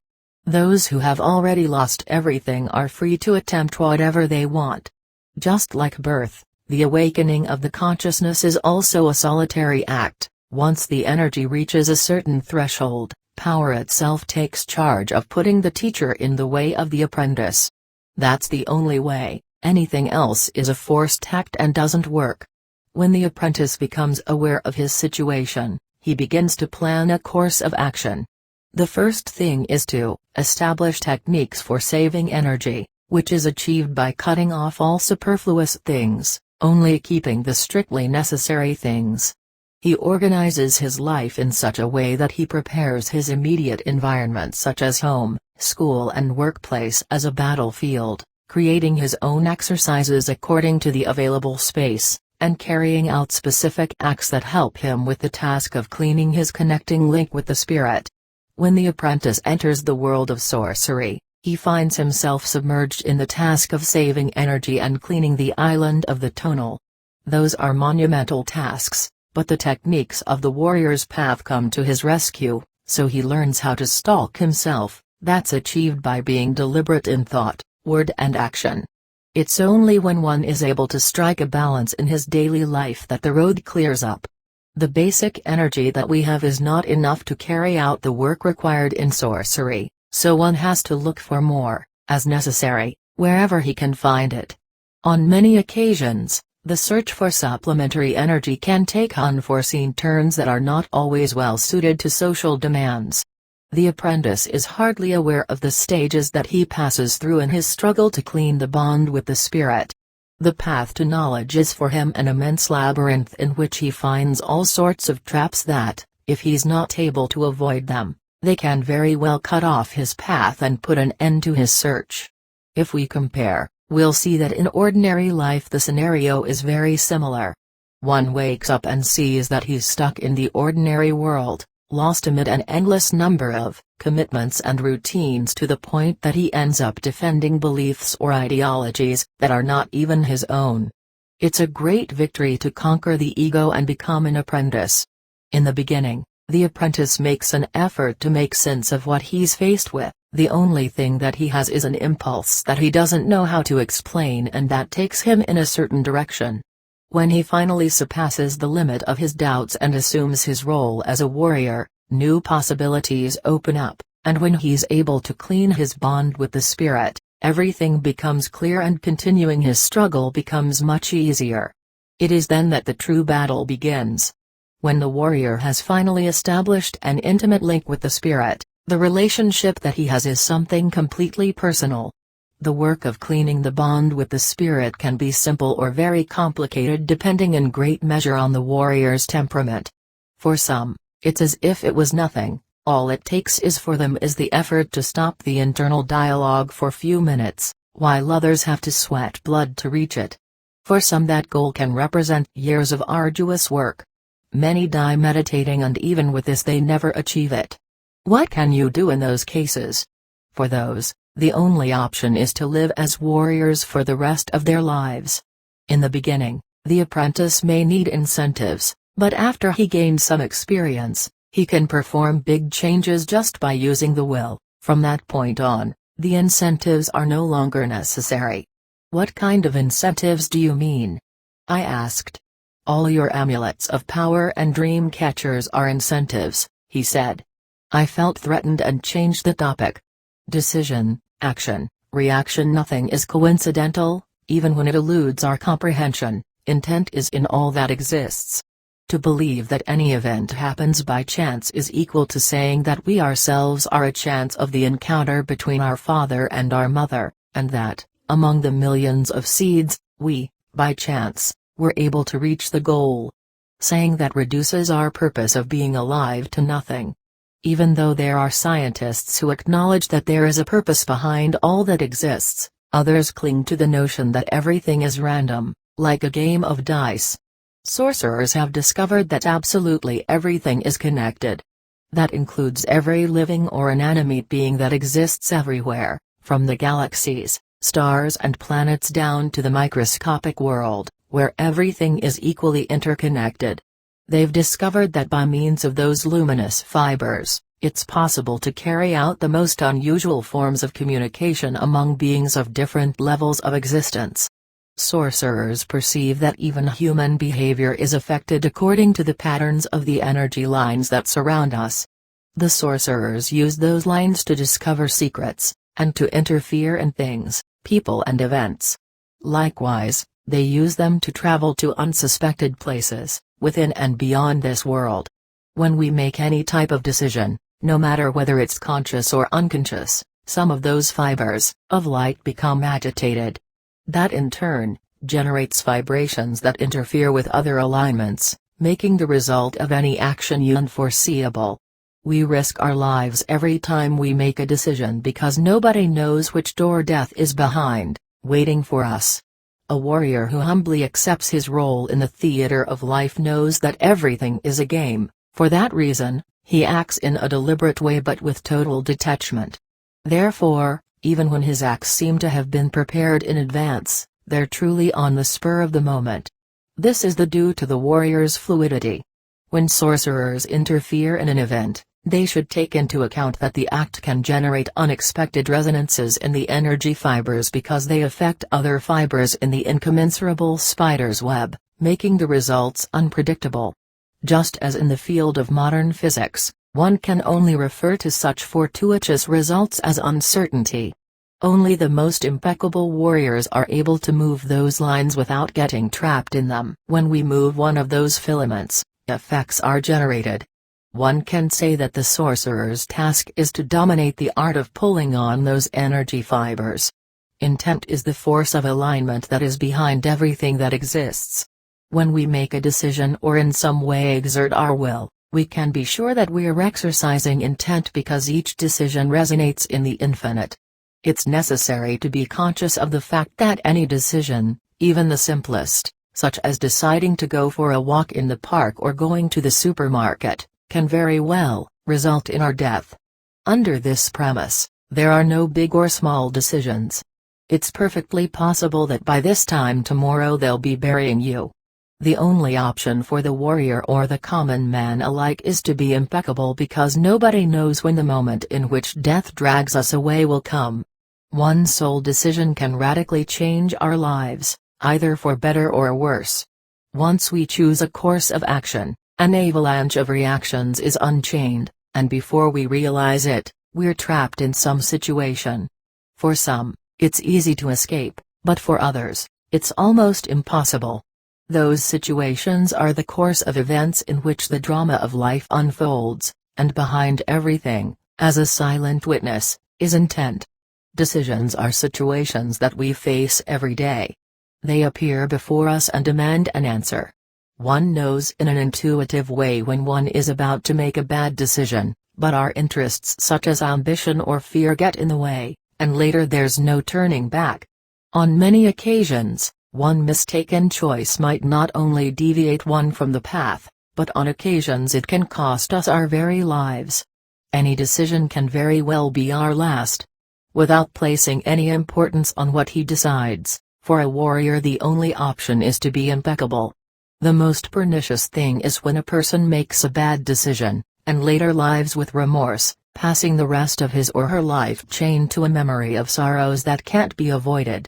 In general, people decide in the heat of the moment, without calculating their possibilities, without thinking about the results of their acts, similarly to when one foolishly signs legal documents without considering that one will have to live with the consequences. The smart way is to follow the technique of the cold head, meaning thinking through, calculating and evaluating the results that a certain action can carry. Intent continually presents situations in which, like it or not, one has to respond. Even without being aware, one chooses, and once the decision has been made, The same mysterious forces act in consequence, and the process repeats again and again. This way we're tested, gain experience and fulfill our purpose for being alive. For sorcerers, nothing is accidental, they see in each proposal a door that opens up and invites them to pass through it. Those are the doors of intent. It is therefore the responsibility of each one to choose individually which battles to enter into, and which to avoid, since, once you make the choice, you'll have to live with the consequences. If you have the capacity of discernment, you'll be able to evaluate the situation correctly and with complete indifference, to choose what helps you advance on your path because, once you have chosen, the Spirit will continue sending signs to guide you through the chosen path. When everything stops mattering, then you'll be able to choose your predilections freely, without making the pointer of the scale move to either side. Since everything is the same, nothing really matters. Saying that the radiations coming from the universal consciousness are the emanations of the cosmic spider web is only an artifice that we use to appease the intellect. The ancients saw that what exists out there is a conscious, enormous force that holds together the whole universe and is beyond any description. Modern scientists call that force gravity, but in fact, that's only the effect that we feel of this being that encompasses everything. The seers perceive it as an amorphous fabric of strands of light, floating in a space that doesn't have beginning or end. The truth is that there's no way to refer to that. Things like individuality, time and space are illusions created by the great spider, to create a place for the cosmic dance, where the plot of life is played out. We're all part of the universal being, we're here to gain experience and to enhance our awareness of being. Since awareness rich in experiences is the real objective, that's the true reason for our existence. It's not because we see the great entanglement of luminous fibers that we understand the plan of the spider that weaves the destiny of all beings. In fact, if we were able to look at things in a detached way, even just a little, we would be able to perceive the flow of events, and we would know beyond a shadow of a doubt that our parents didn't join by chance. Perhaps in this way, and only in this way, would we have due respect for the monumental price that our ancestors paid so that we could exist, because everything has a purpose in the great scheme of the cosmic spider. It's interesting to notice how words have lost their power. In the past, one strand of a mustache was enough to confirm an agreement. Unfortunately, that special kind of honesty has been lost. And that's the reason for the shameful bureaucracy of having to sign papers to force the fulfillment of what has been said. It seems like a simple thing, but that's the reason why people are alienated so far from the spirit. Words are extraordinarily important for sorcerers because they're considered the keys of intent. They're magical, said in the correct sequence, words can open any door. Once one's word has been given, a commitment is made. A personal or collective bid, this is how we commit our will to others, and in that way, it's possible to construct our world. Now, if for any reason somebody fails to uphold his word, he harms himself because acting in that way weakens his will and muddles his connecting link with the spirit. The danger of lies is that they predispose one to fail. Once you propose to do something, in some way you summon intent, and, if for any reason you have second thoughts about your resolution, you weaken your bond with the spirit. By failing time and again to live up to your word, you get so far removed from the spirit that it ends up literally scaring it away, and the connection becomes almost impossible. Only living the strong life of the warriors allows the spirit to express itself through their actions. This is what I mean when I speak to you of cleaning your bond with intent. And what can I do about my past failures? Well, that's what I mean when I speak to you about retracing your steps to recover and to clean your energy. Only in this way it is possible to reconcile. People should be very cautious about what they say or what they decide because every time we make a decision, it sets off a cascade of events that, if we're not prepared, it can very well mean our end. For that reason, sorcerers are very deliberate with their words and decisions. Once they've made a decision, they don't stop until they've fulfilled it in its totality, they don't leave anything unsettled or leave it to chance. For a warrior, failure is not an option. You must be very careful with what comes out of your mouth because a carelessly blurted out word can create or destroy. It's like a fire that begins with a single spark but can unleash forces as destructive as a forest fire. One bad word can poison and even lead to the grave. A great part of our personal importance comes from the mouth, by means of words loaded with arrogance and bad intention. The necessity to gain recognition, fruit of personal importance, that at bottom is only a disguise for self-pity, makes people vulnerable unnecessarily, many times even putting their own lives at risk. Sorcerers use intent to utter a word like one who throws a spear, using incantations in ways that can cure, honor a friend, or destroy an enemy. The way of the sorcerers is to wait for the opportune moment to let out what they have been storing, he said. And what if that moment doesn't come? Then they don't say anything, they simply follow the orders of the spirit. It's necessary to take into account that sometimes a piece of information can cause more harm than benefit. What's the point in contaminated information that only makes you weaker? Thoughts of hate, violence or low instincts are contrary to the path of the warrior that aspires to freedom. Words are of great importance for sorcerers because they know that these convey great power and great responsibility. For that reason, they avoid speaking rashly.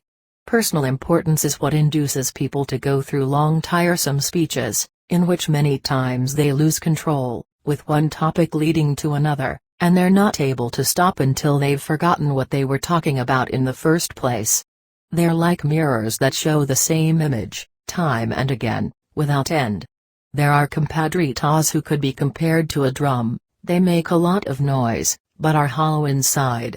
They speak only to speak, like a clown who speaks a lot but doesn't say anything. It's very unpleasant, those people who rudely interrupt one's speech, such as the ego that rushes in, and they lose out due to their bad upbringing.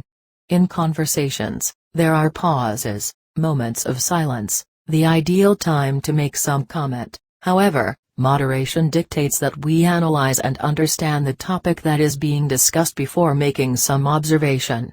If you don't have any outstanding thing to contribute, you'd better keep silent. Intent is manifested in everything.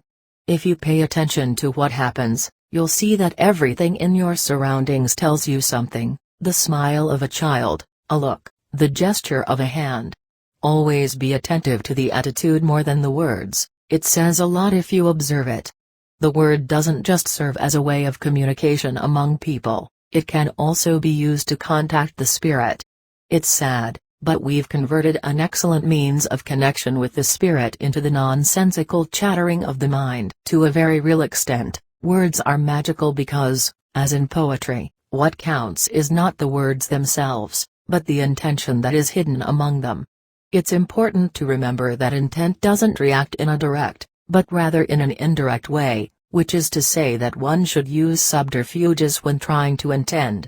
The way that anyone gets connected with intent is a personal matter, however, there is an invariable pattern that is known and applies equally to everybody, and it's called the path of the warrior.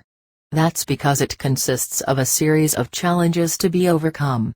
Among the challenges is the necessity to save energy because if one walks on this path to knowledge, the first thing that should be done is to save energy, and at the same time, to combat personal importance and to live an impeccable life because intent only arrives when the warrior is able to act impeccably, to do the recapitulation, to put their tonal in order, and all the rest.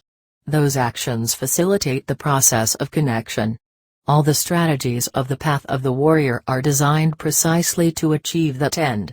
With the subtlety and creativity that some birds display when they look for a partner, the warrior also uses all available strategies to attract the attention of intent. Without sparing any effort, he uses all resources at his disposal. Maybe the spirit could be compared with a wild animal. It takes time to win its trust, one should go slowly, and must know when to advance and when to retreat, until the friendship is formed.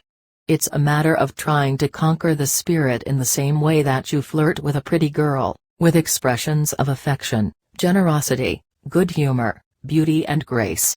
When you succeed, in the same way, You offer your life to the spirit. Ways of summoning. The spirit warriors are actively interested in developing means or techniques to reinforce the bond with the spirit.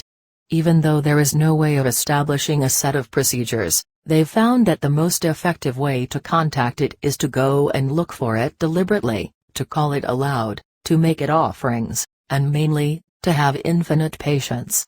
In the face of the power, the warrior learns how, at the same time, to be strong and humble. Do you mean that we can speak with the spirit, just as we do it with our fellow men? He responded, the spirit can't listen to you if you speak to it. To speak with intent, a clear and audible voice may be the best way to summon it. It's possible to attract intent in many ways. You can declare that you're searching for it, in other words, you manifest your clear intention of contacting it. Somehow the invocation gets registered in the infinite, the spirit listens to it, and if it grants it, your aspiration becomes reality, whether for good or for bad. On some occasions, the spirit has other plans for us, and what was assumed to be a victory leads to disaster, while a loss sometimes becomes an advantage because if we view it objectively, all losses are in fact a kind of liberation. Intent is something that one adheres to when summoning it. In fact, everybody, in one way or another, is constantly moving intent, but people almost always do it in an unconscious way, while a sorcerer wonders, why not do it deliberately? How can you summon intent? As I said, it's very difficult to talk about some specific way of summoning because what works for one warrior might be completely useless for another. That must be the reason why, among the followers of some saint or spiritual guide, no matter how much they repeat his steps, it's very rare to find any of them that has been able to get connected as their leader supposedly did. It's true that we all have a connection with the spirit, however, because of the vicissitudes of life, most people have a link that doesn't work. The proof of this is the enormous quantity of people who blindly look for others to guide them. This is the source of all religion. That happens because the glow and the noise of the ego don't allow them to see or to hear. The job, therefore, is to make an effort to clean the connecting link. For the warrior, there is no more important goal than reviving his connecting link with the spirit. The old sorcerers put their apprentices through veritable torture to present them to the spirit. Fortunately, the current sorcerers are gentler with their tactics. They avoid the nonsense rituals, and instead of that, they suggest that they use the movement of the eyes as a way to summon intent. But again, in the end, the best way to attract intent is the impeccability of the warrior's daily life. Sorcerers have found that the only trustworthy way to establish a link with intent is through acts of impeccability and abandonment. It's very true that the techniques can vary, but no matter what method is used to contact the spirit, it must be seasoned with impeccability and abandonment. There are those who unerringly try to get closer to intent through rituals and disciplines, but they also fail because what really counts is the practitioner's impeccability and not the ritual or the discipline itself. The only worthy obsession for the warrior is freedom. That's the reason why he makes an effort beyond his limits to act impeccably. When I told him that for me, the word obsession had a connotation of mental illness, he answered, for the sorcerers, obsession means inflexible intent, a special state of mind in which all one's resources are focused on achieving the objective, and everything else becomes irrelevant. If you want, instead of obsession, you can call it implacable determination. When the warrior realizes the situation that he is in, the purpose of freedom becomes an obsession. When he achieves a certain grade of determination, he enters into a permanent state of boldness that remains with him for the rest of his life. People around him perceive it in the finality of his decisions, it's like an aura of strength wrapped around him. Another remarkable effect is a change in the shine of his eyes. When fighting for impeccability, warriors, in fact, are fighting to get closer to the spirit. When they attain impeccability, they can summon intent with just a movement. Sometimes a warrior reaches such a level of fluidity that for moments he ends up fusing with intent. Every time you have a desire, you're just a step away from summoning intent. Sorcerers have established a scale that is useful for measuring the warrior's advancement in his path toward intent. According to this, it begins with a momentary wish that doesn't carry bigger consequences, for example, wishing for ice cream. There is, however, another kind of wish that implies wanting with enough force to lead the person to action. It's good not to confuse the tantrum of an impertinent child with the desires of a powerful man who exercises his will and doesn't hesitate when acting. For him, all his thoughts, resources and actions are focused on his goal, and he doesn't allow anything or anyone to deviate him from his path. With his power of making decisions, the warrior always chooses what is strategically the most convenient way to carry out his work. The crossroads of intent are the multiple possibilities that present themselves in our lives, each one offering an entirely different existence from the other. They're like intersections of roads, with their different destinations. They're like the cuts of a diamond, on which each facet reflects another reality. Sometimes a simple choice such as turning to the left or the right can make the difference between life or death. We discussed talking with plants and our relationship with the natural world. He explained that it was not only about the plants or animals, but rather that it was our words that were heard by the spirit itself. For that reason, it's necessary to be good to all living beings. A warrior learns how to intend in diverse ways: the voice, the look, gestures, breathing. It's possible to summon the intent with a certain way of looking, or with a gesture of the hands, or an expression of the face. As if it were a mnemonic resource, it's possible to keep a complete experience in a certain deliberate posture of the body and revive it at will by the simple act of reproducing that posture. Through their convokers, the warrior sends signals, and sometimes that immensity answers him. Warriors are aware that their effort to be impeccable is only a humble offering that they make to put themselves within the reach of power. They are like signs that one makes in the hopes that power will notice him. As strange as it sounds, the sorcerer in fact doesn't control anything. The one who determines is intent, and the only thing that the sorcerer can do is to comply. After a life of impeccability, it can happen that suddenly the spirit notices you, but if it doesn't notice you, no matter what you do, nothing happens. At that time, the task of contacting the spirit was for me, to say the least, an extremely abstract goal. I saw it as something very remote, practically out of my reach, but despite that, for years I fought to faithfully follow the indications of the path of the warrior to achieve the connection. Desperation led me to look for outside help when the answer was inside me all the time. I discovered the hard way that everyone should establish the link with intent by himself. Nobody can help anybody with this. The only thing one can do is to share stories of events that took place in the lives of others, in the hope that these magical stories will somehow loosen the bonds of reason. These are stories that help us to open up to other possibilities, as happened to Florida Aurora, Flower of Dawn, an associate of mine who had been trying for a long time to get the attention of the intent. And so, one day she went alone to the place of her predilection, a remote place among the mountains, and there she chose a flat stone on the edge of an abyss and she offered herself to the spirit.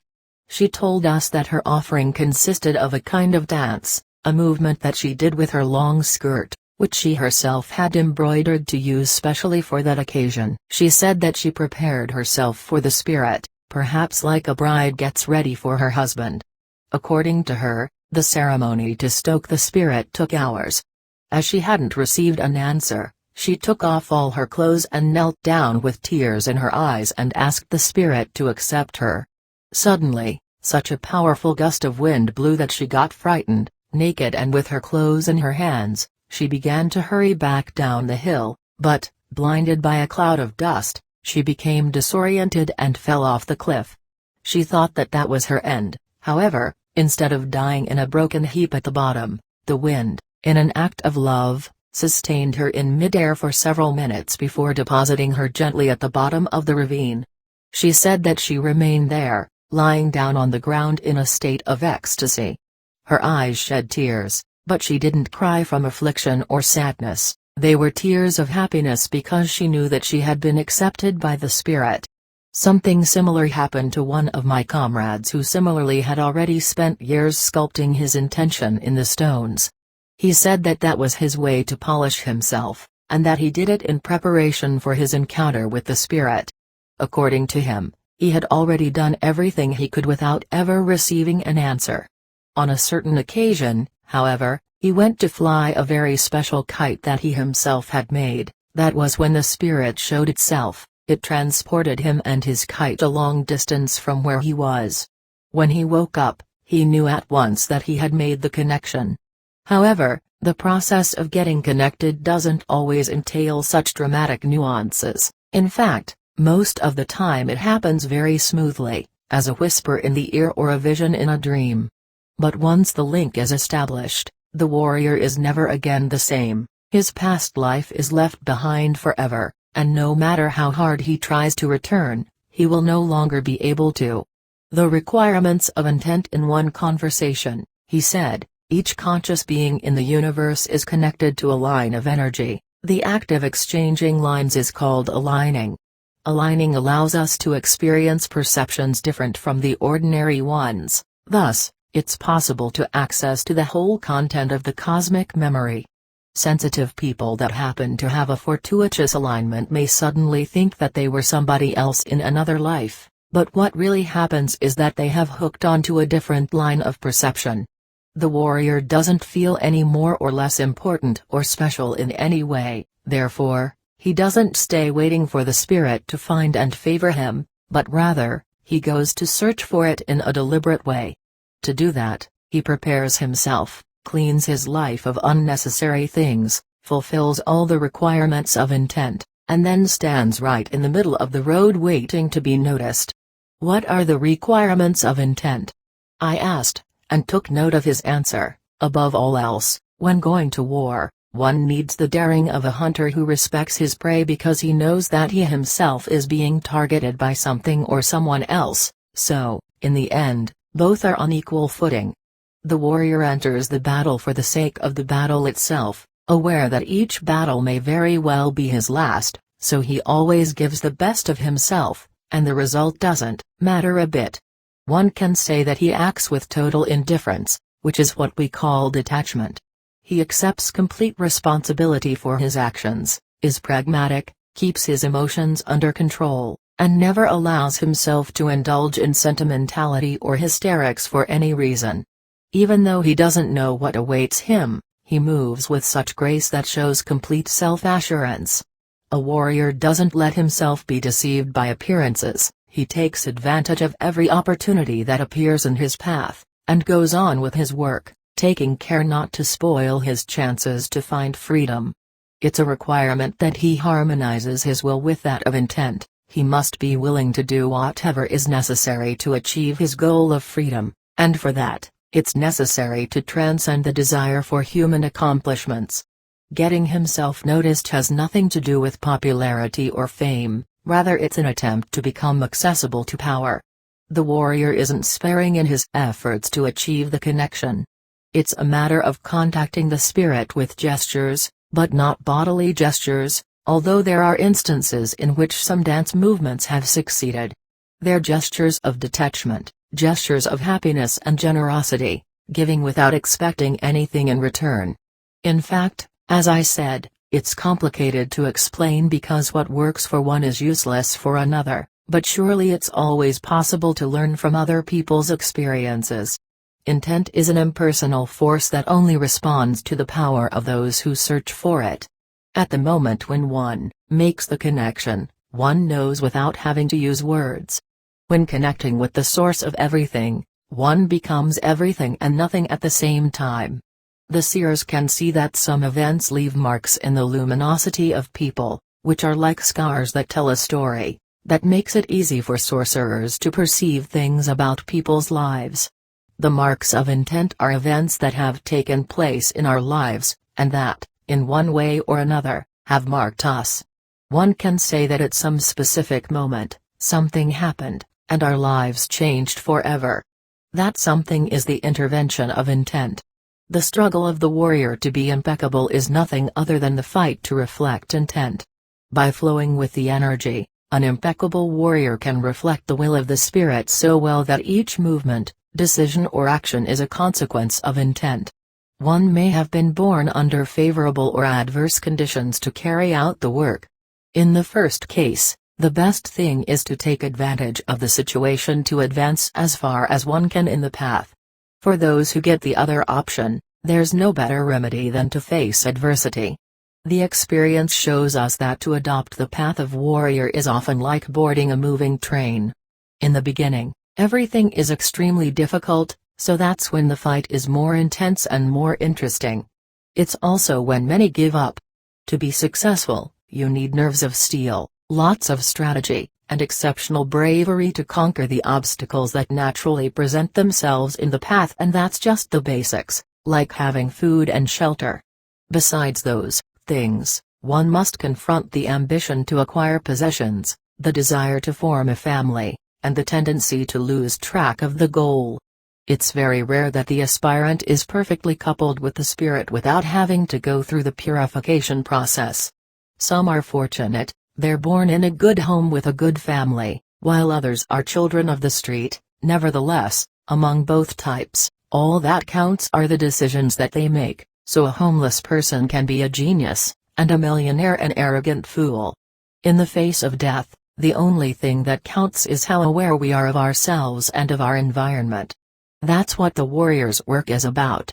In a meeting that we had with the aspirants, Don Melcher talked about the ones who were no longer were among us.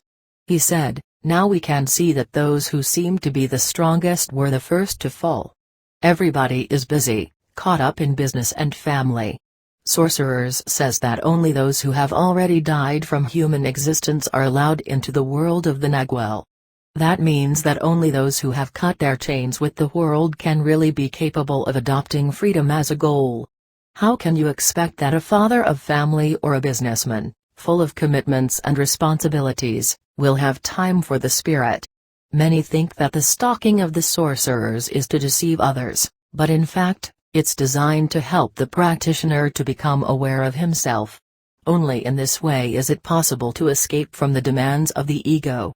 "Recapitulating is the way to get free from all garbage that you're carrying," he said in a reproachful tone to one of the apprentices. "You can't live with one foot here and the other one there. If you come here, don't bring with you the garbage that you made there. It's better if you solve your conflicts first, and then come to see us. I thought that maybe you could help me with my dilemma," said the one he had referred to, with a voice barely audible. "Your dilemma is a lack of energy," he answered gruffly. "Without that, you won't be able to make any decision. If you want to advance, you have to save energy. You already know what you have to do, so, why haven't you done it?" "I don't know how to get out of my situation. I can't just abandon everything as if it was nothing," he muttered. "Of course you can. What do you think would happen if you died tomorrow?" "Absolutely nothing," he said, answering his own question. Then, he continued in a cutting tone, "Everything will continue just the same, and it won't take long. Your wife will find another to replace you, and after a while, they'll forget you." The fellow was visibly affected. He seemed like someone who had been hit by a truck, but he kept on hammering pitilessly, "Your family obstacle is only an excuse that exists exclusively in your mind. As I told you before, your real problem is a lack of energy. Do your work, recapitulate your life, and you'll see that it's not as complicated as you want it to seem." "That's my other problem," he said in a justifying tone. "I've tried to recapitulate, but I can't concentrate. It's very difficult and costs me a lot of effort. What can I do?"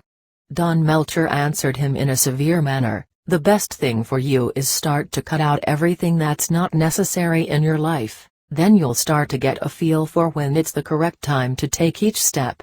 Start by making a list of all your activities, and discard everything that is not crucial for your survival and well-being.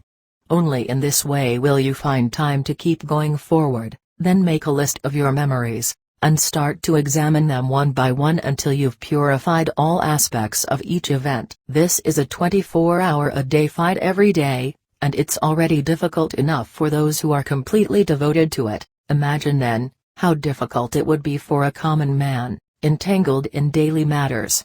The prize is not for the strongest, nor for the swiftest, but for those who persevere until the end. With an air of resignation, head down, the young man murmured, "Why so much work? If anyway we're all gonna die." "Of course," he said. "But death won't be the same for everyone. Those who have managed to separate their energetic aspect from their personal history will be able to continue, maybe forever." Another aspirant told him, "I've already tried by all possible means to stop my thoughts, but it's very difficult. What else I can do? The only way to stop the internal dialogue is by intending it again and again, but you won't be able to until you conquer the ego. Only then is it possible to enter silence. To achieve it, you should become responsible for your own struggle. You should maintain your resolution to silence your mind for as long as necessary. You have to persist until you reach your goal. Silence is cumulative, it's possible to add to it second by second, until reaching the necessary quantity. After that, the silence takes control and you literally enter a world of wonders, where divided perception is a daily fact. After you've attained a certain level of experience, it's possible to go in real time to other places on this earth, or to visit other worlds, or even to travel among the different layers of existence. The results that they seek are only possible when they achieve silence. So it's not for nothing that warriors covet this goal so much. We can affirm that all the previous effort is barely the preamble, it's only after they reach mental silence that the real work begins. Starting there, it opens up a whole new world of possibilities and exploration. One of those present asked him, "But Don Mencho, what can I do if there's no group of practitioners there where I live?" "Very simple, my Joe," he responded. "Do your practice by yourself alone. We're all fighting against the clock, the only thing waiting for us at the end of the road is death. Having understood this, any effort that you make is already something." Responding to another question, he said, "We don't have any choice. We're all conditioned to have an internal dialogue, but that doesn't mean we're forced to think about something in particular.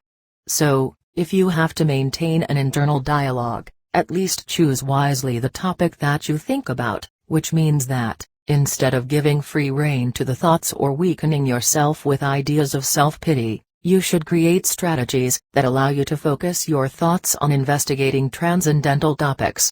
Instead of giving into distractions or filling your mind with negative orders, it would be better to choose to think about the concepts of the path of warriors so that it strengthens you. For warriors, the sense of opportunity is everything, that's the purpose that governs their whole life, polishing their link with the spirit. Intending the future, it's obvious that there are commands that force us to be what we are, some of which are impossible to disobey, such is the case of breathing, of eating or sleeping, and there are others. However, even when they're compelling forces, it's still possible to escape them, such is the case of procreation, or choice of residence. Nobody dies from lack of sex. To be born in a certain place was destiny, but to live there is a choice. We're not trees. There are commands that were imprinted deeply in us since very early in our lives, when we were just infants. These stay there, engraved forever. This is the case with our language and culture. Because of that, we have a great responsibility to instruct the following generations wisely. There's no better teaching method than that of repetition. The manner of counteracting negative or undesirable commands is by applying the same method. Sorcerers know that the commands are orders that cannot be disobeyed, but they trust in the approval of the infinite of accepting substitute commands. If the new command is carried out in a persistent way, this will replace the previous order, and it will become the will of the ego. Through repetition, with time and practice, the warrior learns how to establish commands that are more favorable to his interests and will be heard by the spirit. To mold the intent of the future, one can forge it, think it, desire it, or make offerings so that it comes true. You can even write it for yourself. What you can't do, in any case, is to disclose it. When you comment to others on your intent, it gets diluted, and you're left with nothing. It's very true that, when following the signs, one can foresee that things will happen in certain way, in such a way that, when understanding the ways of intent, one can venture to create commands to establish a predetermined future.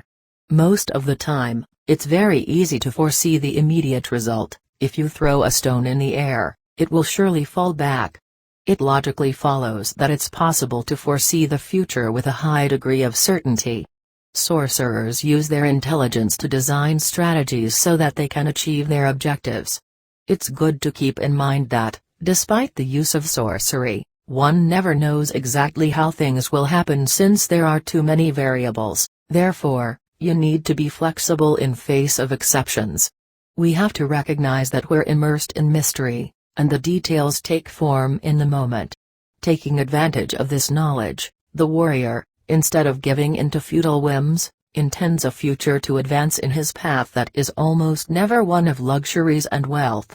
"I never said that it's bad to have money," he said, in reply to a comment I'd made. "The bad thing is that once you enter the game it's very difficult to shake off the addiction to the power of controlling other people's lives, and one ends up too busy counting their money like a lunatic without time for anything else. Only with the sobriety that time affords us can the warrior acquire the experience and necessary wisdom to make the correct decisions. Because of that, for the warrior there is only one possible choice: impeccability. Any other option would reduce his power and drive him to his death. The mastery of intent. Most sorcerers don't even try to put into words the enormous arsenal of knowledge that they possess. They consider it a waste of time because once silent knowledge is reached, one knows all that he needs to know, directly, without the necessity of verbalizing. However, for others, the rational understanding is of great importance. From it comes the debt that we have to Carlos for when he, acting not only as a social scientist but also as a truly impeccable warrior, generously shared his discoveries. It doesn't matter what you call it, all we agree that there are forces that affect our lives in one way or another.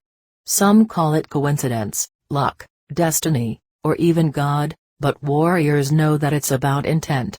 Therefore, nothing is coincidental.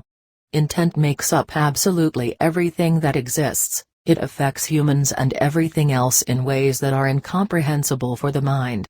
The seers have discovered that, since everything that exists is part of the same thing, it's possible to establish contact with that force.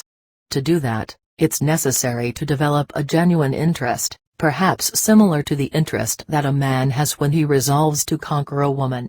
Intent is like a muscle that can be exercised, until you give it the desired form. To achieve this, you must be disciplined, and you should begin cleaning and putting daily matters in order, until there are no more loose ends. Having done that, no matter what you're doing, you'll always be focused on the present moment. To manage intent, you should flow with it. Once you're able to vibrate with it at the same frequency, the connection is made. Being connected means vibrating harmoniously with the spirit. The mastery of intent is only reached when the personal will is tuned well enough to make the internal emanations coincide with the cosmic emanations, so that what's inside and what's outside vibrate at the same frequency. It's necessary to know that there's a specific frequency for each one individually, so it's complicated to explain. Warriors vibrate in that way for brief periods. We know that those who tried to vibrate continually in that way for a long time either died or disappeared mysteriously. To be able to understand how intent interacts with people, first it's necessary to understand the ways that it reaches us. The most common way is when people simply cross its path. This is blind intent. Suddenly they're caught up in plots, due to which they have no control over what happens to them. We give continuity to the world by paying attention to it. This is how we maintain our everyday reality. People are intertwined in a tight social fabric, where there's no space for anything new. For that reason, the warrior intentionally sets himself apart, avoiding all possible superfluous interactions, Only in that way can he get enough time to carry out his work. Only the warriors cultivate in a deliberate way a connection with that force. By learning how to control themselves, the warriors learn how to control power. This opens for them a greater possibility to control what surrounds them. Only the supreme warriors are able to merge with intent. They become one with power. That's when they can finally do anything they want, but from then on, they no longer have any human desires left in them. So, instead of using their gifts to affect their fellow men, most of the time an impeccable warrior doesn't do anything simply because he feels complete with himself. For some reason, or perhaps for no reason at all, sometimes the spirit allows itself to be noticed, and its presence feels like a wave of power that envelops everyone in the surrounding area. Those are the occasions when decisions are made, actions are carried through, things are built, and lives are changed. While the spirit is present, a special vibration is felt that fills everybody with its power. The intervention of intent happens in a continuous and apparently disordered way. It's like a gigantic wave that comes and catches everybody in its crest, in different ways. It affects all those who are in its path, and then, it makes people confront as well as they can the chains of events that unfold as a consequence of its passing. For the warrior, to realize how intent moves is a matter of life or death, so he begins to investigate and to experience. He uses all available resources to clean his connecting link with that mysterious force of which we're all a part. Part 5, Conversations with Don Berna. Introduction. During my investigations about intent, I interviewed all the partners who would allow me to. I was aware that my journalistic techniques were not particularly pleasing to everybody. When I asked Donna Sylvia, she responded, "Luckily for us women, we care very little about words. Isn't that funny? We're supposed to be the chatterboxes, aren't we? Intent is like the sun, it's so much better to experience it than to speak about it, since anything you can say about it is insufficient and unnecessary." I thought that with this, she'd already said everything she had to say, but soon after that, she made a strange movement with her hips and, suddenly I was invaded by a peculiar sensation, as if I'd been exposed to an oven that irradiated a wave of something that, for lack of a better way of describing it, I would call a dry heat that bristled my hair, maybe comparable to those scientific experiments with electromagnetic devices. She told me, "What you just felt was an aspect of the spirit. How can you explain that in words to someone who has never experienced it?" She was completely right. It was something that I didn't know how to describe, and, even if I tried to explain it to somebody who had never experienced, it would be impossible to understand. Months after having been introduced to Don Berna, I went through a strange period that would be hard to describe. I had a strange feeling of discomfort. It was obvious that Don Melcher didn't like to talk about him. One day, I mustered up my courage and expressed to him my desire to see Don Berna again. Now that I think about it, he never told me that I shouldn't go. Perhaps it just was his severe tone when he said, "The compadre doesn't like to be interrupted in his chores." That left me with the feeling that he didn't approve of me going to see him. In fact, it seemed that there was some kind of dispute between them, so for a long time I kept pondering it, under that false impression that I should not go. However, to my recollection, Don Berna had been extremely kind with me, even inviting me to go to visit him whenever I wanted, so one day, without telling anybody, I slipped away and went to his house. From then on, I visited him several times. However, for some reason, I felt guilty for not talking to the others about my visits. The truth is that, even though I had a good relationship with all the partners, it was Don Berna who pleased me most. He taught me performance art, and he showed me how I could use that art, not only to make money, but also to advance in the path. For me, it was a pleasure to chat with him. He had the erudition of a university professor and the simplicity of a peasant. Between us there were no formalities. With him I could talk about anything. There was something easy in his personality. However, in spite of our good relationship, I rarely visited him because he didn't live in the same town as the other compadritos, rather he had a house on the outskirts of the city of Eternal Spring. I remember that on one occasion, I asked permission from Don Melcher to record the lessons so that I could hear them again and reflect on his words. He refused brusquely, saying that it would only make me lazier than I already was. He argued that forcing myself to remember would help my memory. I didn't agree because I had to dedicate long hours just to reconstructing the conversations. However, I had to accept his negative response.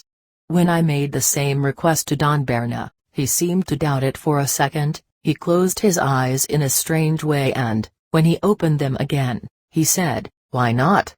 The only condition is that it's exclusively for your personal use, please don't share it with others." I agreed to his conditions and felt very happy. I assured him that I would erase it afterwards. I took the tape recorder out of my backpack with its black leather case, I turned it on and left it strategically in a corner.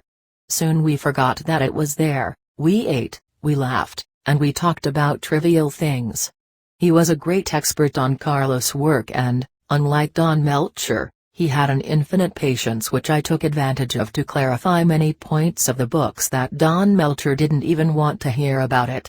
He said, disparagingly, that all such corroborations were a waste of time. With Don Berna it was different. I was delighted with his good humor and tendency toward drama, and with how meticulous he was with his explanations. That day, I arrived early to see him. I hadn't been able to warn him of my visit ahead of time, but he seemed to be waiting for me.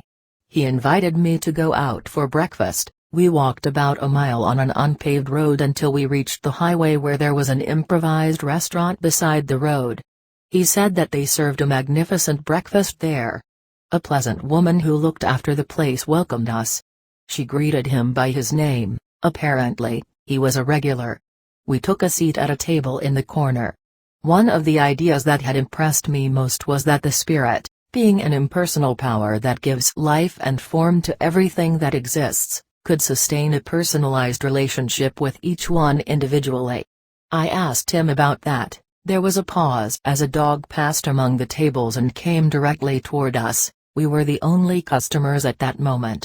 The dog looked at us fixedly, without begging, but also without missing out on any detail of our movements. When it saw that we weren't eating anything, it turned around and went away toward the kitchen. Suddenly, he said, "The spirit is something unfathomable, you won't understand it by asking questions, but everyone is different, maybe for you, that's the way. But it would be easier if you just took things as they are, there's no need to complicate them." Sorcerers know from experience that the spirit often manifests itself through signs, omens, and premonitions. I asked him to clarify that. Smiling, he scratched his head, and said in a comic manner, "Just like that dog, you don't let anything get away from you. Isn't it true?" He said, pointing to my book of notes, obviously making fun of me. "Well, here you go, the signs are useful for attracting the attention to something specific, they suggest that you should stop and investigate. The omens are there to indicate a course of action. The premonitions warn about events that are to come, and the agreements indicate a correct decision. When one gets attuned, it's possible to listen to the whispers of the spirit directly in our hearing, or perhaps, like a thought in our minds. By getting attuned, I refer to maintaining a balance in all the warrior's attributes that you've been practicing, but at the same time, you have to relax and let yourself go." With an amusing expression, he said in an Italian accent, "Questo sì, that's a real feat."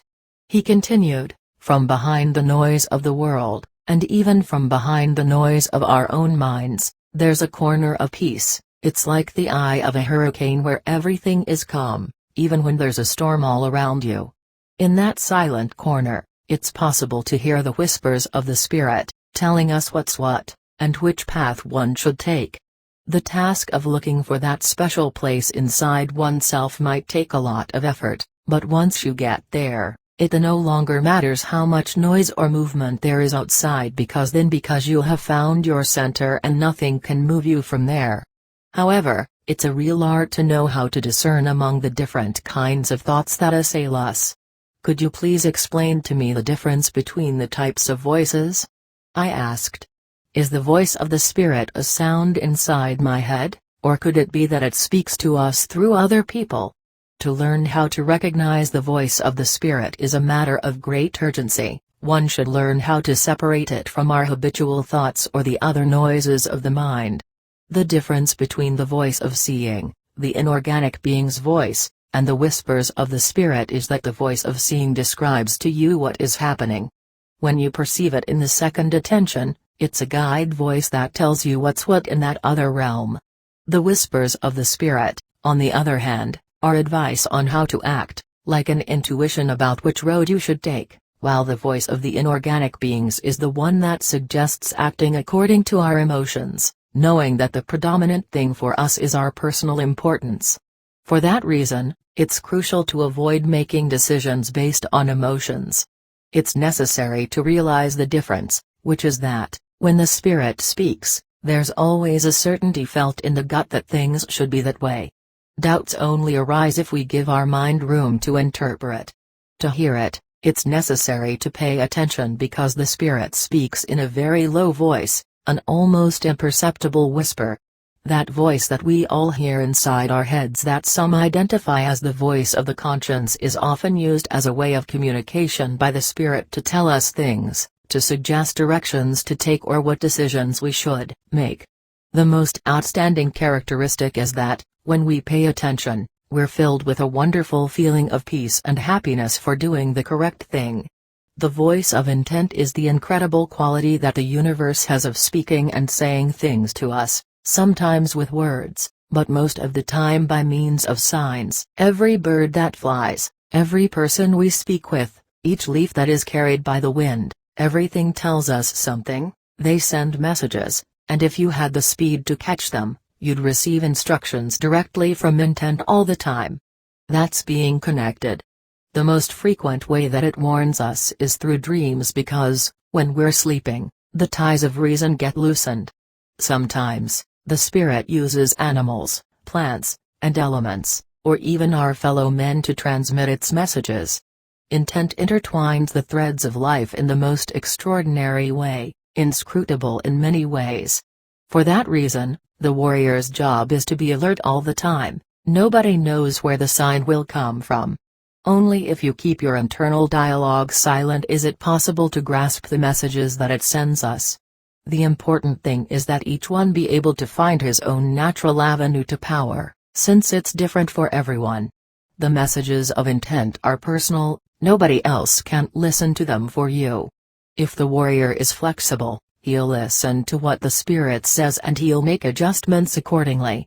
If he doesn't have enough energy, or if his nature is such that he resists, then he's a dead warrior.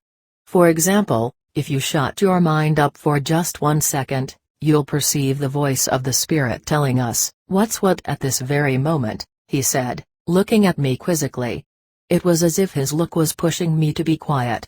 I made an effort to reach internal silence. Then I realized the deep calm that there was all around, even though we were only a few steps from the road.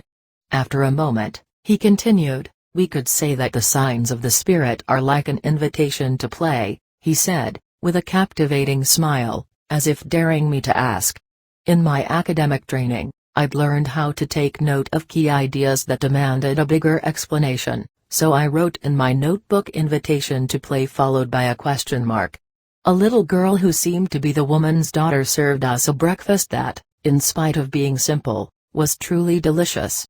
As we ate in silence, 2 other customers entered and greeted us, following the custom of saying to us, "Provecho, enjoy your meal." When we finished, I tried to revive the topic of conversation, but he suggested that we return to the house. After sitting down in comfortable armchairs, I asked him, "What about the games of the spirit?" He smiled, as if he'd been waiting for that question. "They're the situations that present themselves, seen from the warrior's perspective," he answered.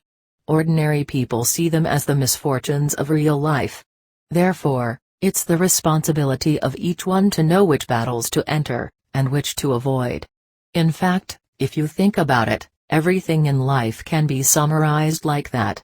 Calling them games is just a way of referring to the indescribable. For warriors, our relationship with the spirit is like a cosmic game, in which each option takes you to different situations, and these, in turn, are linked to other new situations, and the process repeats indefinitely. Thus, intent forces us all to participate in the game of life, having the world as our battlefield and time as the referee. When time runs out, death arrives, and the game is over. We could compare the path toward knowledge with a minefield. Each choice we make can lead us either closer or farther from the objective. The way is full of traps, some of which are created by the spirit itself to test us. If we resist the distractions that put themselves in our path, we can continue on ahead, otherwise, one gets bogged down in details that can very well be our end. The signs of the spirit are direct and pure, they come to us as they are, without passing through the filter of the collective consensus, where morality and prejudice play a predominant role. Energy doesn't have anything to do with morality. Morals are a human convention, made to control the masses. However, it's interesting to note that an immoral person has a greater propensity to lose energy. The warrior cultivates his personal power, he chooses each one of his steps deliberately, and he bases the strategy of his life on the purpose of increasing his energy level. That, in turn, enables him even more to follow the direction that the spirit has pointed out to him, even if, sometimes, those steps take him in a direction contrary to what common sense dictates. Sometimes the signs are so outlandish that only with difficulty can one take them seriously. However, whether one pays attention to them or not, one way or another, they ultimately cause their inevitable effect. If you ignore the signs, you generally end up getting into situations that you're sorry for, but on the other hand, if you're attentive to the signs of the spirit, regardless of how absurd they may seem, in the end, everything fits in its place in a very harmonious way. Once you make a decision, the spirit itself will sustain it, and what in the beginning seemed unreasonable becomes very comprehensible and orderly. Having the strength to pay attention to those signs, and also accepting being guided by them is decisive for the warrior, because for lack of reasons showing him how to proceed, he doesn't have any option other than learning how to trust in the spirit. An impeccable warrior is in harmony with his environment. He always stays attentive to the signs because he knows that these signs don't come from any social or religious code, but directly from the spirit.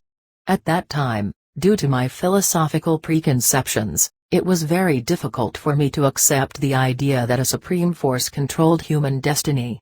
I believe that all that happens to us is a product of our actions.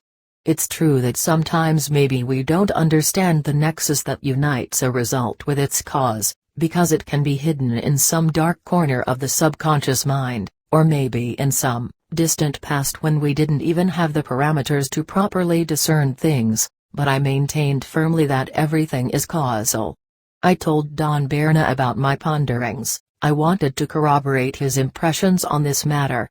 He said that he cared very little about the destiny of humanity, and that the only important thing was our individual destiny as luminous beings, but that going around trying to save others like Buddy did, he said, pointing to one of Carlos' books, is something that's definitely not in my plans. He told me about how the Nagual Juan Matus had warned Carlitos about the danger of putting himself within reach of the masses. He told him that he should be satisfied with the books, and that he should avoid being exposed by going around giving conferences. But did he pay attention? When you deal with people, you collapse in a sea of interactions from which it's very difficult to disengage. The masses, for sure, can generate energy, but it also pulls on you. It corrupts you. If you're famous and admired by others, it's very easy to fall prey to personal importance. How can one defeat personal importance? Easy. By not giving it importance. He said, and kept looking at me, making a clownish face, but I knew immediately that, with his performance, he was teaching me something vital. Avoid falling into stereotypes, be simple, natural and authentic. Remember that in the face of imminent death, nobody is any more or less important than anybody else. If you're able to be aware that you will die, you'll see that in fact, nothing else matters. If, someday, people come to an awakening, that will be a natural process, a flowing of energy, and not a crusade to evangelize the ignorant. I asked him if, in his opinion, there was any hope for ordinary people. That's between the spirit and each one individually, he answered, with a tone of finality, but added, when pledging one's word, as people do, it becomes very difficult to escape from inside the fence that they themselves created. For modern man, who's wrapped up in the matters of the daily world, the best thing is to get informed about the possibilities that the sorcerers have discovered. They could understand the concepts and apply them in their lives. I don't know any other way. I'm sure the techniques of the path of warrior are good for everyone, but, as the Indians say, you'll never know until you try. By following the signs, the warrior realizes that fantastic things happen in his life, things that he had never imagined, and that they constitute extraordinarily good luck. Suddenly I believed that following the signs was a recipe for attracting good luck. I asked him, could winning the lottery be considered the result of attending the signs of the spirit? He looked at me impatiently. It's not that kind of luck. When a man allows chance to rule his life, he throws his life to chance, and becomes like a leaf in the wind, usually with disastrous results. Winning a prize or receiving an inheritance can be as bad as losing a part of your body. Such a fact can produce an abrupt paralysis in the flow of energy. Something like that can affect one's luminosity in such a way that from then on, it becomes almost impossible to even dream of freedom. Like what happened in the story of the shoemaker, he wasn't rich, he had a simple but quite happy life with his family. One day, he won a prize in a raffle. After that, he stopped working and he became addicted to gaming. He replaced his friends, abandoned his family, and eventually drank up all his fortune. He fell into misery and ended up living on the street. Finally, he got a job as a clerk in a shoe store because it was the only thing he knew how to do. The warrior's luck doesn't depend on chance, rather, it's another kind of luck. It has to do with our expected destiny, he said cryptically. I must have looked bewildered because the whole matter seemed too complicated for me.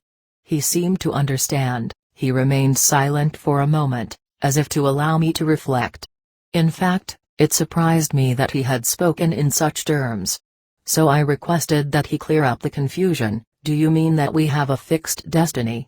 Common men indeed are all subject to fate, there's no escaping it. But as warriors there are new and exciting possibilities. The signs of the spirit are indications that they won't be touched by death. That's what I call true good luck, not the illusory wealth and useless accumulations of material trinkets. How much do you think a rich man would be willing to pay to escape from his deathbed? I remained silent. The answer was obvious. To one question that I'd asked, he replied, as you know, in the same way that life and the death are a personal matter, the fight for the freedom is also unique for each one. There's no way of referring directly to that because it means breaking through the limitations of common men. For a sorcerer, not being compelled to the unavoidable is great luck. The warrior starts with a myth, something little more than words, then he reaches a supreme level of commitment that some would call faith, but in fact, it's much more than that. It's a level of understanding, a mental state that takes possession of him, what sorcerers call inflexible intent. Starting from there, the warrior reaches such a high level of realization that he literally walks on a metaphoric bridge of his own creation, and for as long as his power lasts, he'll be able to keep walking, maybe forever. You'd better not confuse it. We speak of luck because it's the tradition of our lineage, not because the term accurately describes what happens. Other shamans call it reward, but this is even more misleading because it induces us to think of it as a kind of recompense for our deeds. Maybe a more appropriate term could be grace, because it's a mysterious gift, granted unconditionally, that for some or any reason, the spirit grants us. We're all subjected to a fixed destiny that's the direct cause of our inheritance as human beings. And notice that I'm not saying consequence, but cause. We reason the other way around. We've been taught that the cause precedes the effect, and we've ended up believing it. Sorcerers know that that's not how it is. They know that there's nothing certain in the passing of time. The old Toltecs confirmed that we live in an eternal present. That means that the passing of the time is just an interpretation that we make. The pressure that the emanations exert on our memory is what creates the sensation of continuity, in which reality is perceived as a continuous flow. We pass from one act to another, carrying the bundle of the past that defines us. This is what creates the sense of linear passing of time. When one event ends, a new one begins. When that illusion dissolves, suddenly wow! We understand that everything is happening simultaneously in the infinite, he exclaimed, gesturing with his hands in an amusing caricature of Carlos, a perfect imitation. When we learn how to look at the present time, instead of the time that has passed, the time of our immense and mysterious possibilities, instead of the time of our personal history, then it will no longer be about our imminent destiny or cause and effect, because then, these become warriors' challenges. It depends on us to either convert our actions into mere excuses or bravely face the challenges that we're presented with. They've prepared us for our destiny, the same way they prepare cattle that meekly form a line on their way to the slaughterhouse. This is undoubtedly the most important matter for humans. Nevertheless, everybody avoids talking about it, or even thinking about it.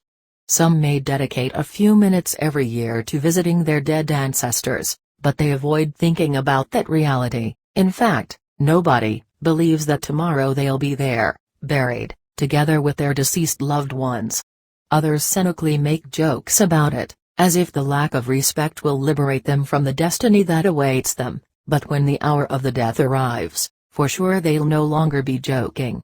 If we observe, we'll see that they even divide the time of life into cycles: birth, childhood, youth, old age and death. That description is accepted in an implicit way, without ever even questioning it or meditating on its meaning. And so, that inexorable destiny has become a dictator. It has passed from being a consequence to establishing a pattern, to finally being the cause, and that's why we live as we live. That's the most deplorable condition that can be imposed upon a conscious species. In other traditions, they call that karma, retribution, or cause and effect, but for the shamans, it's nothing more than stupidity. If we were allowed to choose, surely, every sane person in this world would choose to escape from the end that awaits us. Don't you think so? If it is this way, then, why keep pretending that nothing is happening? Why not face our imminent destiny, and in this way, discover the incredible possibilities that are hidden from us? Why not? A man is only timid when he believes that he'll live forever. I struggled to find an answer, but my internal dialogue was paralyzed. He continued, just like everything else in life, our personal and common destiny is a product of the position of the assemblage point. Our beliefs constitute our reality to such a point that people become prisoners of their beliefs. Everything we are was taught to us somehow. As a person's participation in social life progresses, he is being molded and defined in a way that over time is solidified, and it begins to drag the individual in a certain direction. To get out of this is almost impossible, and for this reason it's considered a warrior's feat, which we refer to as giving a turn to one's life. So another way of describing the imminent destiny is affirming that the world of causes and effects in which we live is a product of the specific position in which the assemblage point stays anchored. The fixation in a common position certainly allows us to participate in a very solid collective consensus so that our lives gain stability and become more secure. But when that goes beyond its practical objective, people end up believing in its exclusivity as something unique. They convert the perceived results into a dogma of a real world. It's then that society begins to lean more and more toward the side of insanity. Don Berna, how would you define madness? He answered, for sorcerers, Madness is the obsessive fixation of the assemblage point in a position different from what is commonly accepted. Because of this, they show stereotyped attitudes that disconcert other people. Doctors associate it with memory lapses such as losing the sense of reality that we all share. The problem with these people is that they've moved their assemblage point, and they already can't return to the usual position. Because of that, they become absent-minded, they start to talk to themselves, and it takes possession of them. Such a feeling of self-absorption overcomes them that it makes them embody historical characters with extraordinary missions to fulfill or become victims of some conspiracy. An insane person is no more and no less than the obsessive fixation of the assemblage point that freezes in a certain routine, and he is no longer able to move out of it. The fellow clings to a context and won't let it go, even if it's killing him. Most of the time, those deviations happen as a result of self-pity and surrendering to whims, so that they become obsessions of the mind. However, this can also happen due to physical traumas, in which, due to some accident, the assemblage point moves, and it's no longer able to return to its habitual position. In those cases, either the fellow is totally lost, or he has already started his trip to the unknown. Take, for example, a fellow that suffered an accident that left him with amnesia and speaking incoherencies.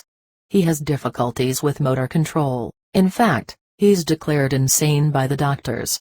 In his babblings, he says that he sees a tunnel, and by any means he wants to go inside it. He has already harmed himself trying to enter his imaginary tunnel, so, to avoid any further injury, they put him in a padded, loaded room, locking him in with a door that can only be opened from the outside.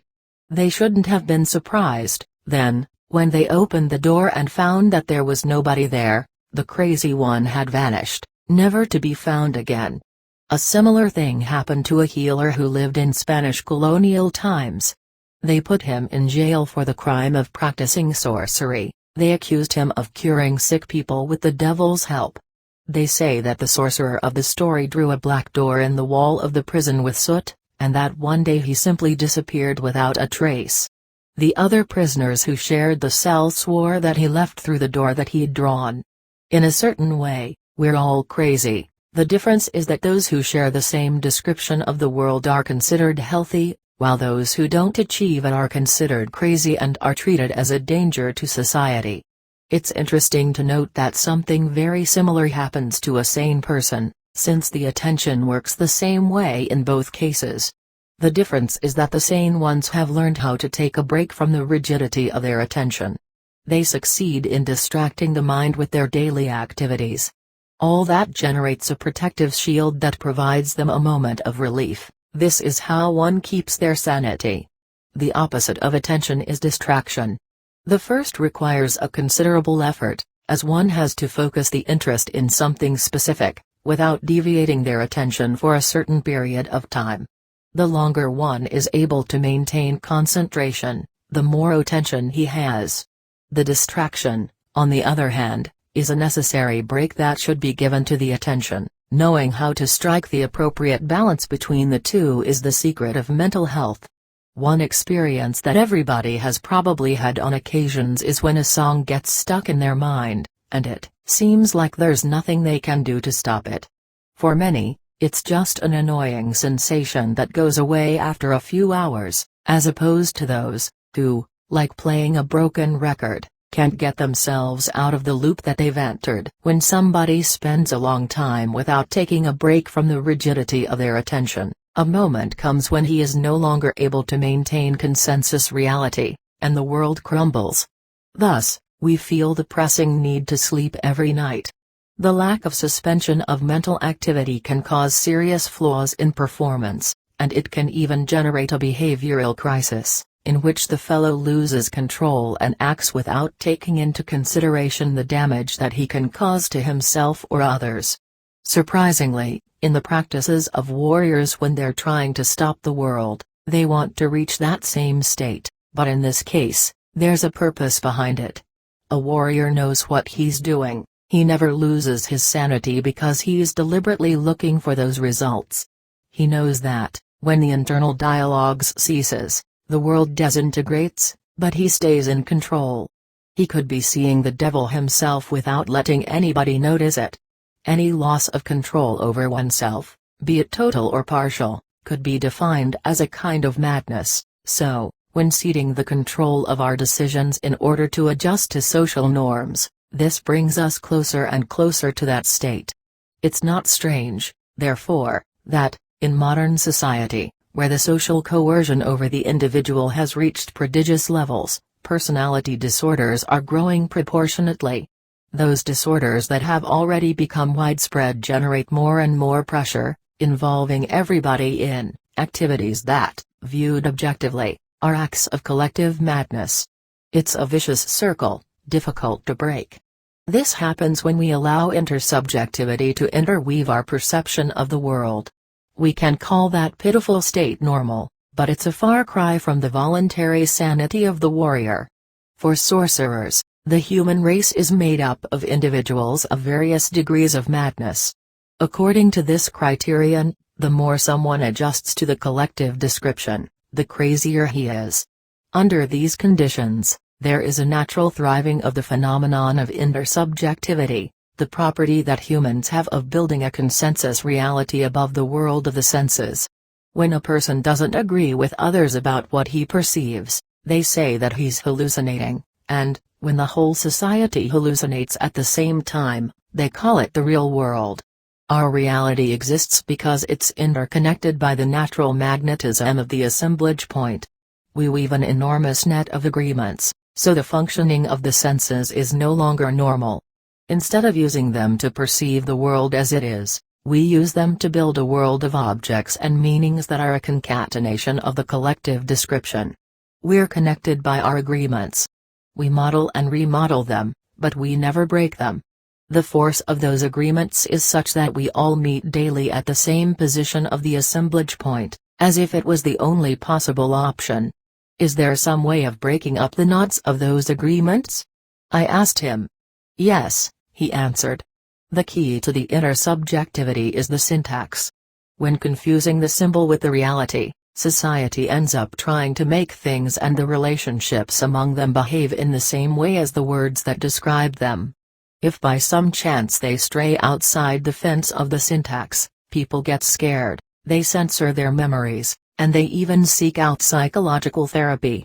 The fixing of the assemblage point is intimately related with the syntax in such a way that the appropriate sequence of words can transform that rigidity into fluidity. This is what doctors of the mind do to help their patients. The trick of the sorcerers is that they rechannel the language. The thing that keeps people enslaved is the agreements. In a certain way, we're all voluntary slaves of the agreements that have been assumed. I interrupted him, but, if the agreements are what has allowed the human race to build cultures and civilizations? I observed critically. Right. I never said that the fixation of the assemblage point was an error. In fact, the collective consensus is an act of magic that the humans share in. The problem is that they forget that the consensus we share is not the only one possible, that there are other realities that we can explore. On another occasion, I commented to him about the lesson I received from the traveler, who told me that the mystery of the universe is attention. I asked him to talk more on the subject. He invited me to come with him to the kitchen. He put a teapot with aromatic herbs on to boil before answering my questions. In the beginning, he said, after seeing light for the first time, the perception of the newborn is chaotic. A great effort of attention is required on its part to make some sense out of what it perceives. The basic training to deal with the world only takes a few years, however, the learning of where to focus the attention lasts a lifetime. The attention is what gives order to the chaos. While we drank a cup of tea made of herbs that smelled like wildflowers, he continued explaining, the world exists just as we perceive it only because we've learned how to fix our attention on the same description. It is through that description and the agreement that we all sign a pact about what to perceive. That's the reason why isolated societies have a different way of perceiving things. As for the act of indoctrinating them in what they should perceive and what they should ignore, we call that education. The biggest achievement in the human race as a species is to make our attention homogeneous. This is how we succeed in agreeing about what we perceive. However, what in the beginning was an instrument for the survival of the species has now become a monster that's about to devour us. The obsessive application of the agreement generates a great pressure on the ego, making people become reciprocal tyrants. The exorbitant focus on the ego is what makes people become petty tyrants. The best way to combat the fixing of the assemblage point is not to take oneself too seriously. This is the basis of the warrior's determination to loosen up the assemblage point. That's what you're doing with all those exercises that you've been practicing, loosening the ties that bind you. In the same way that happens with the power of creating life, we all bring the power of the cosmos as a sleeping seed inside us. In fact, we're a fractalized particle of the universe, so, even though our perception is limited by the ego, we reflect the cosmos in its totality. Therefore, it's no coincidence that everything is intertwined by those same infinite energy lines, from the micro to the macro. This is how everything is connected, in such a way that it's totally possible for a sorcerer to mount one of those lines, and flow with it, maybe all the way to the very center of one's consciousness. Sorcerers use this knowledge to navigate the dark sea of awareness, one line leads to another, and so forth, in a journey without end. Don Berna, what do you think about the theory of the Big Bang? After the usual jokes, he said, it's comical to see how they're searching for life in space when it's everywhere. Life is inherent to the cosmos. The unknown is right here, even inside us. The source of the mistake is that the scientists cling to a definition of life as something exclusive of the organic kingdom, when the whole universe is life itself. It's not possible to understand fully what is out there, however, our nature is such that it forces us to interpret. The universe properly should be called the duoverse, since it's composed of two eternal forces, a luminous one and a dark one, which, combined, form everything that exists. We see evidence of it every day in the differences that exist between the masculine and feminine. I know very well that this doesn't explain it, but our tradition says that, in the beginning, those two eternal forces floated in the nothingness, existing without time or dimension. When they collided, those forces became only one, then it expanded exponentially, in the same way that a fertilized egg grows and evolves. From that duality originated the rule of the Nagual and all the other laws. The universe is an enormous conscious being that perceives everything at the same time, but in a fragmented way. Each living being is a window of perception, we the conscious beings are those windows. It's interesting to notice that, wherever there is awareness, the tendency is for one to assimilate to the other. This doesn't just happen on the physical plane, where the strongest devour the weakest, but the battle extends to all levels. It seems that the final goal is the reunification of awareness. It's not so easy for the linear mind to understand the destiny of Shakatl. The image that comes to mind is one of a spider suspended in its threads. From there, it has total control of everything that happens in its web. In the same way, by means of those energy lines, the traveler can perceive everything that happens, in all the directions, all the way to the infinite, at the same time. His great achievement was to consciously unite with the emanations of the universe. This is how he became everything and nothing at the same time. Some call that feat the third point or the third attention, where the individual awareness reaches its maximum by becoming consciously unified with everything. From what we know, very few have returned from that state. Shak is one of the few. The seers agree that those who have reached that goal are the true rulers of the universe. I think it was at that time that the idea came to me that I could communicate with Shakatl. I speculated that, as the traveler perceived everything, then he could hear me whenever and wherever he was. Based on that premise, I began to invoke him and chat with him. It's true that intent never again visited me in a form of a man, but it has never failed me. I'm fortunate to have him. He's a friend who's always there when I need him. On one occasion, he said, with the correct knowledge, It's possible to maneuver certain aspects of laws to your own benefit. I don't understand, what kind of maneuvers are you talking about? I asked. It was obvious that he was trying to provoke me to ask a question. Sorcerers discovered that a sequence of events connected by intent becomes powerful, it becomes self-aware.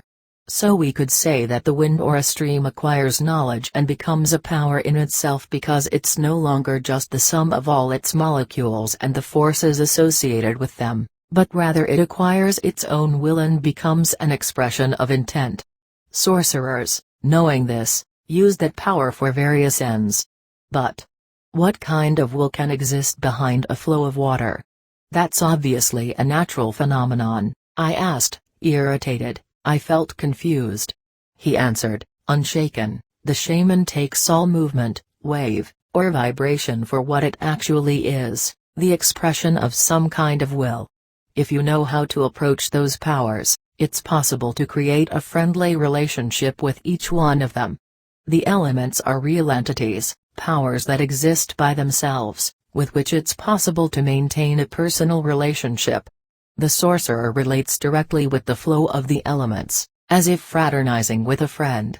They do it through rituals, and they offer gifts of good friendship. In that way, they succeed in that the essence of the elements grants them favors.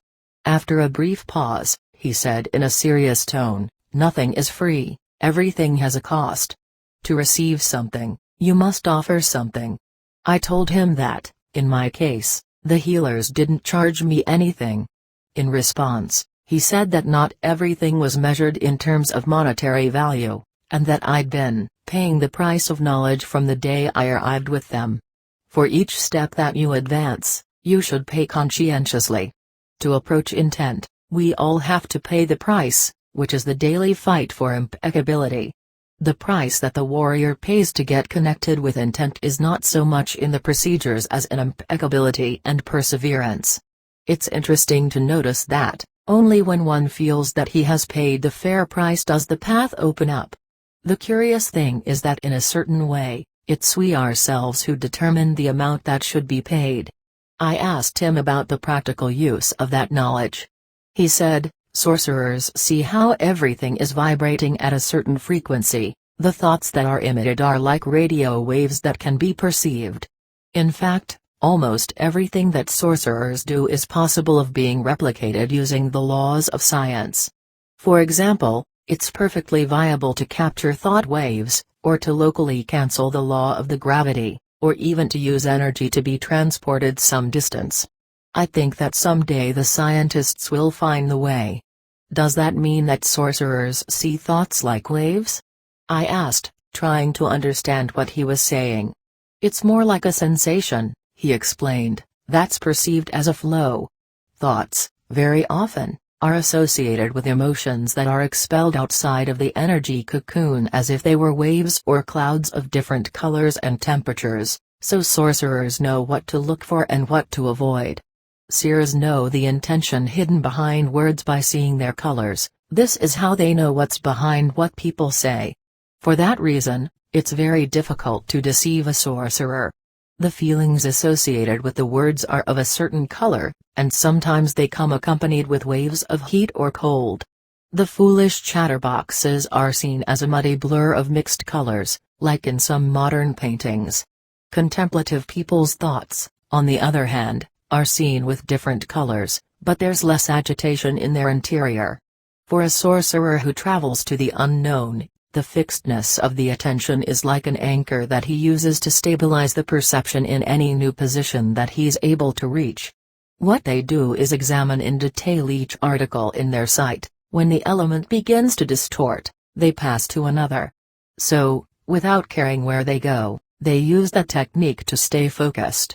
When they want to return to the daily world, they use the inverse technique. However, there are stories of sorcerers who went to explore and never returned. Our defenses are more fragile than they seem. Any drink or any drug can induce us to perceive the unknown. It's very easy to move the assemblage point, the difficult thing is to maintain it stable in the new position. It's so easy that, if we want, it's possible to move it simply by an act of will. People do it all the time, but in an unconscious way. Only sorcerers do it deliberately. In fact, it's that capacity that makes one a sorcerer. Sorcery is a state of mind, a level of realization in which the practitioner is fully cognizant of himself and his environment. That allows him to apply his will to certain aspects of the world, getting results that seem supernatural for those who don't know what's going on. Theatrical plays, he said, are an excellent training to achieve that end. You can begin with simple exercises, to, for example, assume certain moods or states. It isn't difficult to do that. After some minutes of intent, one can effectively change to any selected state of mind. You make it sound so easy, I told him, but my experience shows me that it's exactly the opposite, that in fact, it takes a lot of work to move it. Nevertheless, if you intend it, it'll move for sure, he said with conviction. Maybe just a little at the beginning, but, with practice, it's possible to carry out more elaborate movements. In that way, you can get connected with the infinite and end up visiting places that would bewilder anyone. Properly speaking, this way of manipulating the fixed position of the assemblage point is called stalking.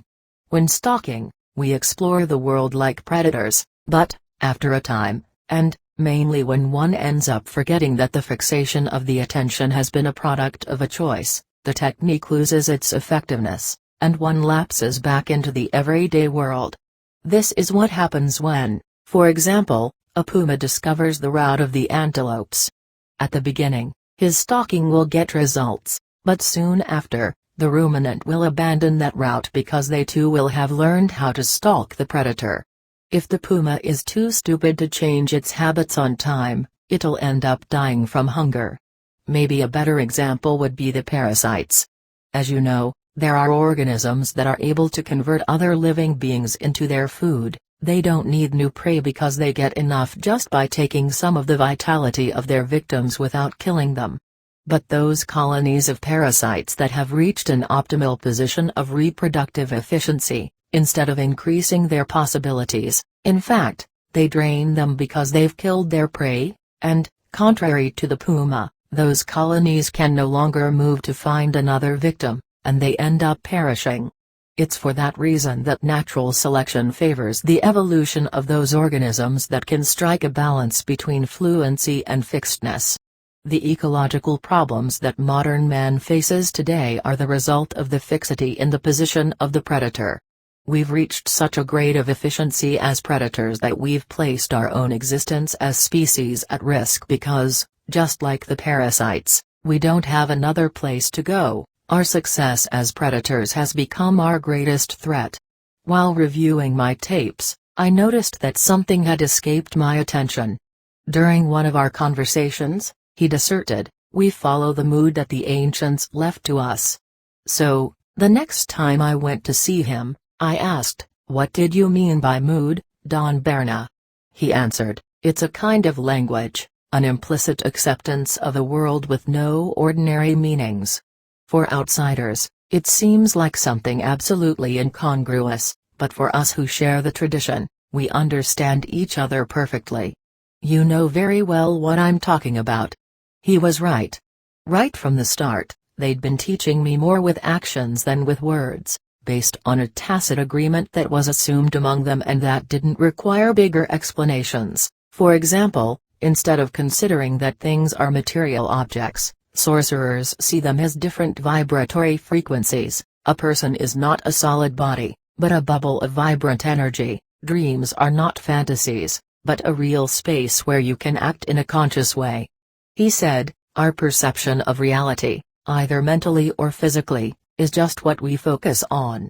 What really exists out there is a true perceptive chaos, from which we can choose from among an infinite number of skimmings. From that position, we can break the laws of action and reaction as easily as snapping your fingers. Like this. Does that mean that sorcerers deny the universal laws of causality? No, that's not what I'm saying. I'm saying that the laws of action and reaction, yes, they have validity, but only up to a certain point, he said. If, for example, you were to go to outer space or the nucleus of an atom, The laws that we're familiar with are no longer valid there. Sorcerers discovered that cause and effect is not something automatic or unavoidable. Its bond is the description that we make of the world, and what gives it validity is the will. So, yes, those laws that you speak of do exist, but only within the parameters that we've agreed to call reality. This is a world of doing. All you'd have to do is change some of its elements, and everything would fall apart. I asked him to speak more about doing and not doing. He said, not doing is the silence of the action. You already know that silence is of vital importance for the warrior, it's his weapon, his tool. Not doing is the key to reaching silence. Sorcerers use not doing as a dam in the current of their imminent destiny, they rechannel it, they reorder it, and they transform their fate into a challenge, which they consider as the only one worth going to battle for. Accepting that the world is a mystery is basic to being able to keep going, otherwise, you would take the explanations as if they were ordinary rationalizations of the mind, and immediately transform them into doings. The ticket of admission to the world of the Nagual is internal silence. Each one possesses his own measure, his own personal threshold. When he accumulates enough and a critical quantity of silence is reached, a change happens in his habitual view of the world. Then he begins to perceive the flow of the energy as it really is. The amount of silence necessary to reach that goal varies from one individual to another. Some get it after just a few minutes of sustained intent. Others, however, may never reach it. It has to do with a natural proclivity that manifests to different degrees in each person. The threshold of silence is the sorcerer's measure. To reach silence, it's necessary to reach a level of determination that, in general, is beyond the reach of the common man who lives caught up in thousands of commitments, and doesn't have the time, the disposition, or the energy to face such an abstract task. Perhaps the most dramatic effect of reaching silence is that one suddenly gets disconnected from the parallel mind, and that's quite a revelation. When the image of oneself stops being so supremely important, then everything falls into place. You realize that you're not who you thought you were. When you break free from the yoke of the parasitic mind, the idea of doing is no longer so genuine. In its place, in a spontaneous way, not doing emerges. Could you give me some examples of not doing that I can understand? I asked. The examples won't tell you much, he answered, because a trick of the mind is to transform everything into doing. To understand, you need to redefine your notion of me. As long as you don't put that aspect of your life in order, you'll never understand it because everything you do will revert to an everyday action. What do you mean by redefining myself? I asked cautiously. I felt as if I was about to fall into a trap. He told me, you have something unresolved in your life. They've already told you before about this, but you always find a way to escape it. It's a matter of mending the idea that you have about yourself. That's the 24-hour battle that the Nagual insists on so much, the war against the individual me.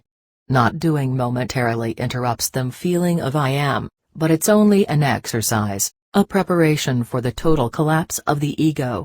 Maybe noticing my expression of anguish, he said, don't worry, that doesn't mean that you'll cease to exist. In fact, it's just the opposite, it's an awakening, in which the true me takes control. The idea of I am is a byproduct of the parallel mind. It's an absolutely pernicious sensation because it reinforces the ego and identifies with self-pity, which is the worst plague that has ever ravaged humanity, making us timidly accommodate a miserable life routine, meekly agreeing to the fate that they've imposed on us instead of fighting for freedom until death. I protested. I absolutely didn't agree with it. For years, my search had been to define and polish my sense of I am. For a while I'd even used it as my meditation mantra. But he wasn't willing to let it go. Parodying the words of a classic of literature, he asked me who I was. I don't know, I responded, willing to fight. But I am.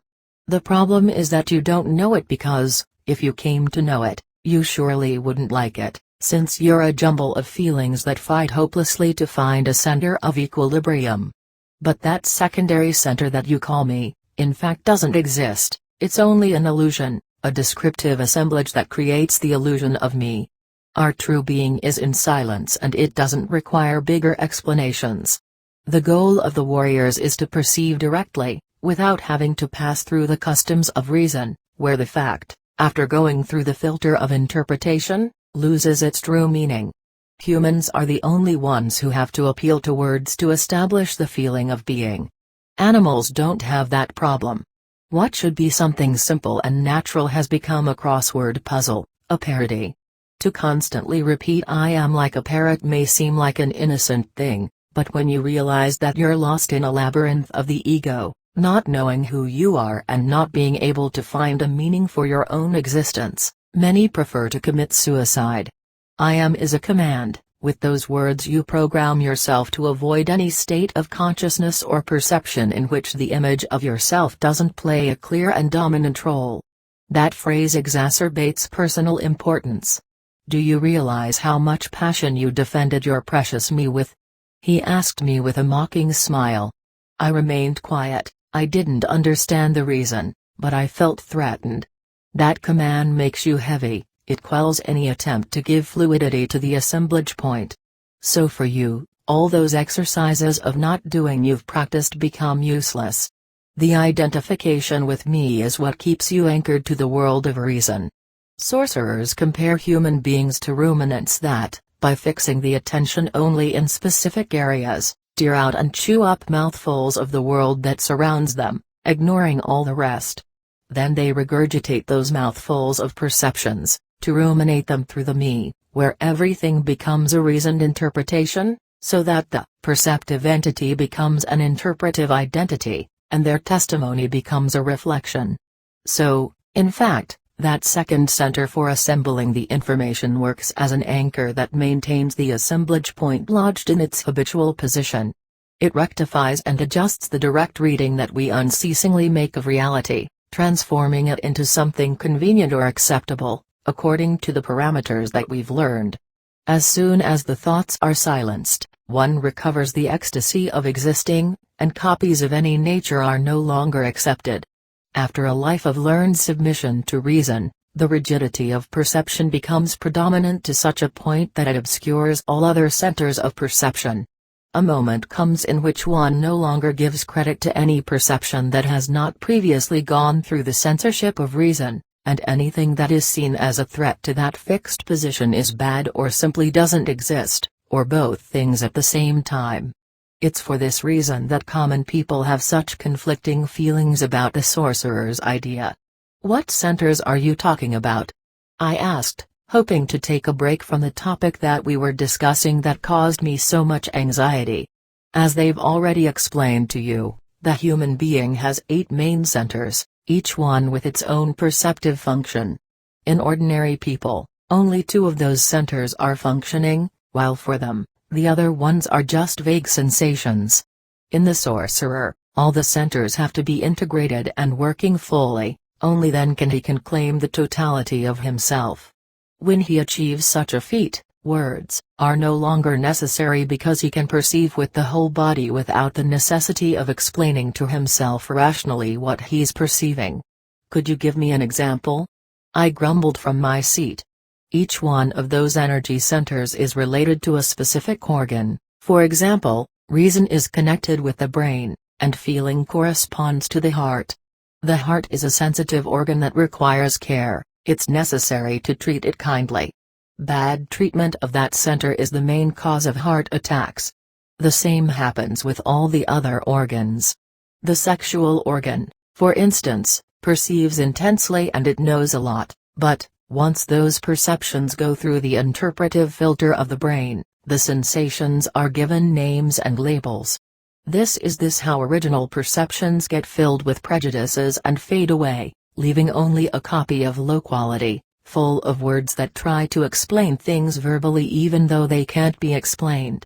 Maybe words are the main cause of misunderstandings among people since, on many occasions, they don't express correctly what one is trying to explain, creating confusions that end up destroying relationships, and even starting wars between nations.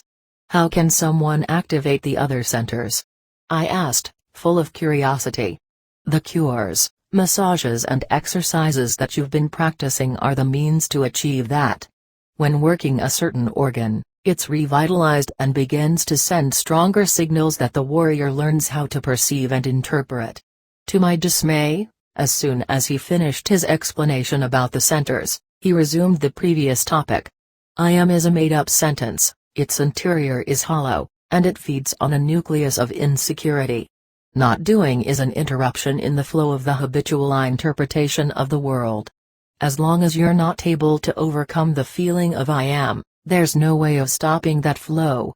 Then by suppressing the me, do you automatically enter into not doing? In a certain way, he answered. Doing is when you act in accordance with the personal inventory, the summary of everything that someone has put together during their life. It's like a warehouse that's revised constantly, discarding the readings that are not practical and accentuating the value of those most used. The fixation on being myself or on my way being better or more important than the others comes precisely from that. It's the basis of personal importance, and it's what impels people to need to control others. It is, in fact, the obsessive focus on the me that transforms people into petty tyrants. Making the inventory is an order that no one can disobey. However, through the practice of not doing, it's possible to maintain a healthy control over the inventory. That, by itself, casts one directly into a magical environment where everything is possible. Not doing is a technique, a different way of hooking the world. A small shake-up in the value scale of the inventory, and the priorities change. Just by suppressing some detail or throwing a dissonant element in to disrupt common sense, suddenly, not doing emerges, filling the awareness with an extraordinary range of new perceptions. It was during that time that he put to me the challenge to stop using the pronoun I. At first, it was difficult to communicate in that way, but over time, I adapted and came to understand that the constant reference to oneself is a vice that ties us to the ego, like a quadruped to its water trough, and everything becomes me, me, me. One of the best ways to approach not doing is by imitating the games of children, he said with an amused expression, and continued explaining. To change the perceptive command, you can carry out non-utilitarian activities, for example, walking blindly or walking backwards, going in circles around a tree, concentrating the attention on a pebble or the clouds, stalking your own shadow, and anything else you can think of. But the most important of all is to take care not to transform those into a routine. In what way can not doing change the perceptive commands? Not doing is truly a trick that deceives the mind for a moment, allowing it to break free from conventional things by aligning to something entirely new. The body feels it as an energy burst. That's the reason why people feel dazzled by a magician's show, despite knowing that the tricks are mere deception. Keeping the perception in line with not doing depends totally on the warrior's personal power, on anchoring the perception, or else he'll fall back into everyday life again. That happens because our world is formed by very delicate principles. If you remove some of its key pieces, the whole scenario comes tumbling down. The warrior tunes his perception, he focuses his attention on certain aspects of being aware so that he becomes an energy tracker. He finds in daily events the points where the energy is manifested in a more evident way. Such points are the signs of intent. The signs of the spirit are what indicates to us the way to escape from the corral. This is how the warrior makes a quantum leap with his thought, transforming each moment into a new experiment, with which even the quotidian becomes an exciting trip to the unknown. Does it mean that the warrior no longer has an ultimate destiny? I asked. No, he answered. That means that his destiny has become mysterious. It no longer fits into the pinch sequence of causes and effects. It was a pleasant night. We were seated in the dimness of his back porch, talking about many topics. Our chat about the I am had caused in me great agitation. It was like losing my virginity. In the beginning, I despaired. I believed that without that center of security I wouldn't survive, but later, I realized that in fact, it didn't matter. However, I had a peculiar sensation, maybe comparable to the curiosity of a child who asks his father where he came from. My reason was that what I called me or myself doesn't exist and doesn't have any transcendency, since at death, one has to return each particle of information and experience acquired during life, disappearing as an individual being. Based on that, I put to him my question, then, Don Berna, what defines me? What is it that makes me be me? He smiled understandingly, knowing exactly what I was going through. He said, the amusing thing is that after all you've experienced, you still believe that a me exists. What we conceive as me is just an artificial structure, equipped with the information and experience of life. It's our personal history. At the time of death, the individual me disappears, but the energy of which it was formed survives because it's eternal. For that reason, it's so important to do a complete recapitulation because that's the only way you can clarify and resolve unassimilated feelings. Only when you reach a state of internal balance can the organic memory transcend as conscious energy. This is how we can keep the union of what we are. Otherwise, the conglomerate of sensations that we call me would disintegrate into thousands of specks of isolated memories, like a hive that gets dispersed and forever loses its cohesion from what it once was. No matter what you do, in the end you'll have to die. However, death, as well as life, is not the same for everybody because it's not the same thing to die miserably as it is to die full of power and awareness. Like a drop that returns to the ocean, for some, what awaits them is an almost immediate dissolution of their individuality. That's the second death. They return to be recycled again in the eternal. Their energy particles, now dispersed in the sea of awareness, maybe can be part of something or somebody again, but the cohesion of what they once were is lost forever, while others are able to maintain their awareness of being through willpower. So one can say that that persistence, that cohesive force that we call life is really all we are. The practitioners of recapitulation who are able to reach self-awareness will remain united for a much longer time, and some, maybe, for all eternity because, although like everybody else they have to pay the price of the transition, they'll be prepared, thus it's very possible that they'll be able to maintain their sense of being indefinitely. To some apprentices, it's easier than it is for others to move the assemblage point to heightened awareness, he said. It's like a hypnotic order that, once activated, the learner enters immediately into another level of awareness and he remains there for some period of time. I had a strong personal interest in that topic because I'd been going through life conflicted, with vague hints of near memories. When an opportunity arose, I asked him, which words are used as the order? That's up to the teacher, but it's not always words. Sometimes the trigger is a gesture. Like for example, a blow on the back, he said and raised his eyebrows a couple times. Once you become conscious of our possibilities as luminous beings, you discover the great potential that we possess. The difference between knowledge and wisdom is that wisdom is the correct application of knowledge. What good is it to know useless things that can even be harmful, and to hinder the warrior's path even more? This should be obvious. But it's always good to remember, the best thing is to select carefully what you expose yourself to, and always choose what makes you grow, avoid toxic environments. Disordered information out of context is just as pernicious as disinformation. Sometimes it's better to be ignorant than to know erroneously because the ignorant have the opportunity to learn, while those who think they know will have difficulty accepting new ideas. The difference between knowing and experiencing is how aware we are of ourselves and what we experience. Most people go through life like robots, they experience without ever paying attention to anything, so that they become an amorphous bag of undigested feelings and emotions.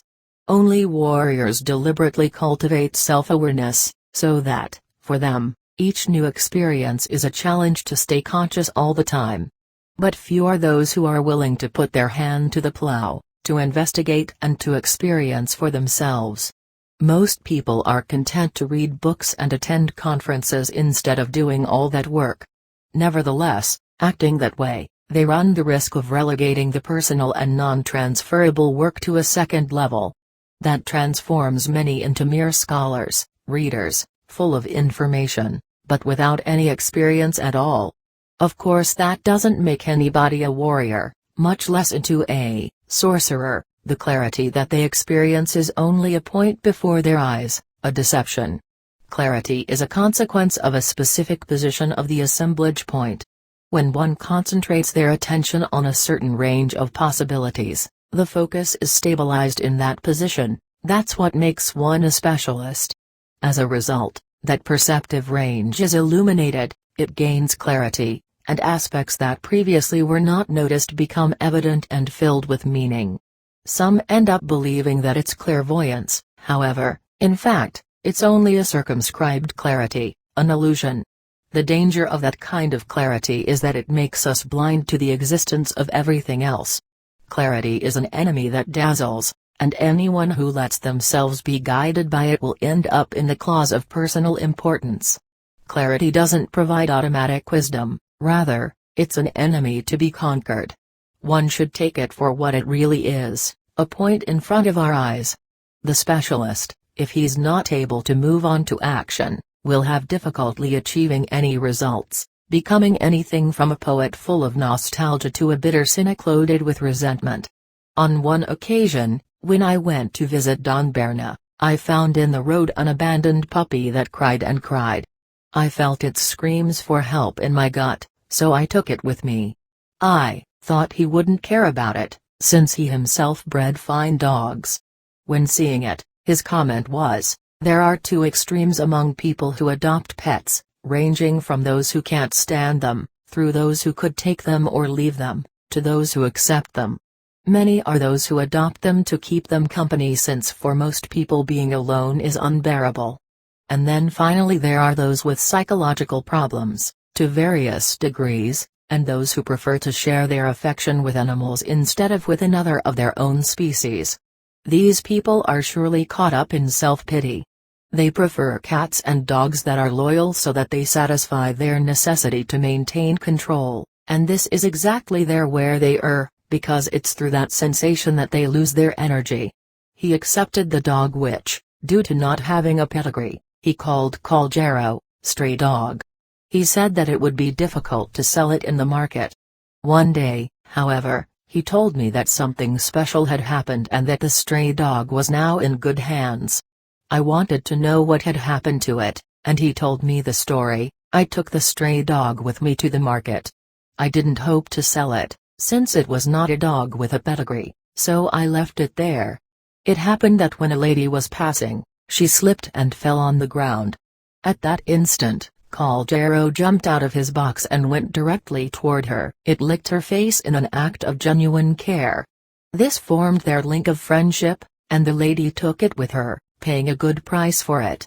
On one occasion, he had been waiting for me in the bus station. After my arrival, we went to have breakfast in a restaurant in the center of town. Then we went for a stroll in the plaza, sat down on a bench, and he told me, "What's the point of being in the right place but at the wrong time? That only would transform us into tourists," he said, pointing out with an almost imperceptible movement of his head some people who were taking pictures. Like those who visit places where historical events occurred. In the same way, what's the point of being in the right time, but in the wrong place? Have you ever thought about all those who lived at the same time as Jesus but never heard about him? The crux of the matter is to be in the right place and the right moment, otherwise nothing will happen. We all have an appointment set with our destiny. For that reason, it's necessary to always be prepared. How many don't have the feeling that they've missed the train? When a golden opportunity was presented, for one reason or another, they couldn't catch it, and they ended up missing the chance of their lives. The opportunities what some call good fortune appear in our path, and it's the responsibility of each of us to accept them or not. Just like in school, on the path of the warrior there are also norms to follow so that one can reach the objectives. Think about your practices as if they were lessons in your school. The difference is that the social norms are human manipulations, while the warrior's norms are commands of the spirit. What norms are you talking about? These norms are the requirements of intent. Following them is how you can get ready for a direct encounter, so it's necessary not to confuse the commands of the spirit with human norms. Many are those who are caught up in following the social norms, and they forget the true purpose for which they're here. Others use knowledge not to evolve, but rather to make profit, he said, pointing with his chin to some dancers on the other side of the square. They perform acts of sorcery to make money or attract the attention of others, and they forget the search for freedom. In this path, it's only possible to proceed if one has a clear purpose, otherwise, it's too easy to get lost in the labyrinth of procedures. That's when some become eccentric or go completely bonkers. Others have entered the fray, but they haven't fulfilled the requirements, so they end up being bitter, saying that the procedures don't work. However, if we were to investigate them, you would see that they never bothered to do the recapitulation, or cultivate their energy, or do anything else. The fact is that they're only warriors in their minds. Perhaps nostalgia makes them practice a little on weekends, but their hearts are in their daily lives, and nothing they do moves them, not even a centimeter, toward the spirit. Don't trust those who lose control when they use power plants because, even if they say the opposite, they have never recapitulated their lives. Social norms are static commands, they're like jails that trap and limit the being's development, like those birds that live and die caged and are never allowed to fly. When I heard those words, I felt like I'd been deflated. It was very easy for me to identify with the misfortune of a caged bird, because nobody sings of happiness inside a cage. The truth is that the bird doesn't sing, we can be sure that the little bird cries. Unusual concepts such as these that we learn in sorcery must be repeated again and again until reaching a saturation point, at which they pass through to become part of our everyday skill set. As in the case of dreaming, many people claim that they don't dream at night, but yes they do. The reason why they think they don't is mostly due to lack of energy, that, and a lack of interest, is what doesn't allow them to fix their attention, and so they can't even remember what they dreamed. For that reason, it's so important to constantly reaffirm to yourself that, yes, you do dream, and that you're a dreamer. That's the first step for that to become a reality. In the beginning, attempts to reach dreaming should be made from a seated or reclining position, never lying down in bed. Only after achieving the control of the dream body can one enter dreaming from any position. An experienced sorcerer knows the intent of entering the dreaming body even from an awake position. This is how the double is created. One can say that the double is the culmination of the art of stalking and dreaming because it's when both arts coincide in one result.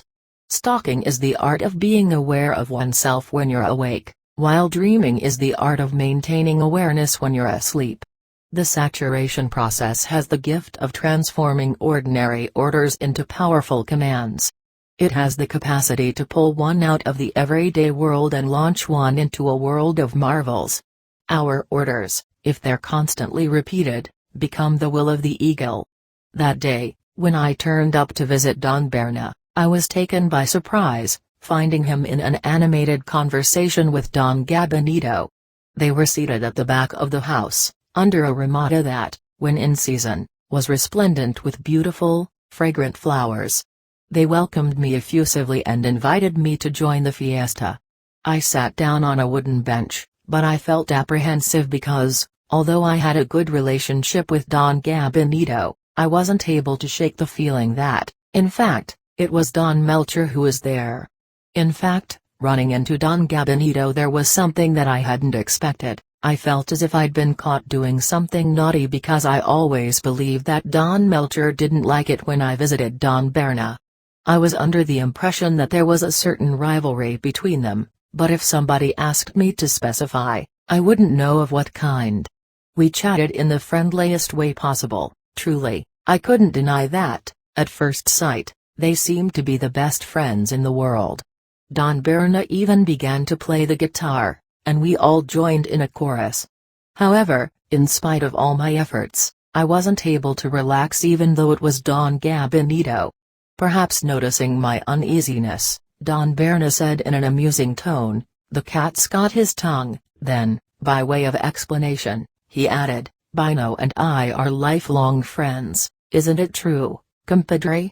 "Yes, obviously, compadre, of course we are," Don Gabinito said, cackling.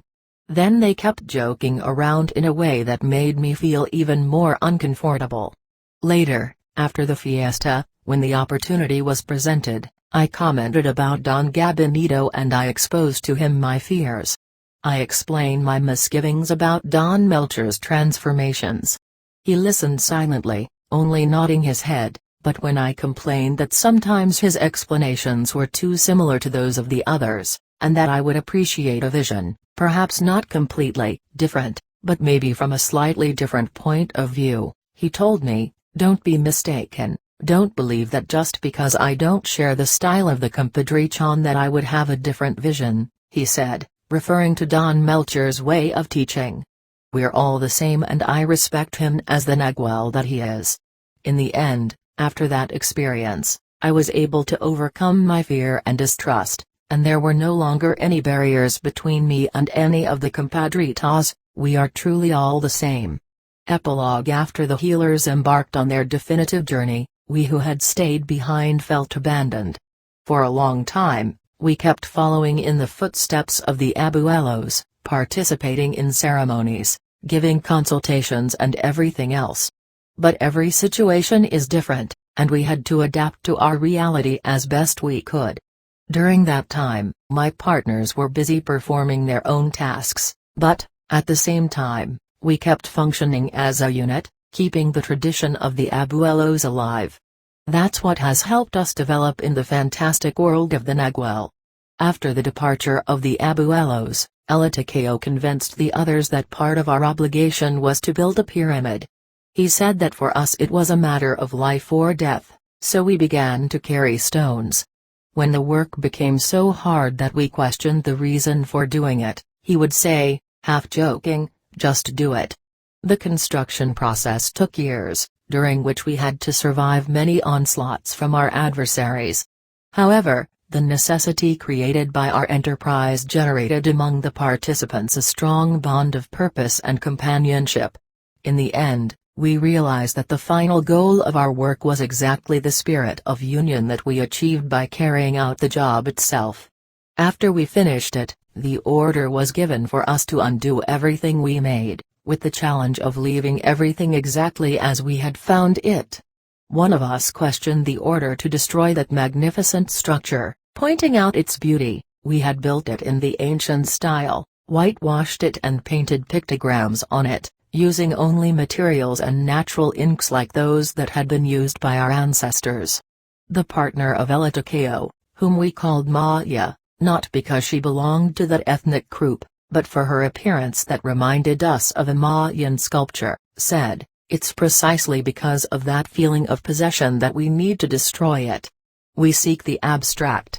The construction of this monument was only an exercise. It has already fulfilled its purpose, and now we should undo it, or it will annihilate us. The end. Tomorrow, the step to freedom.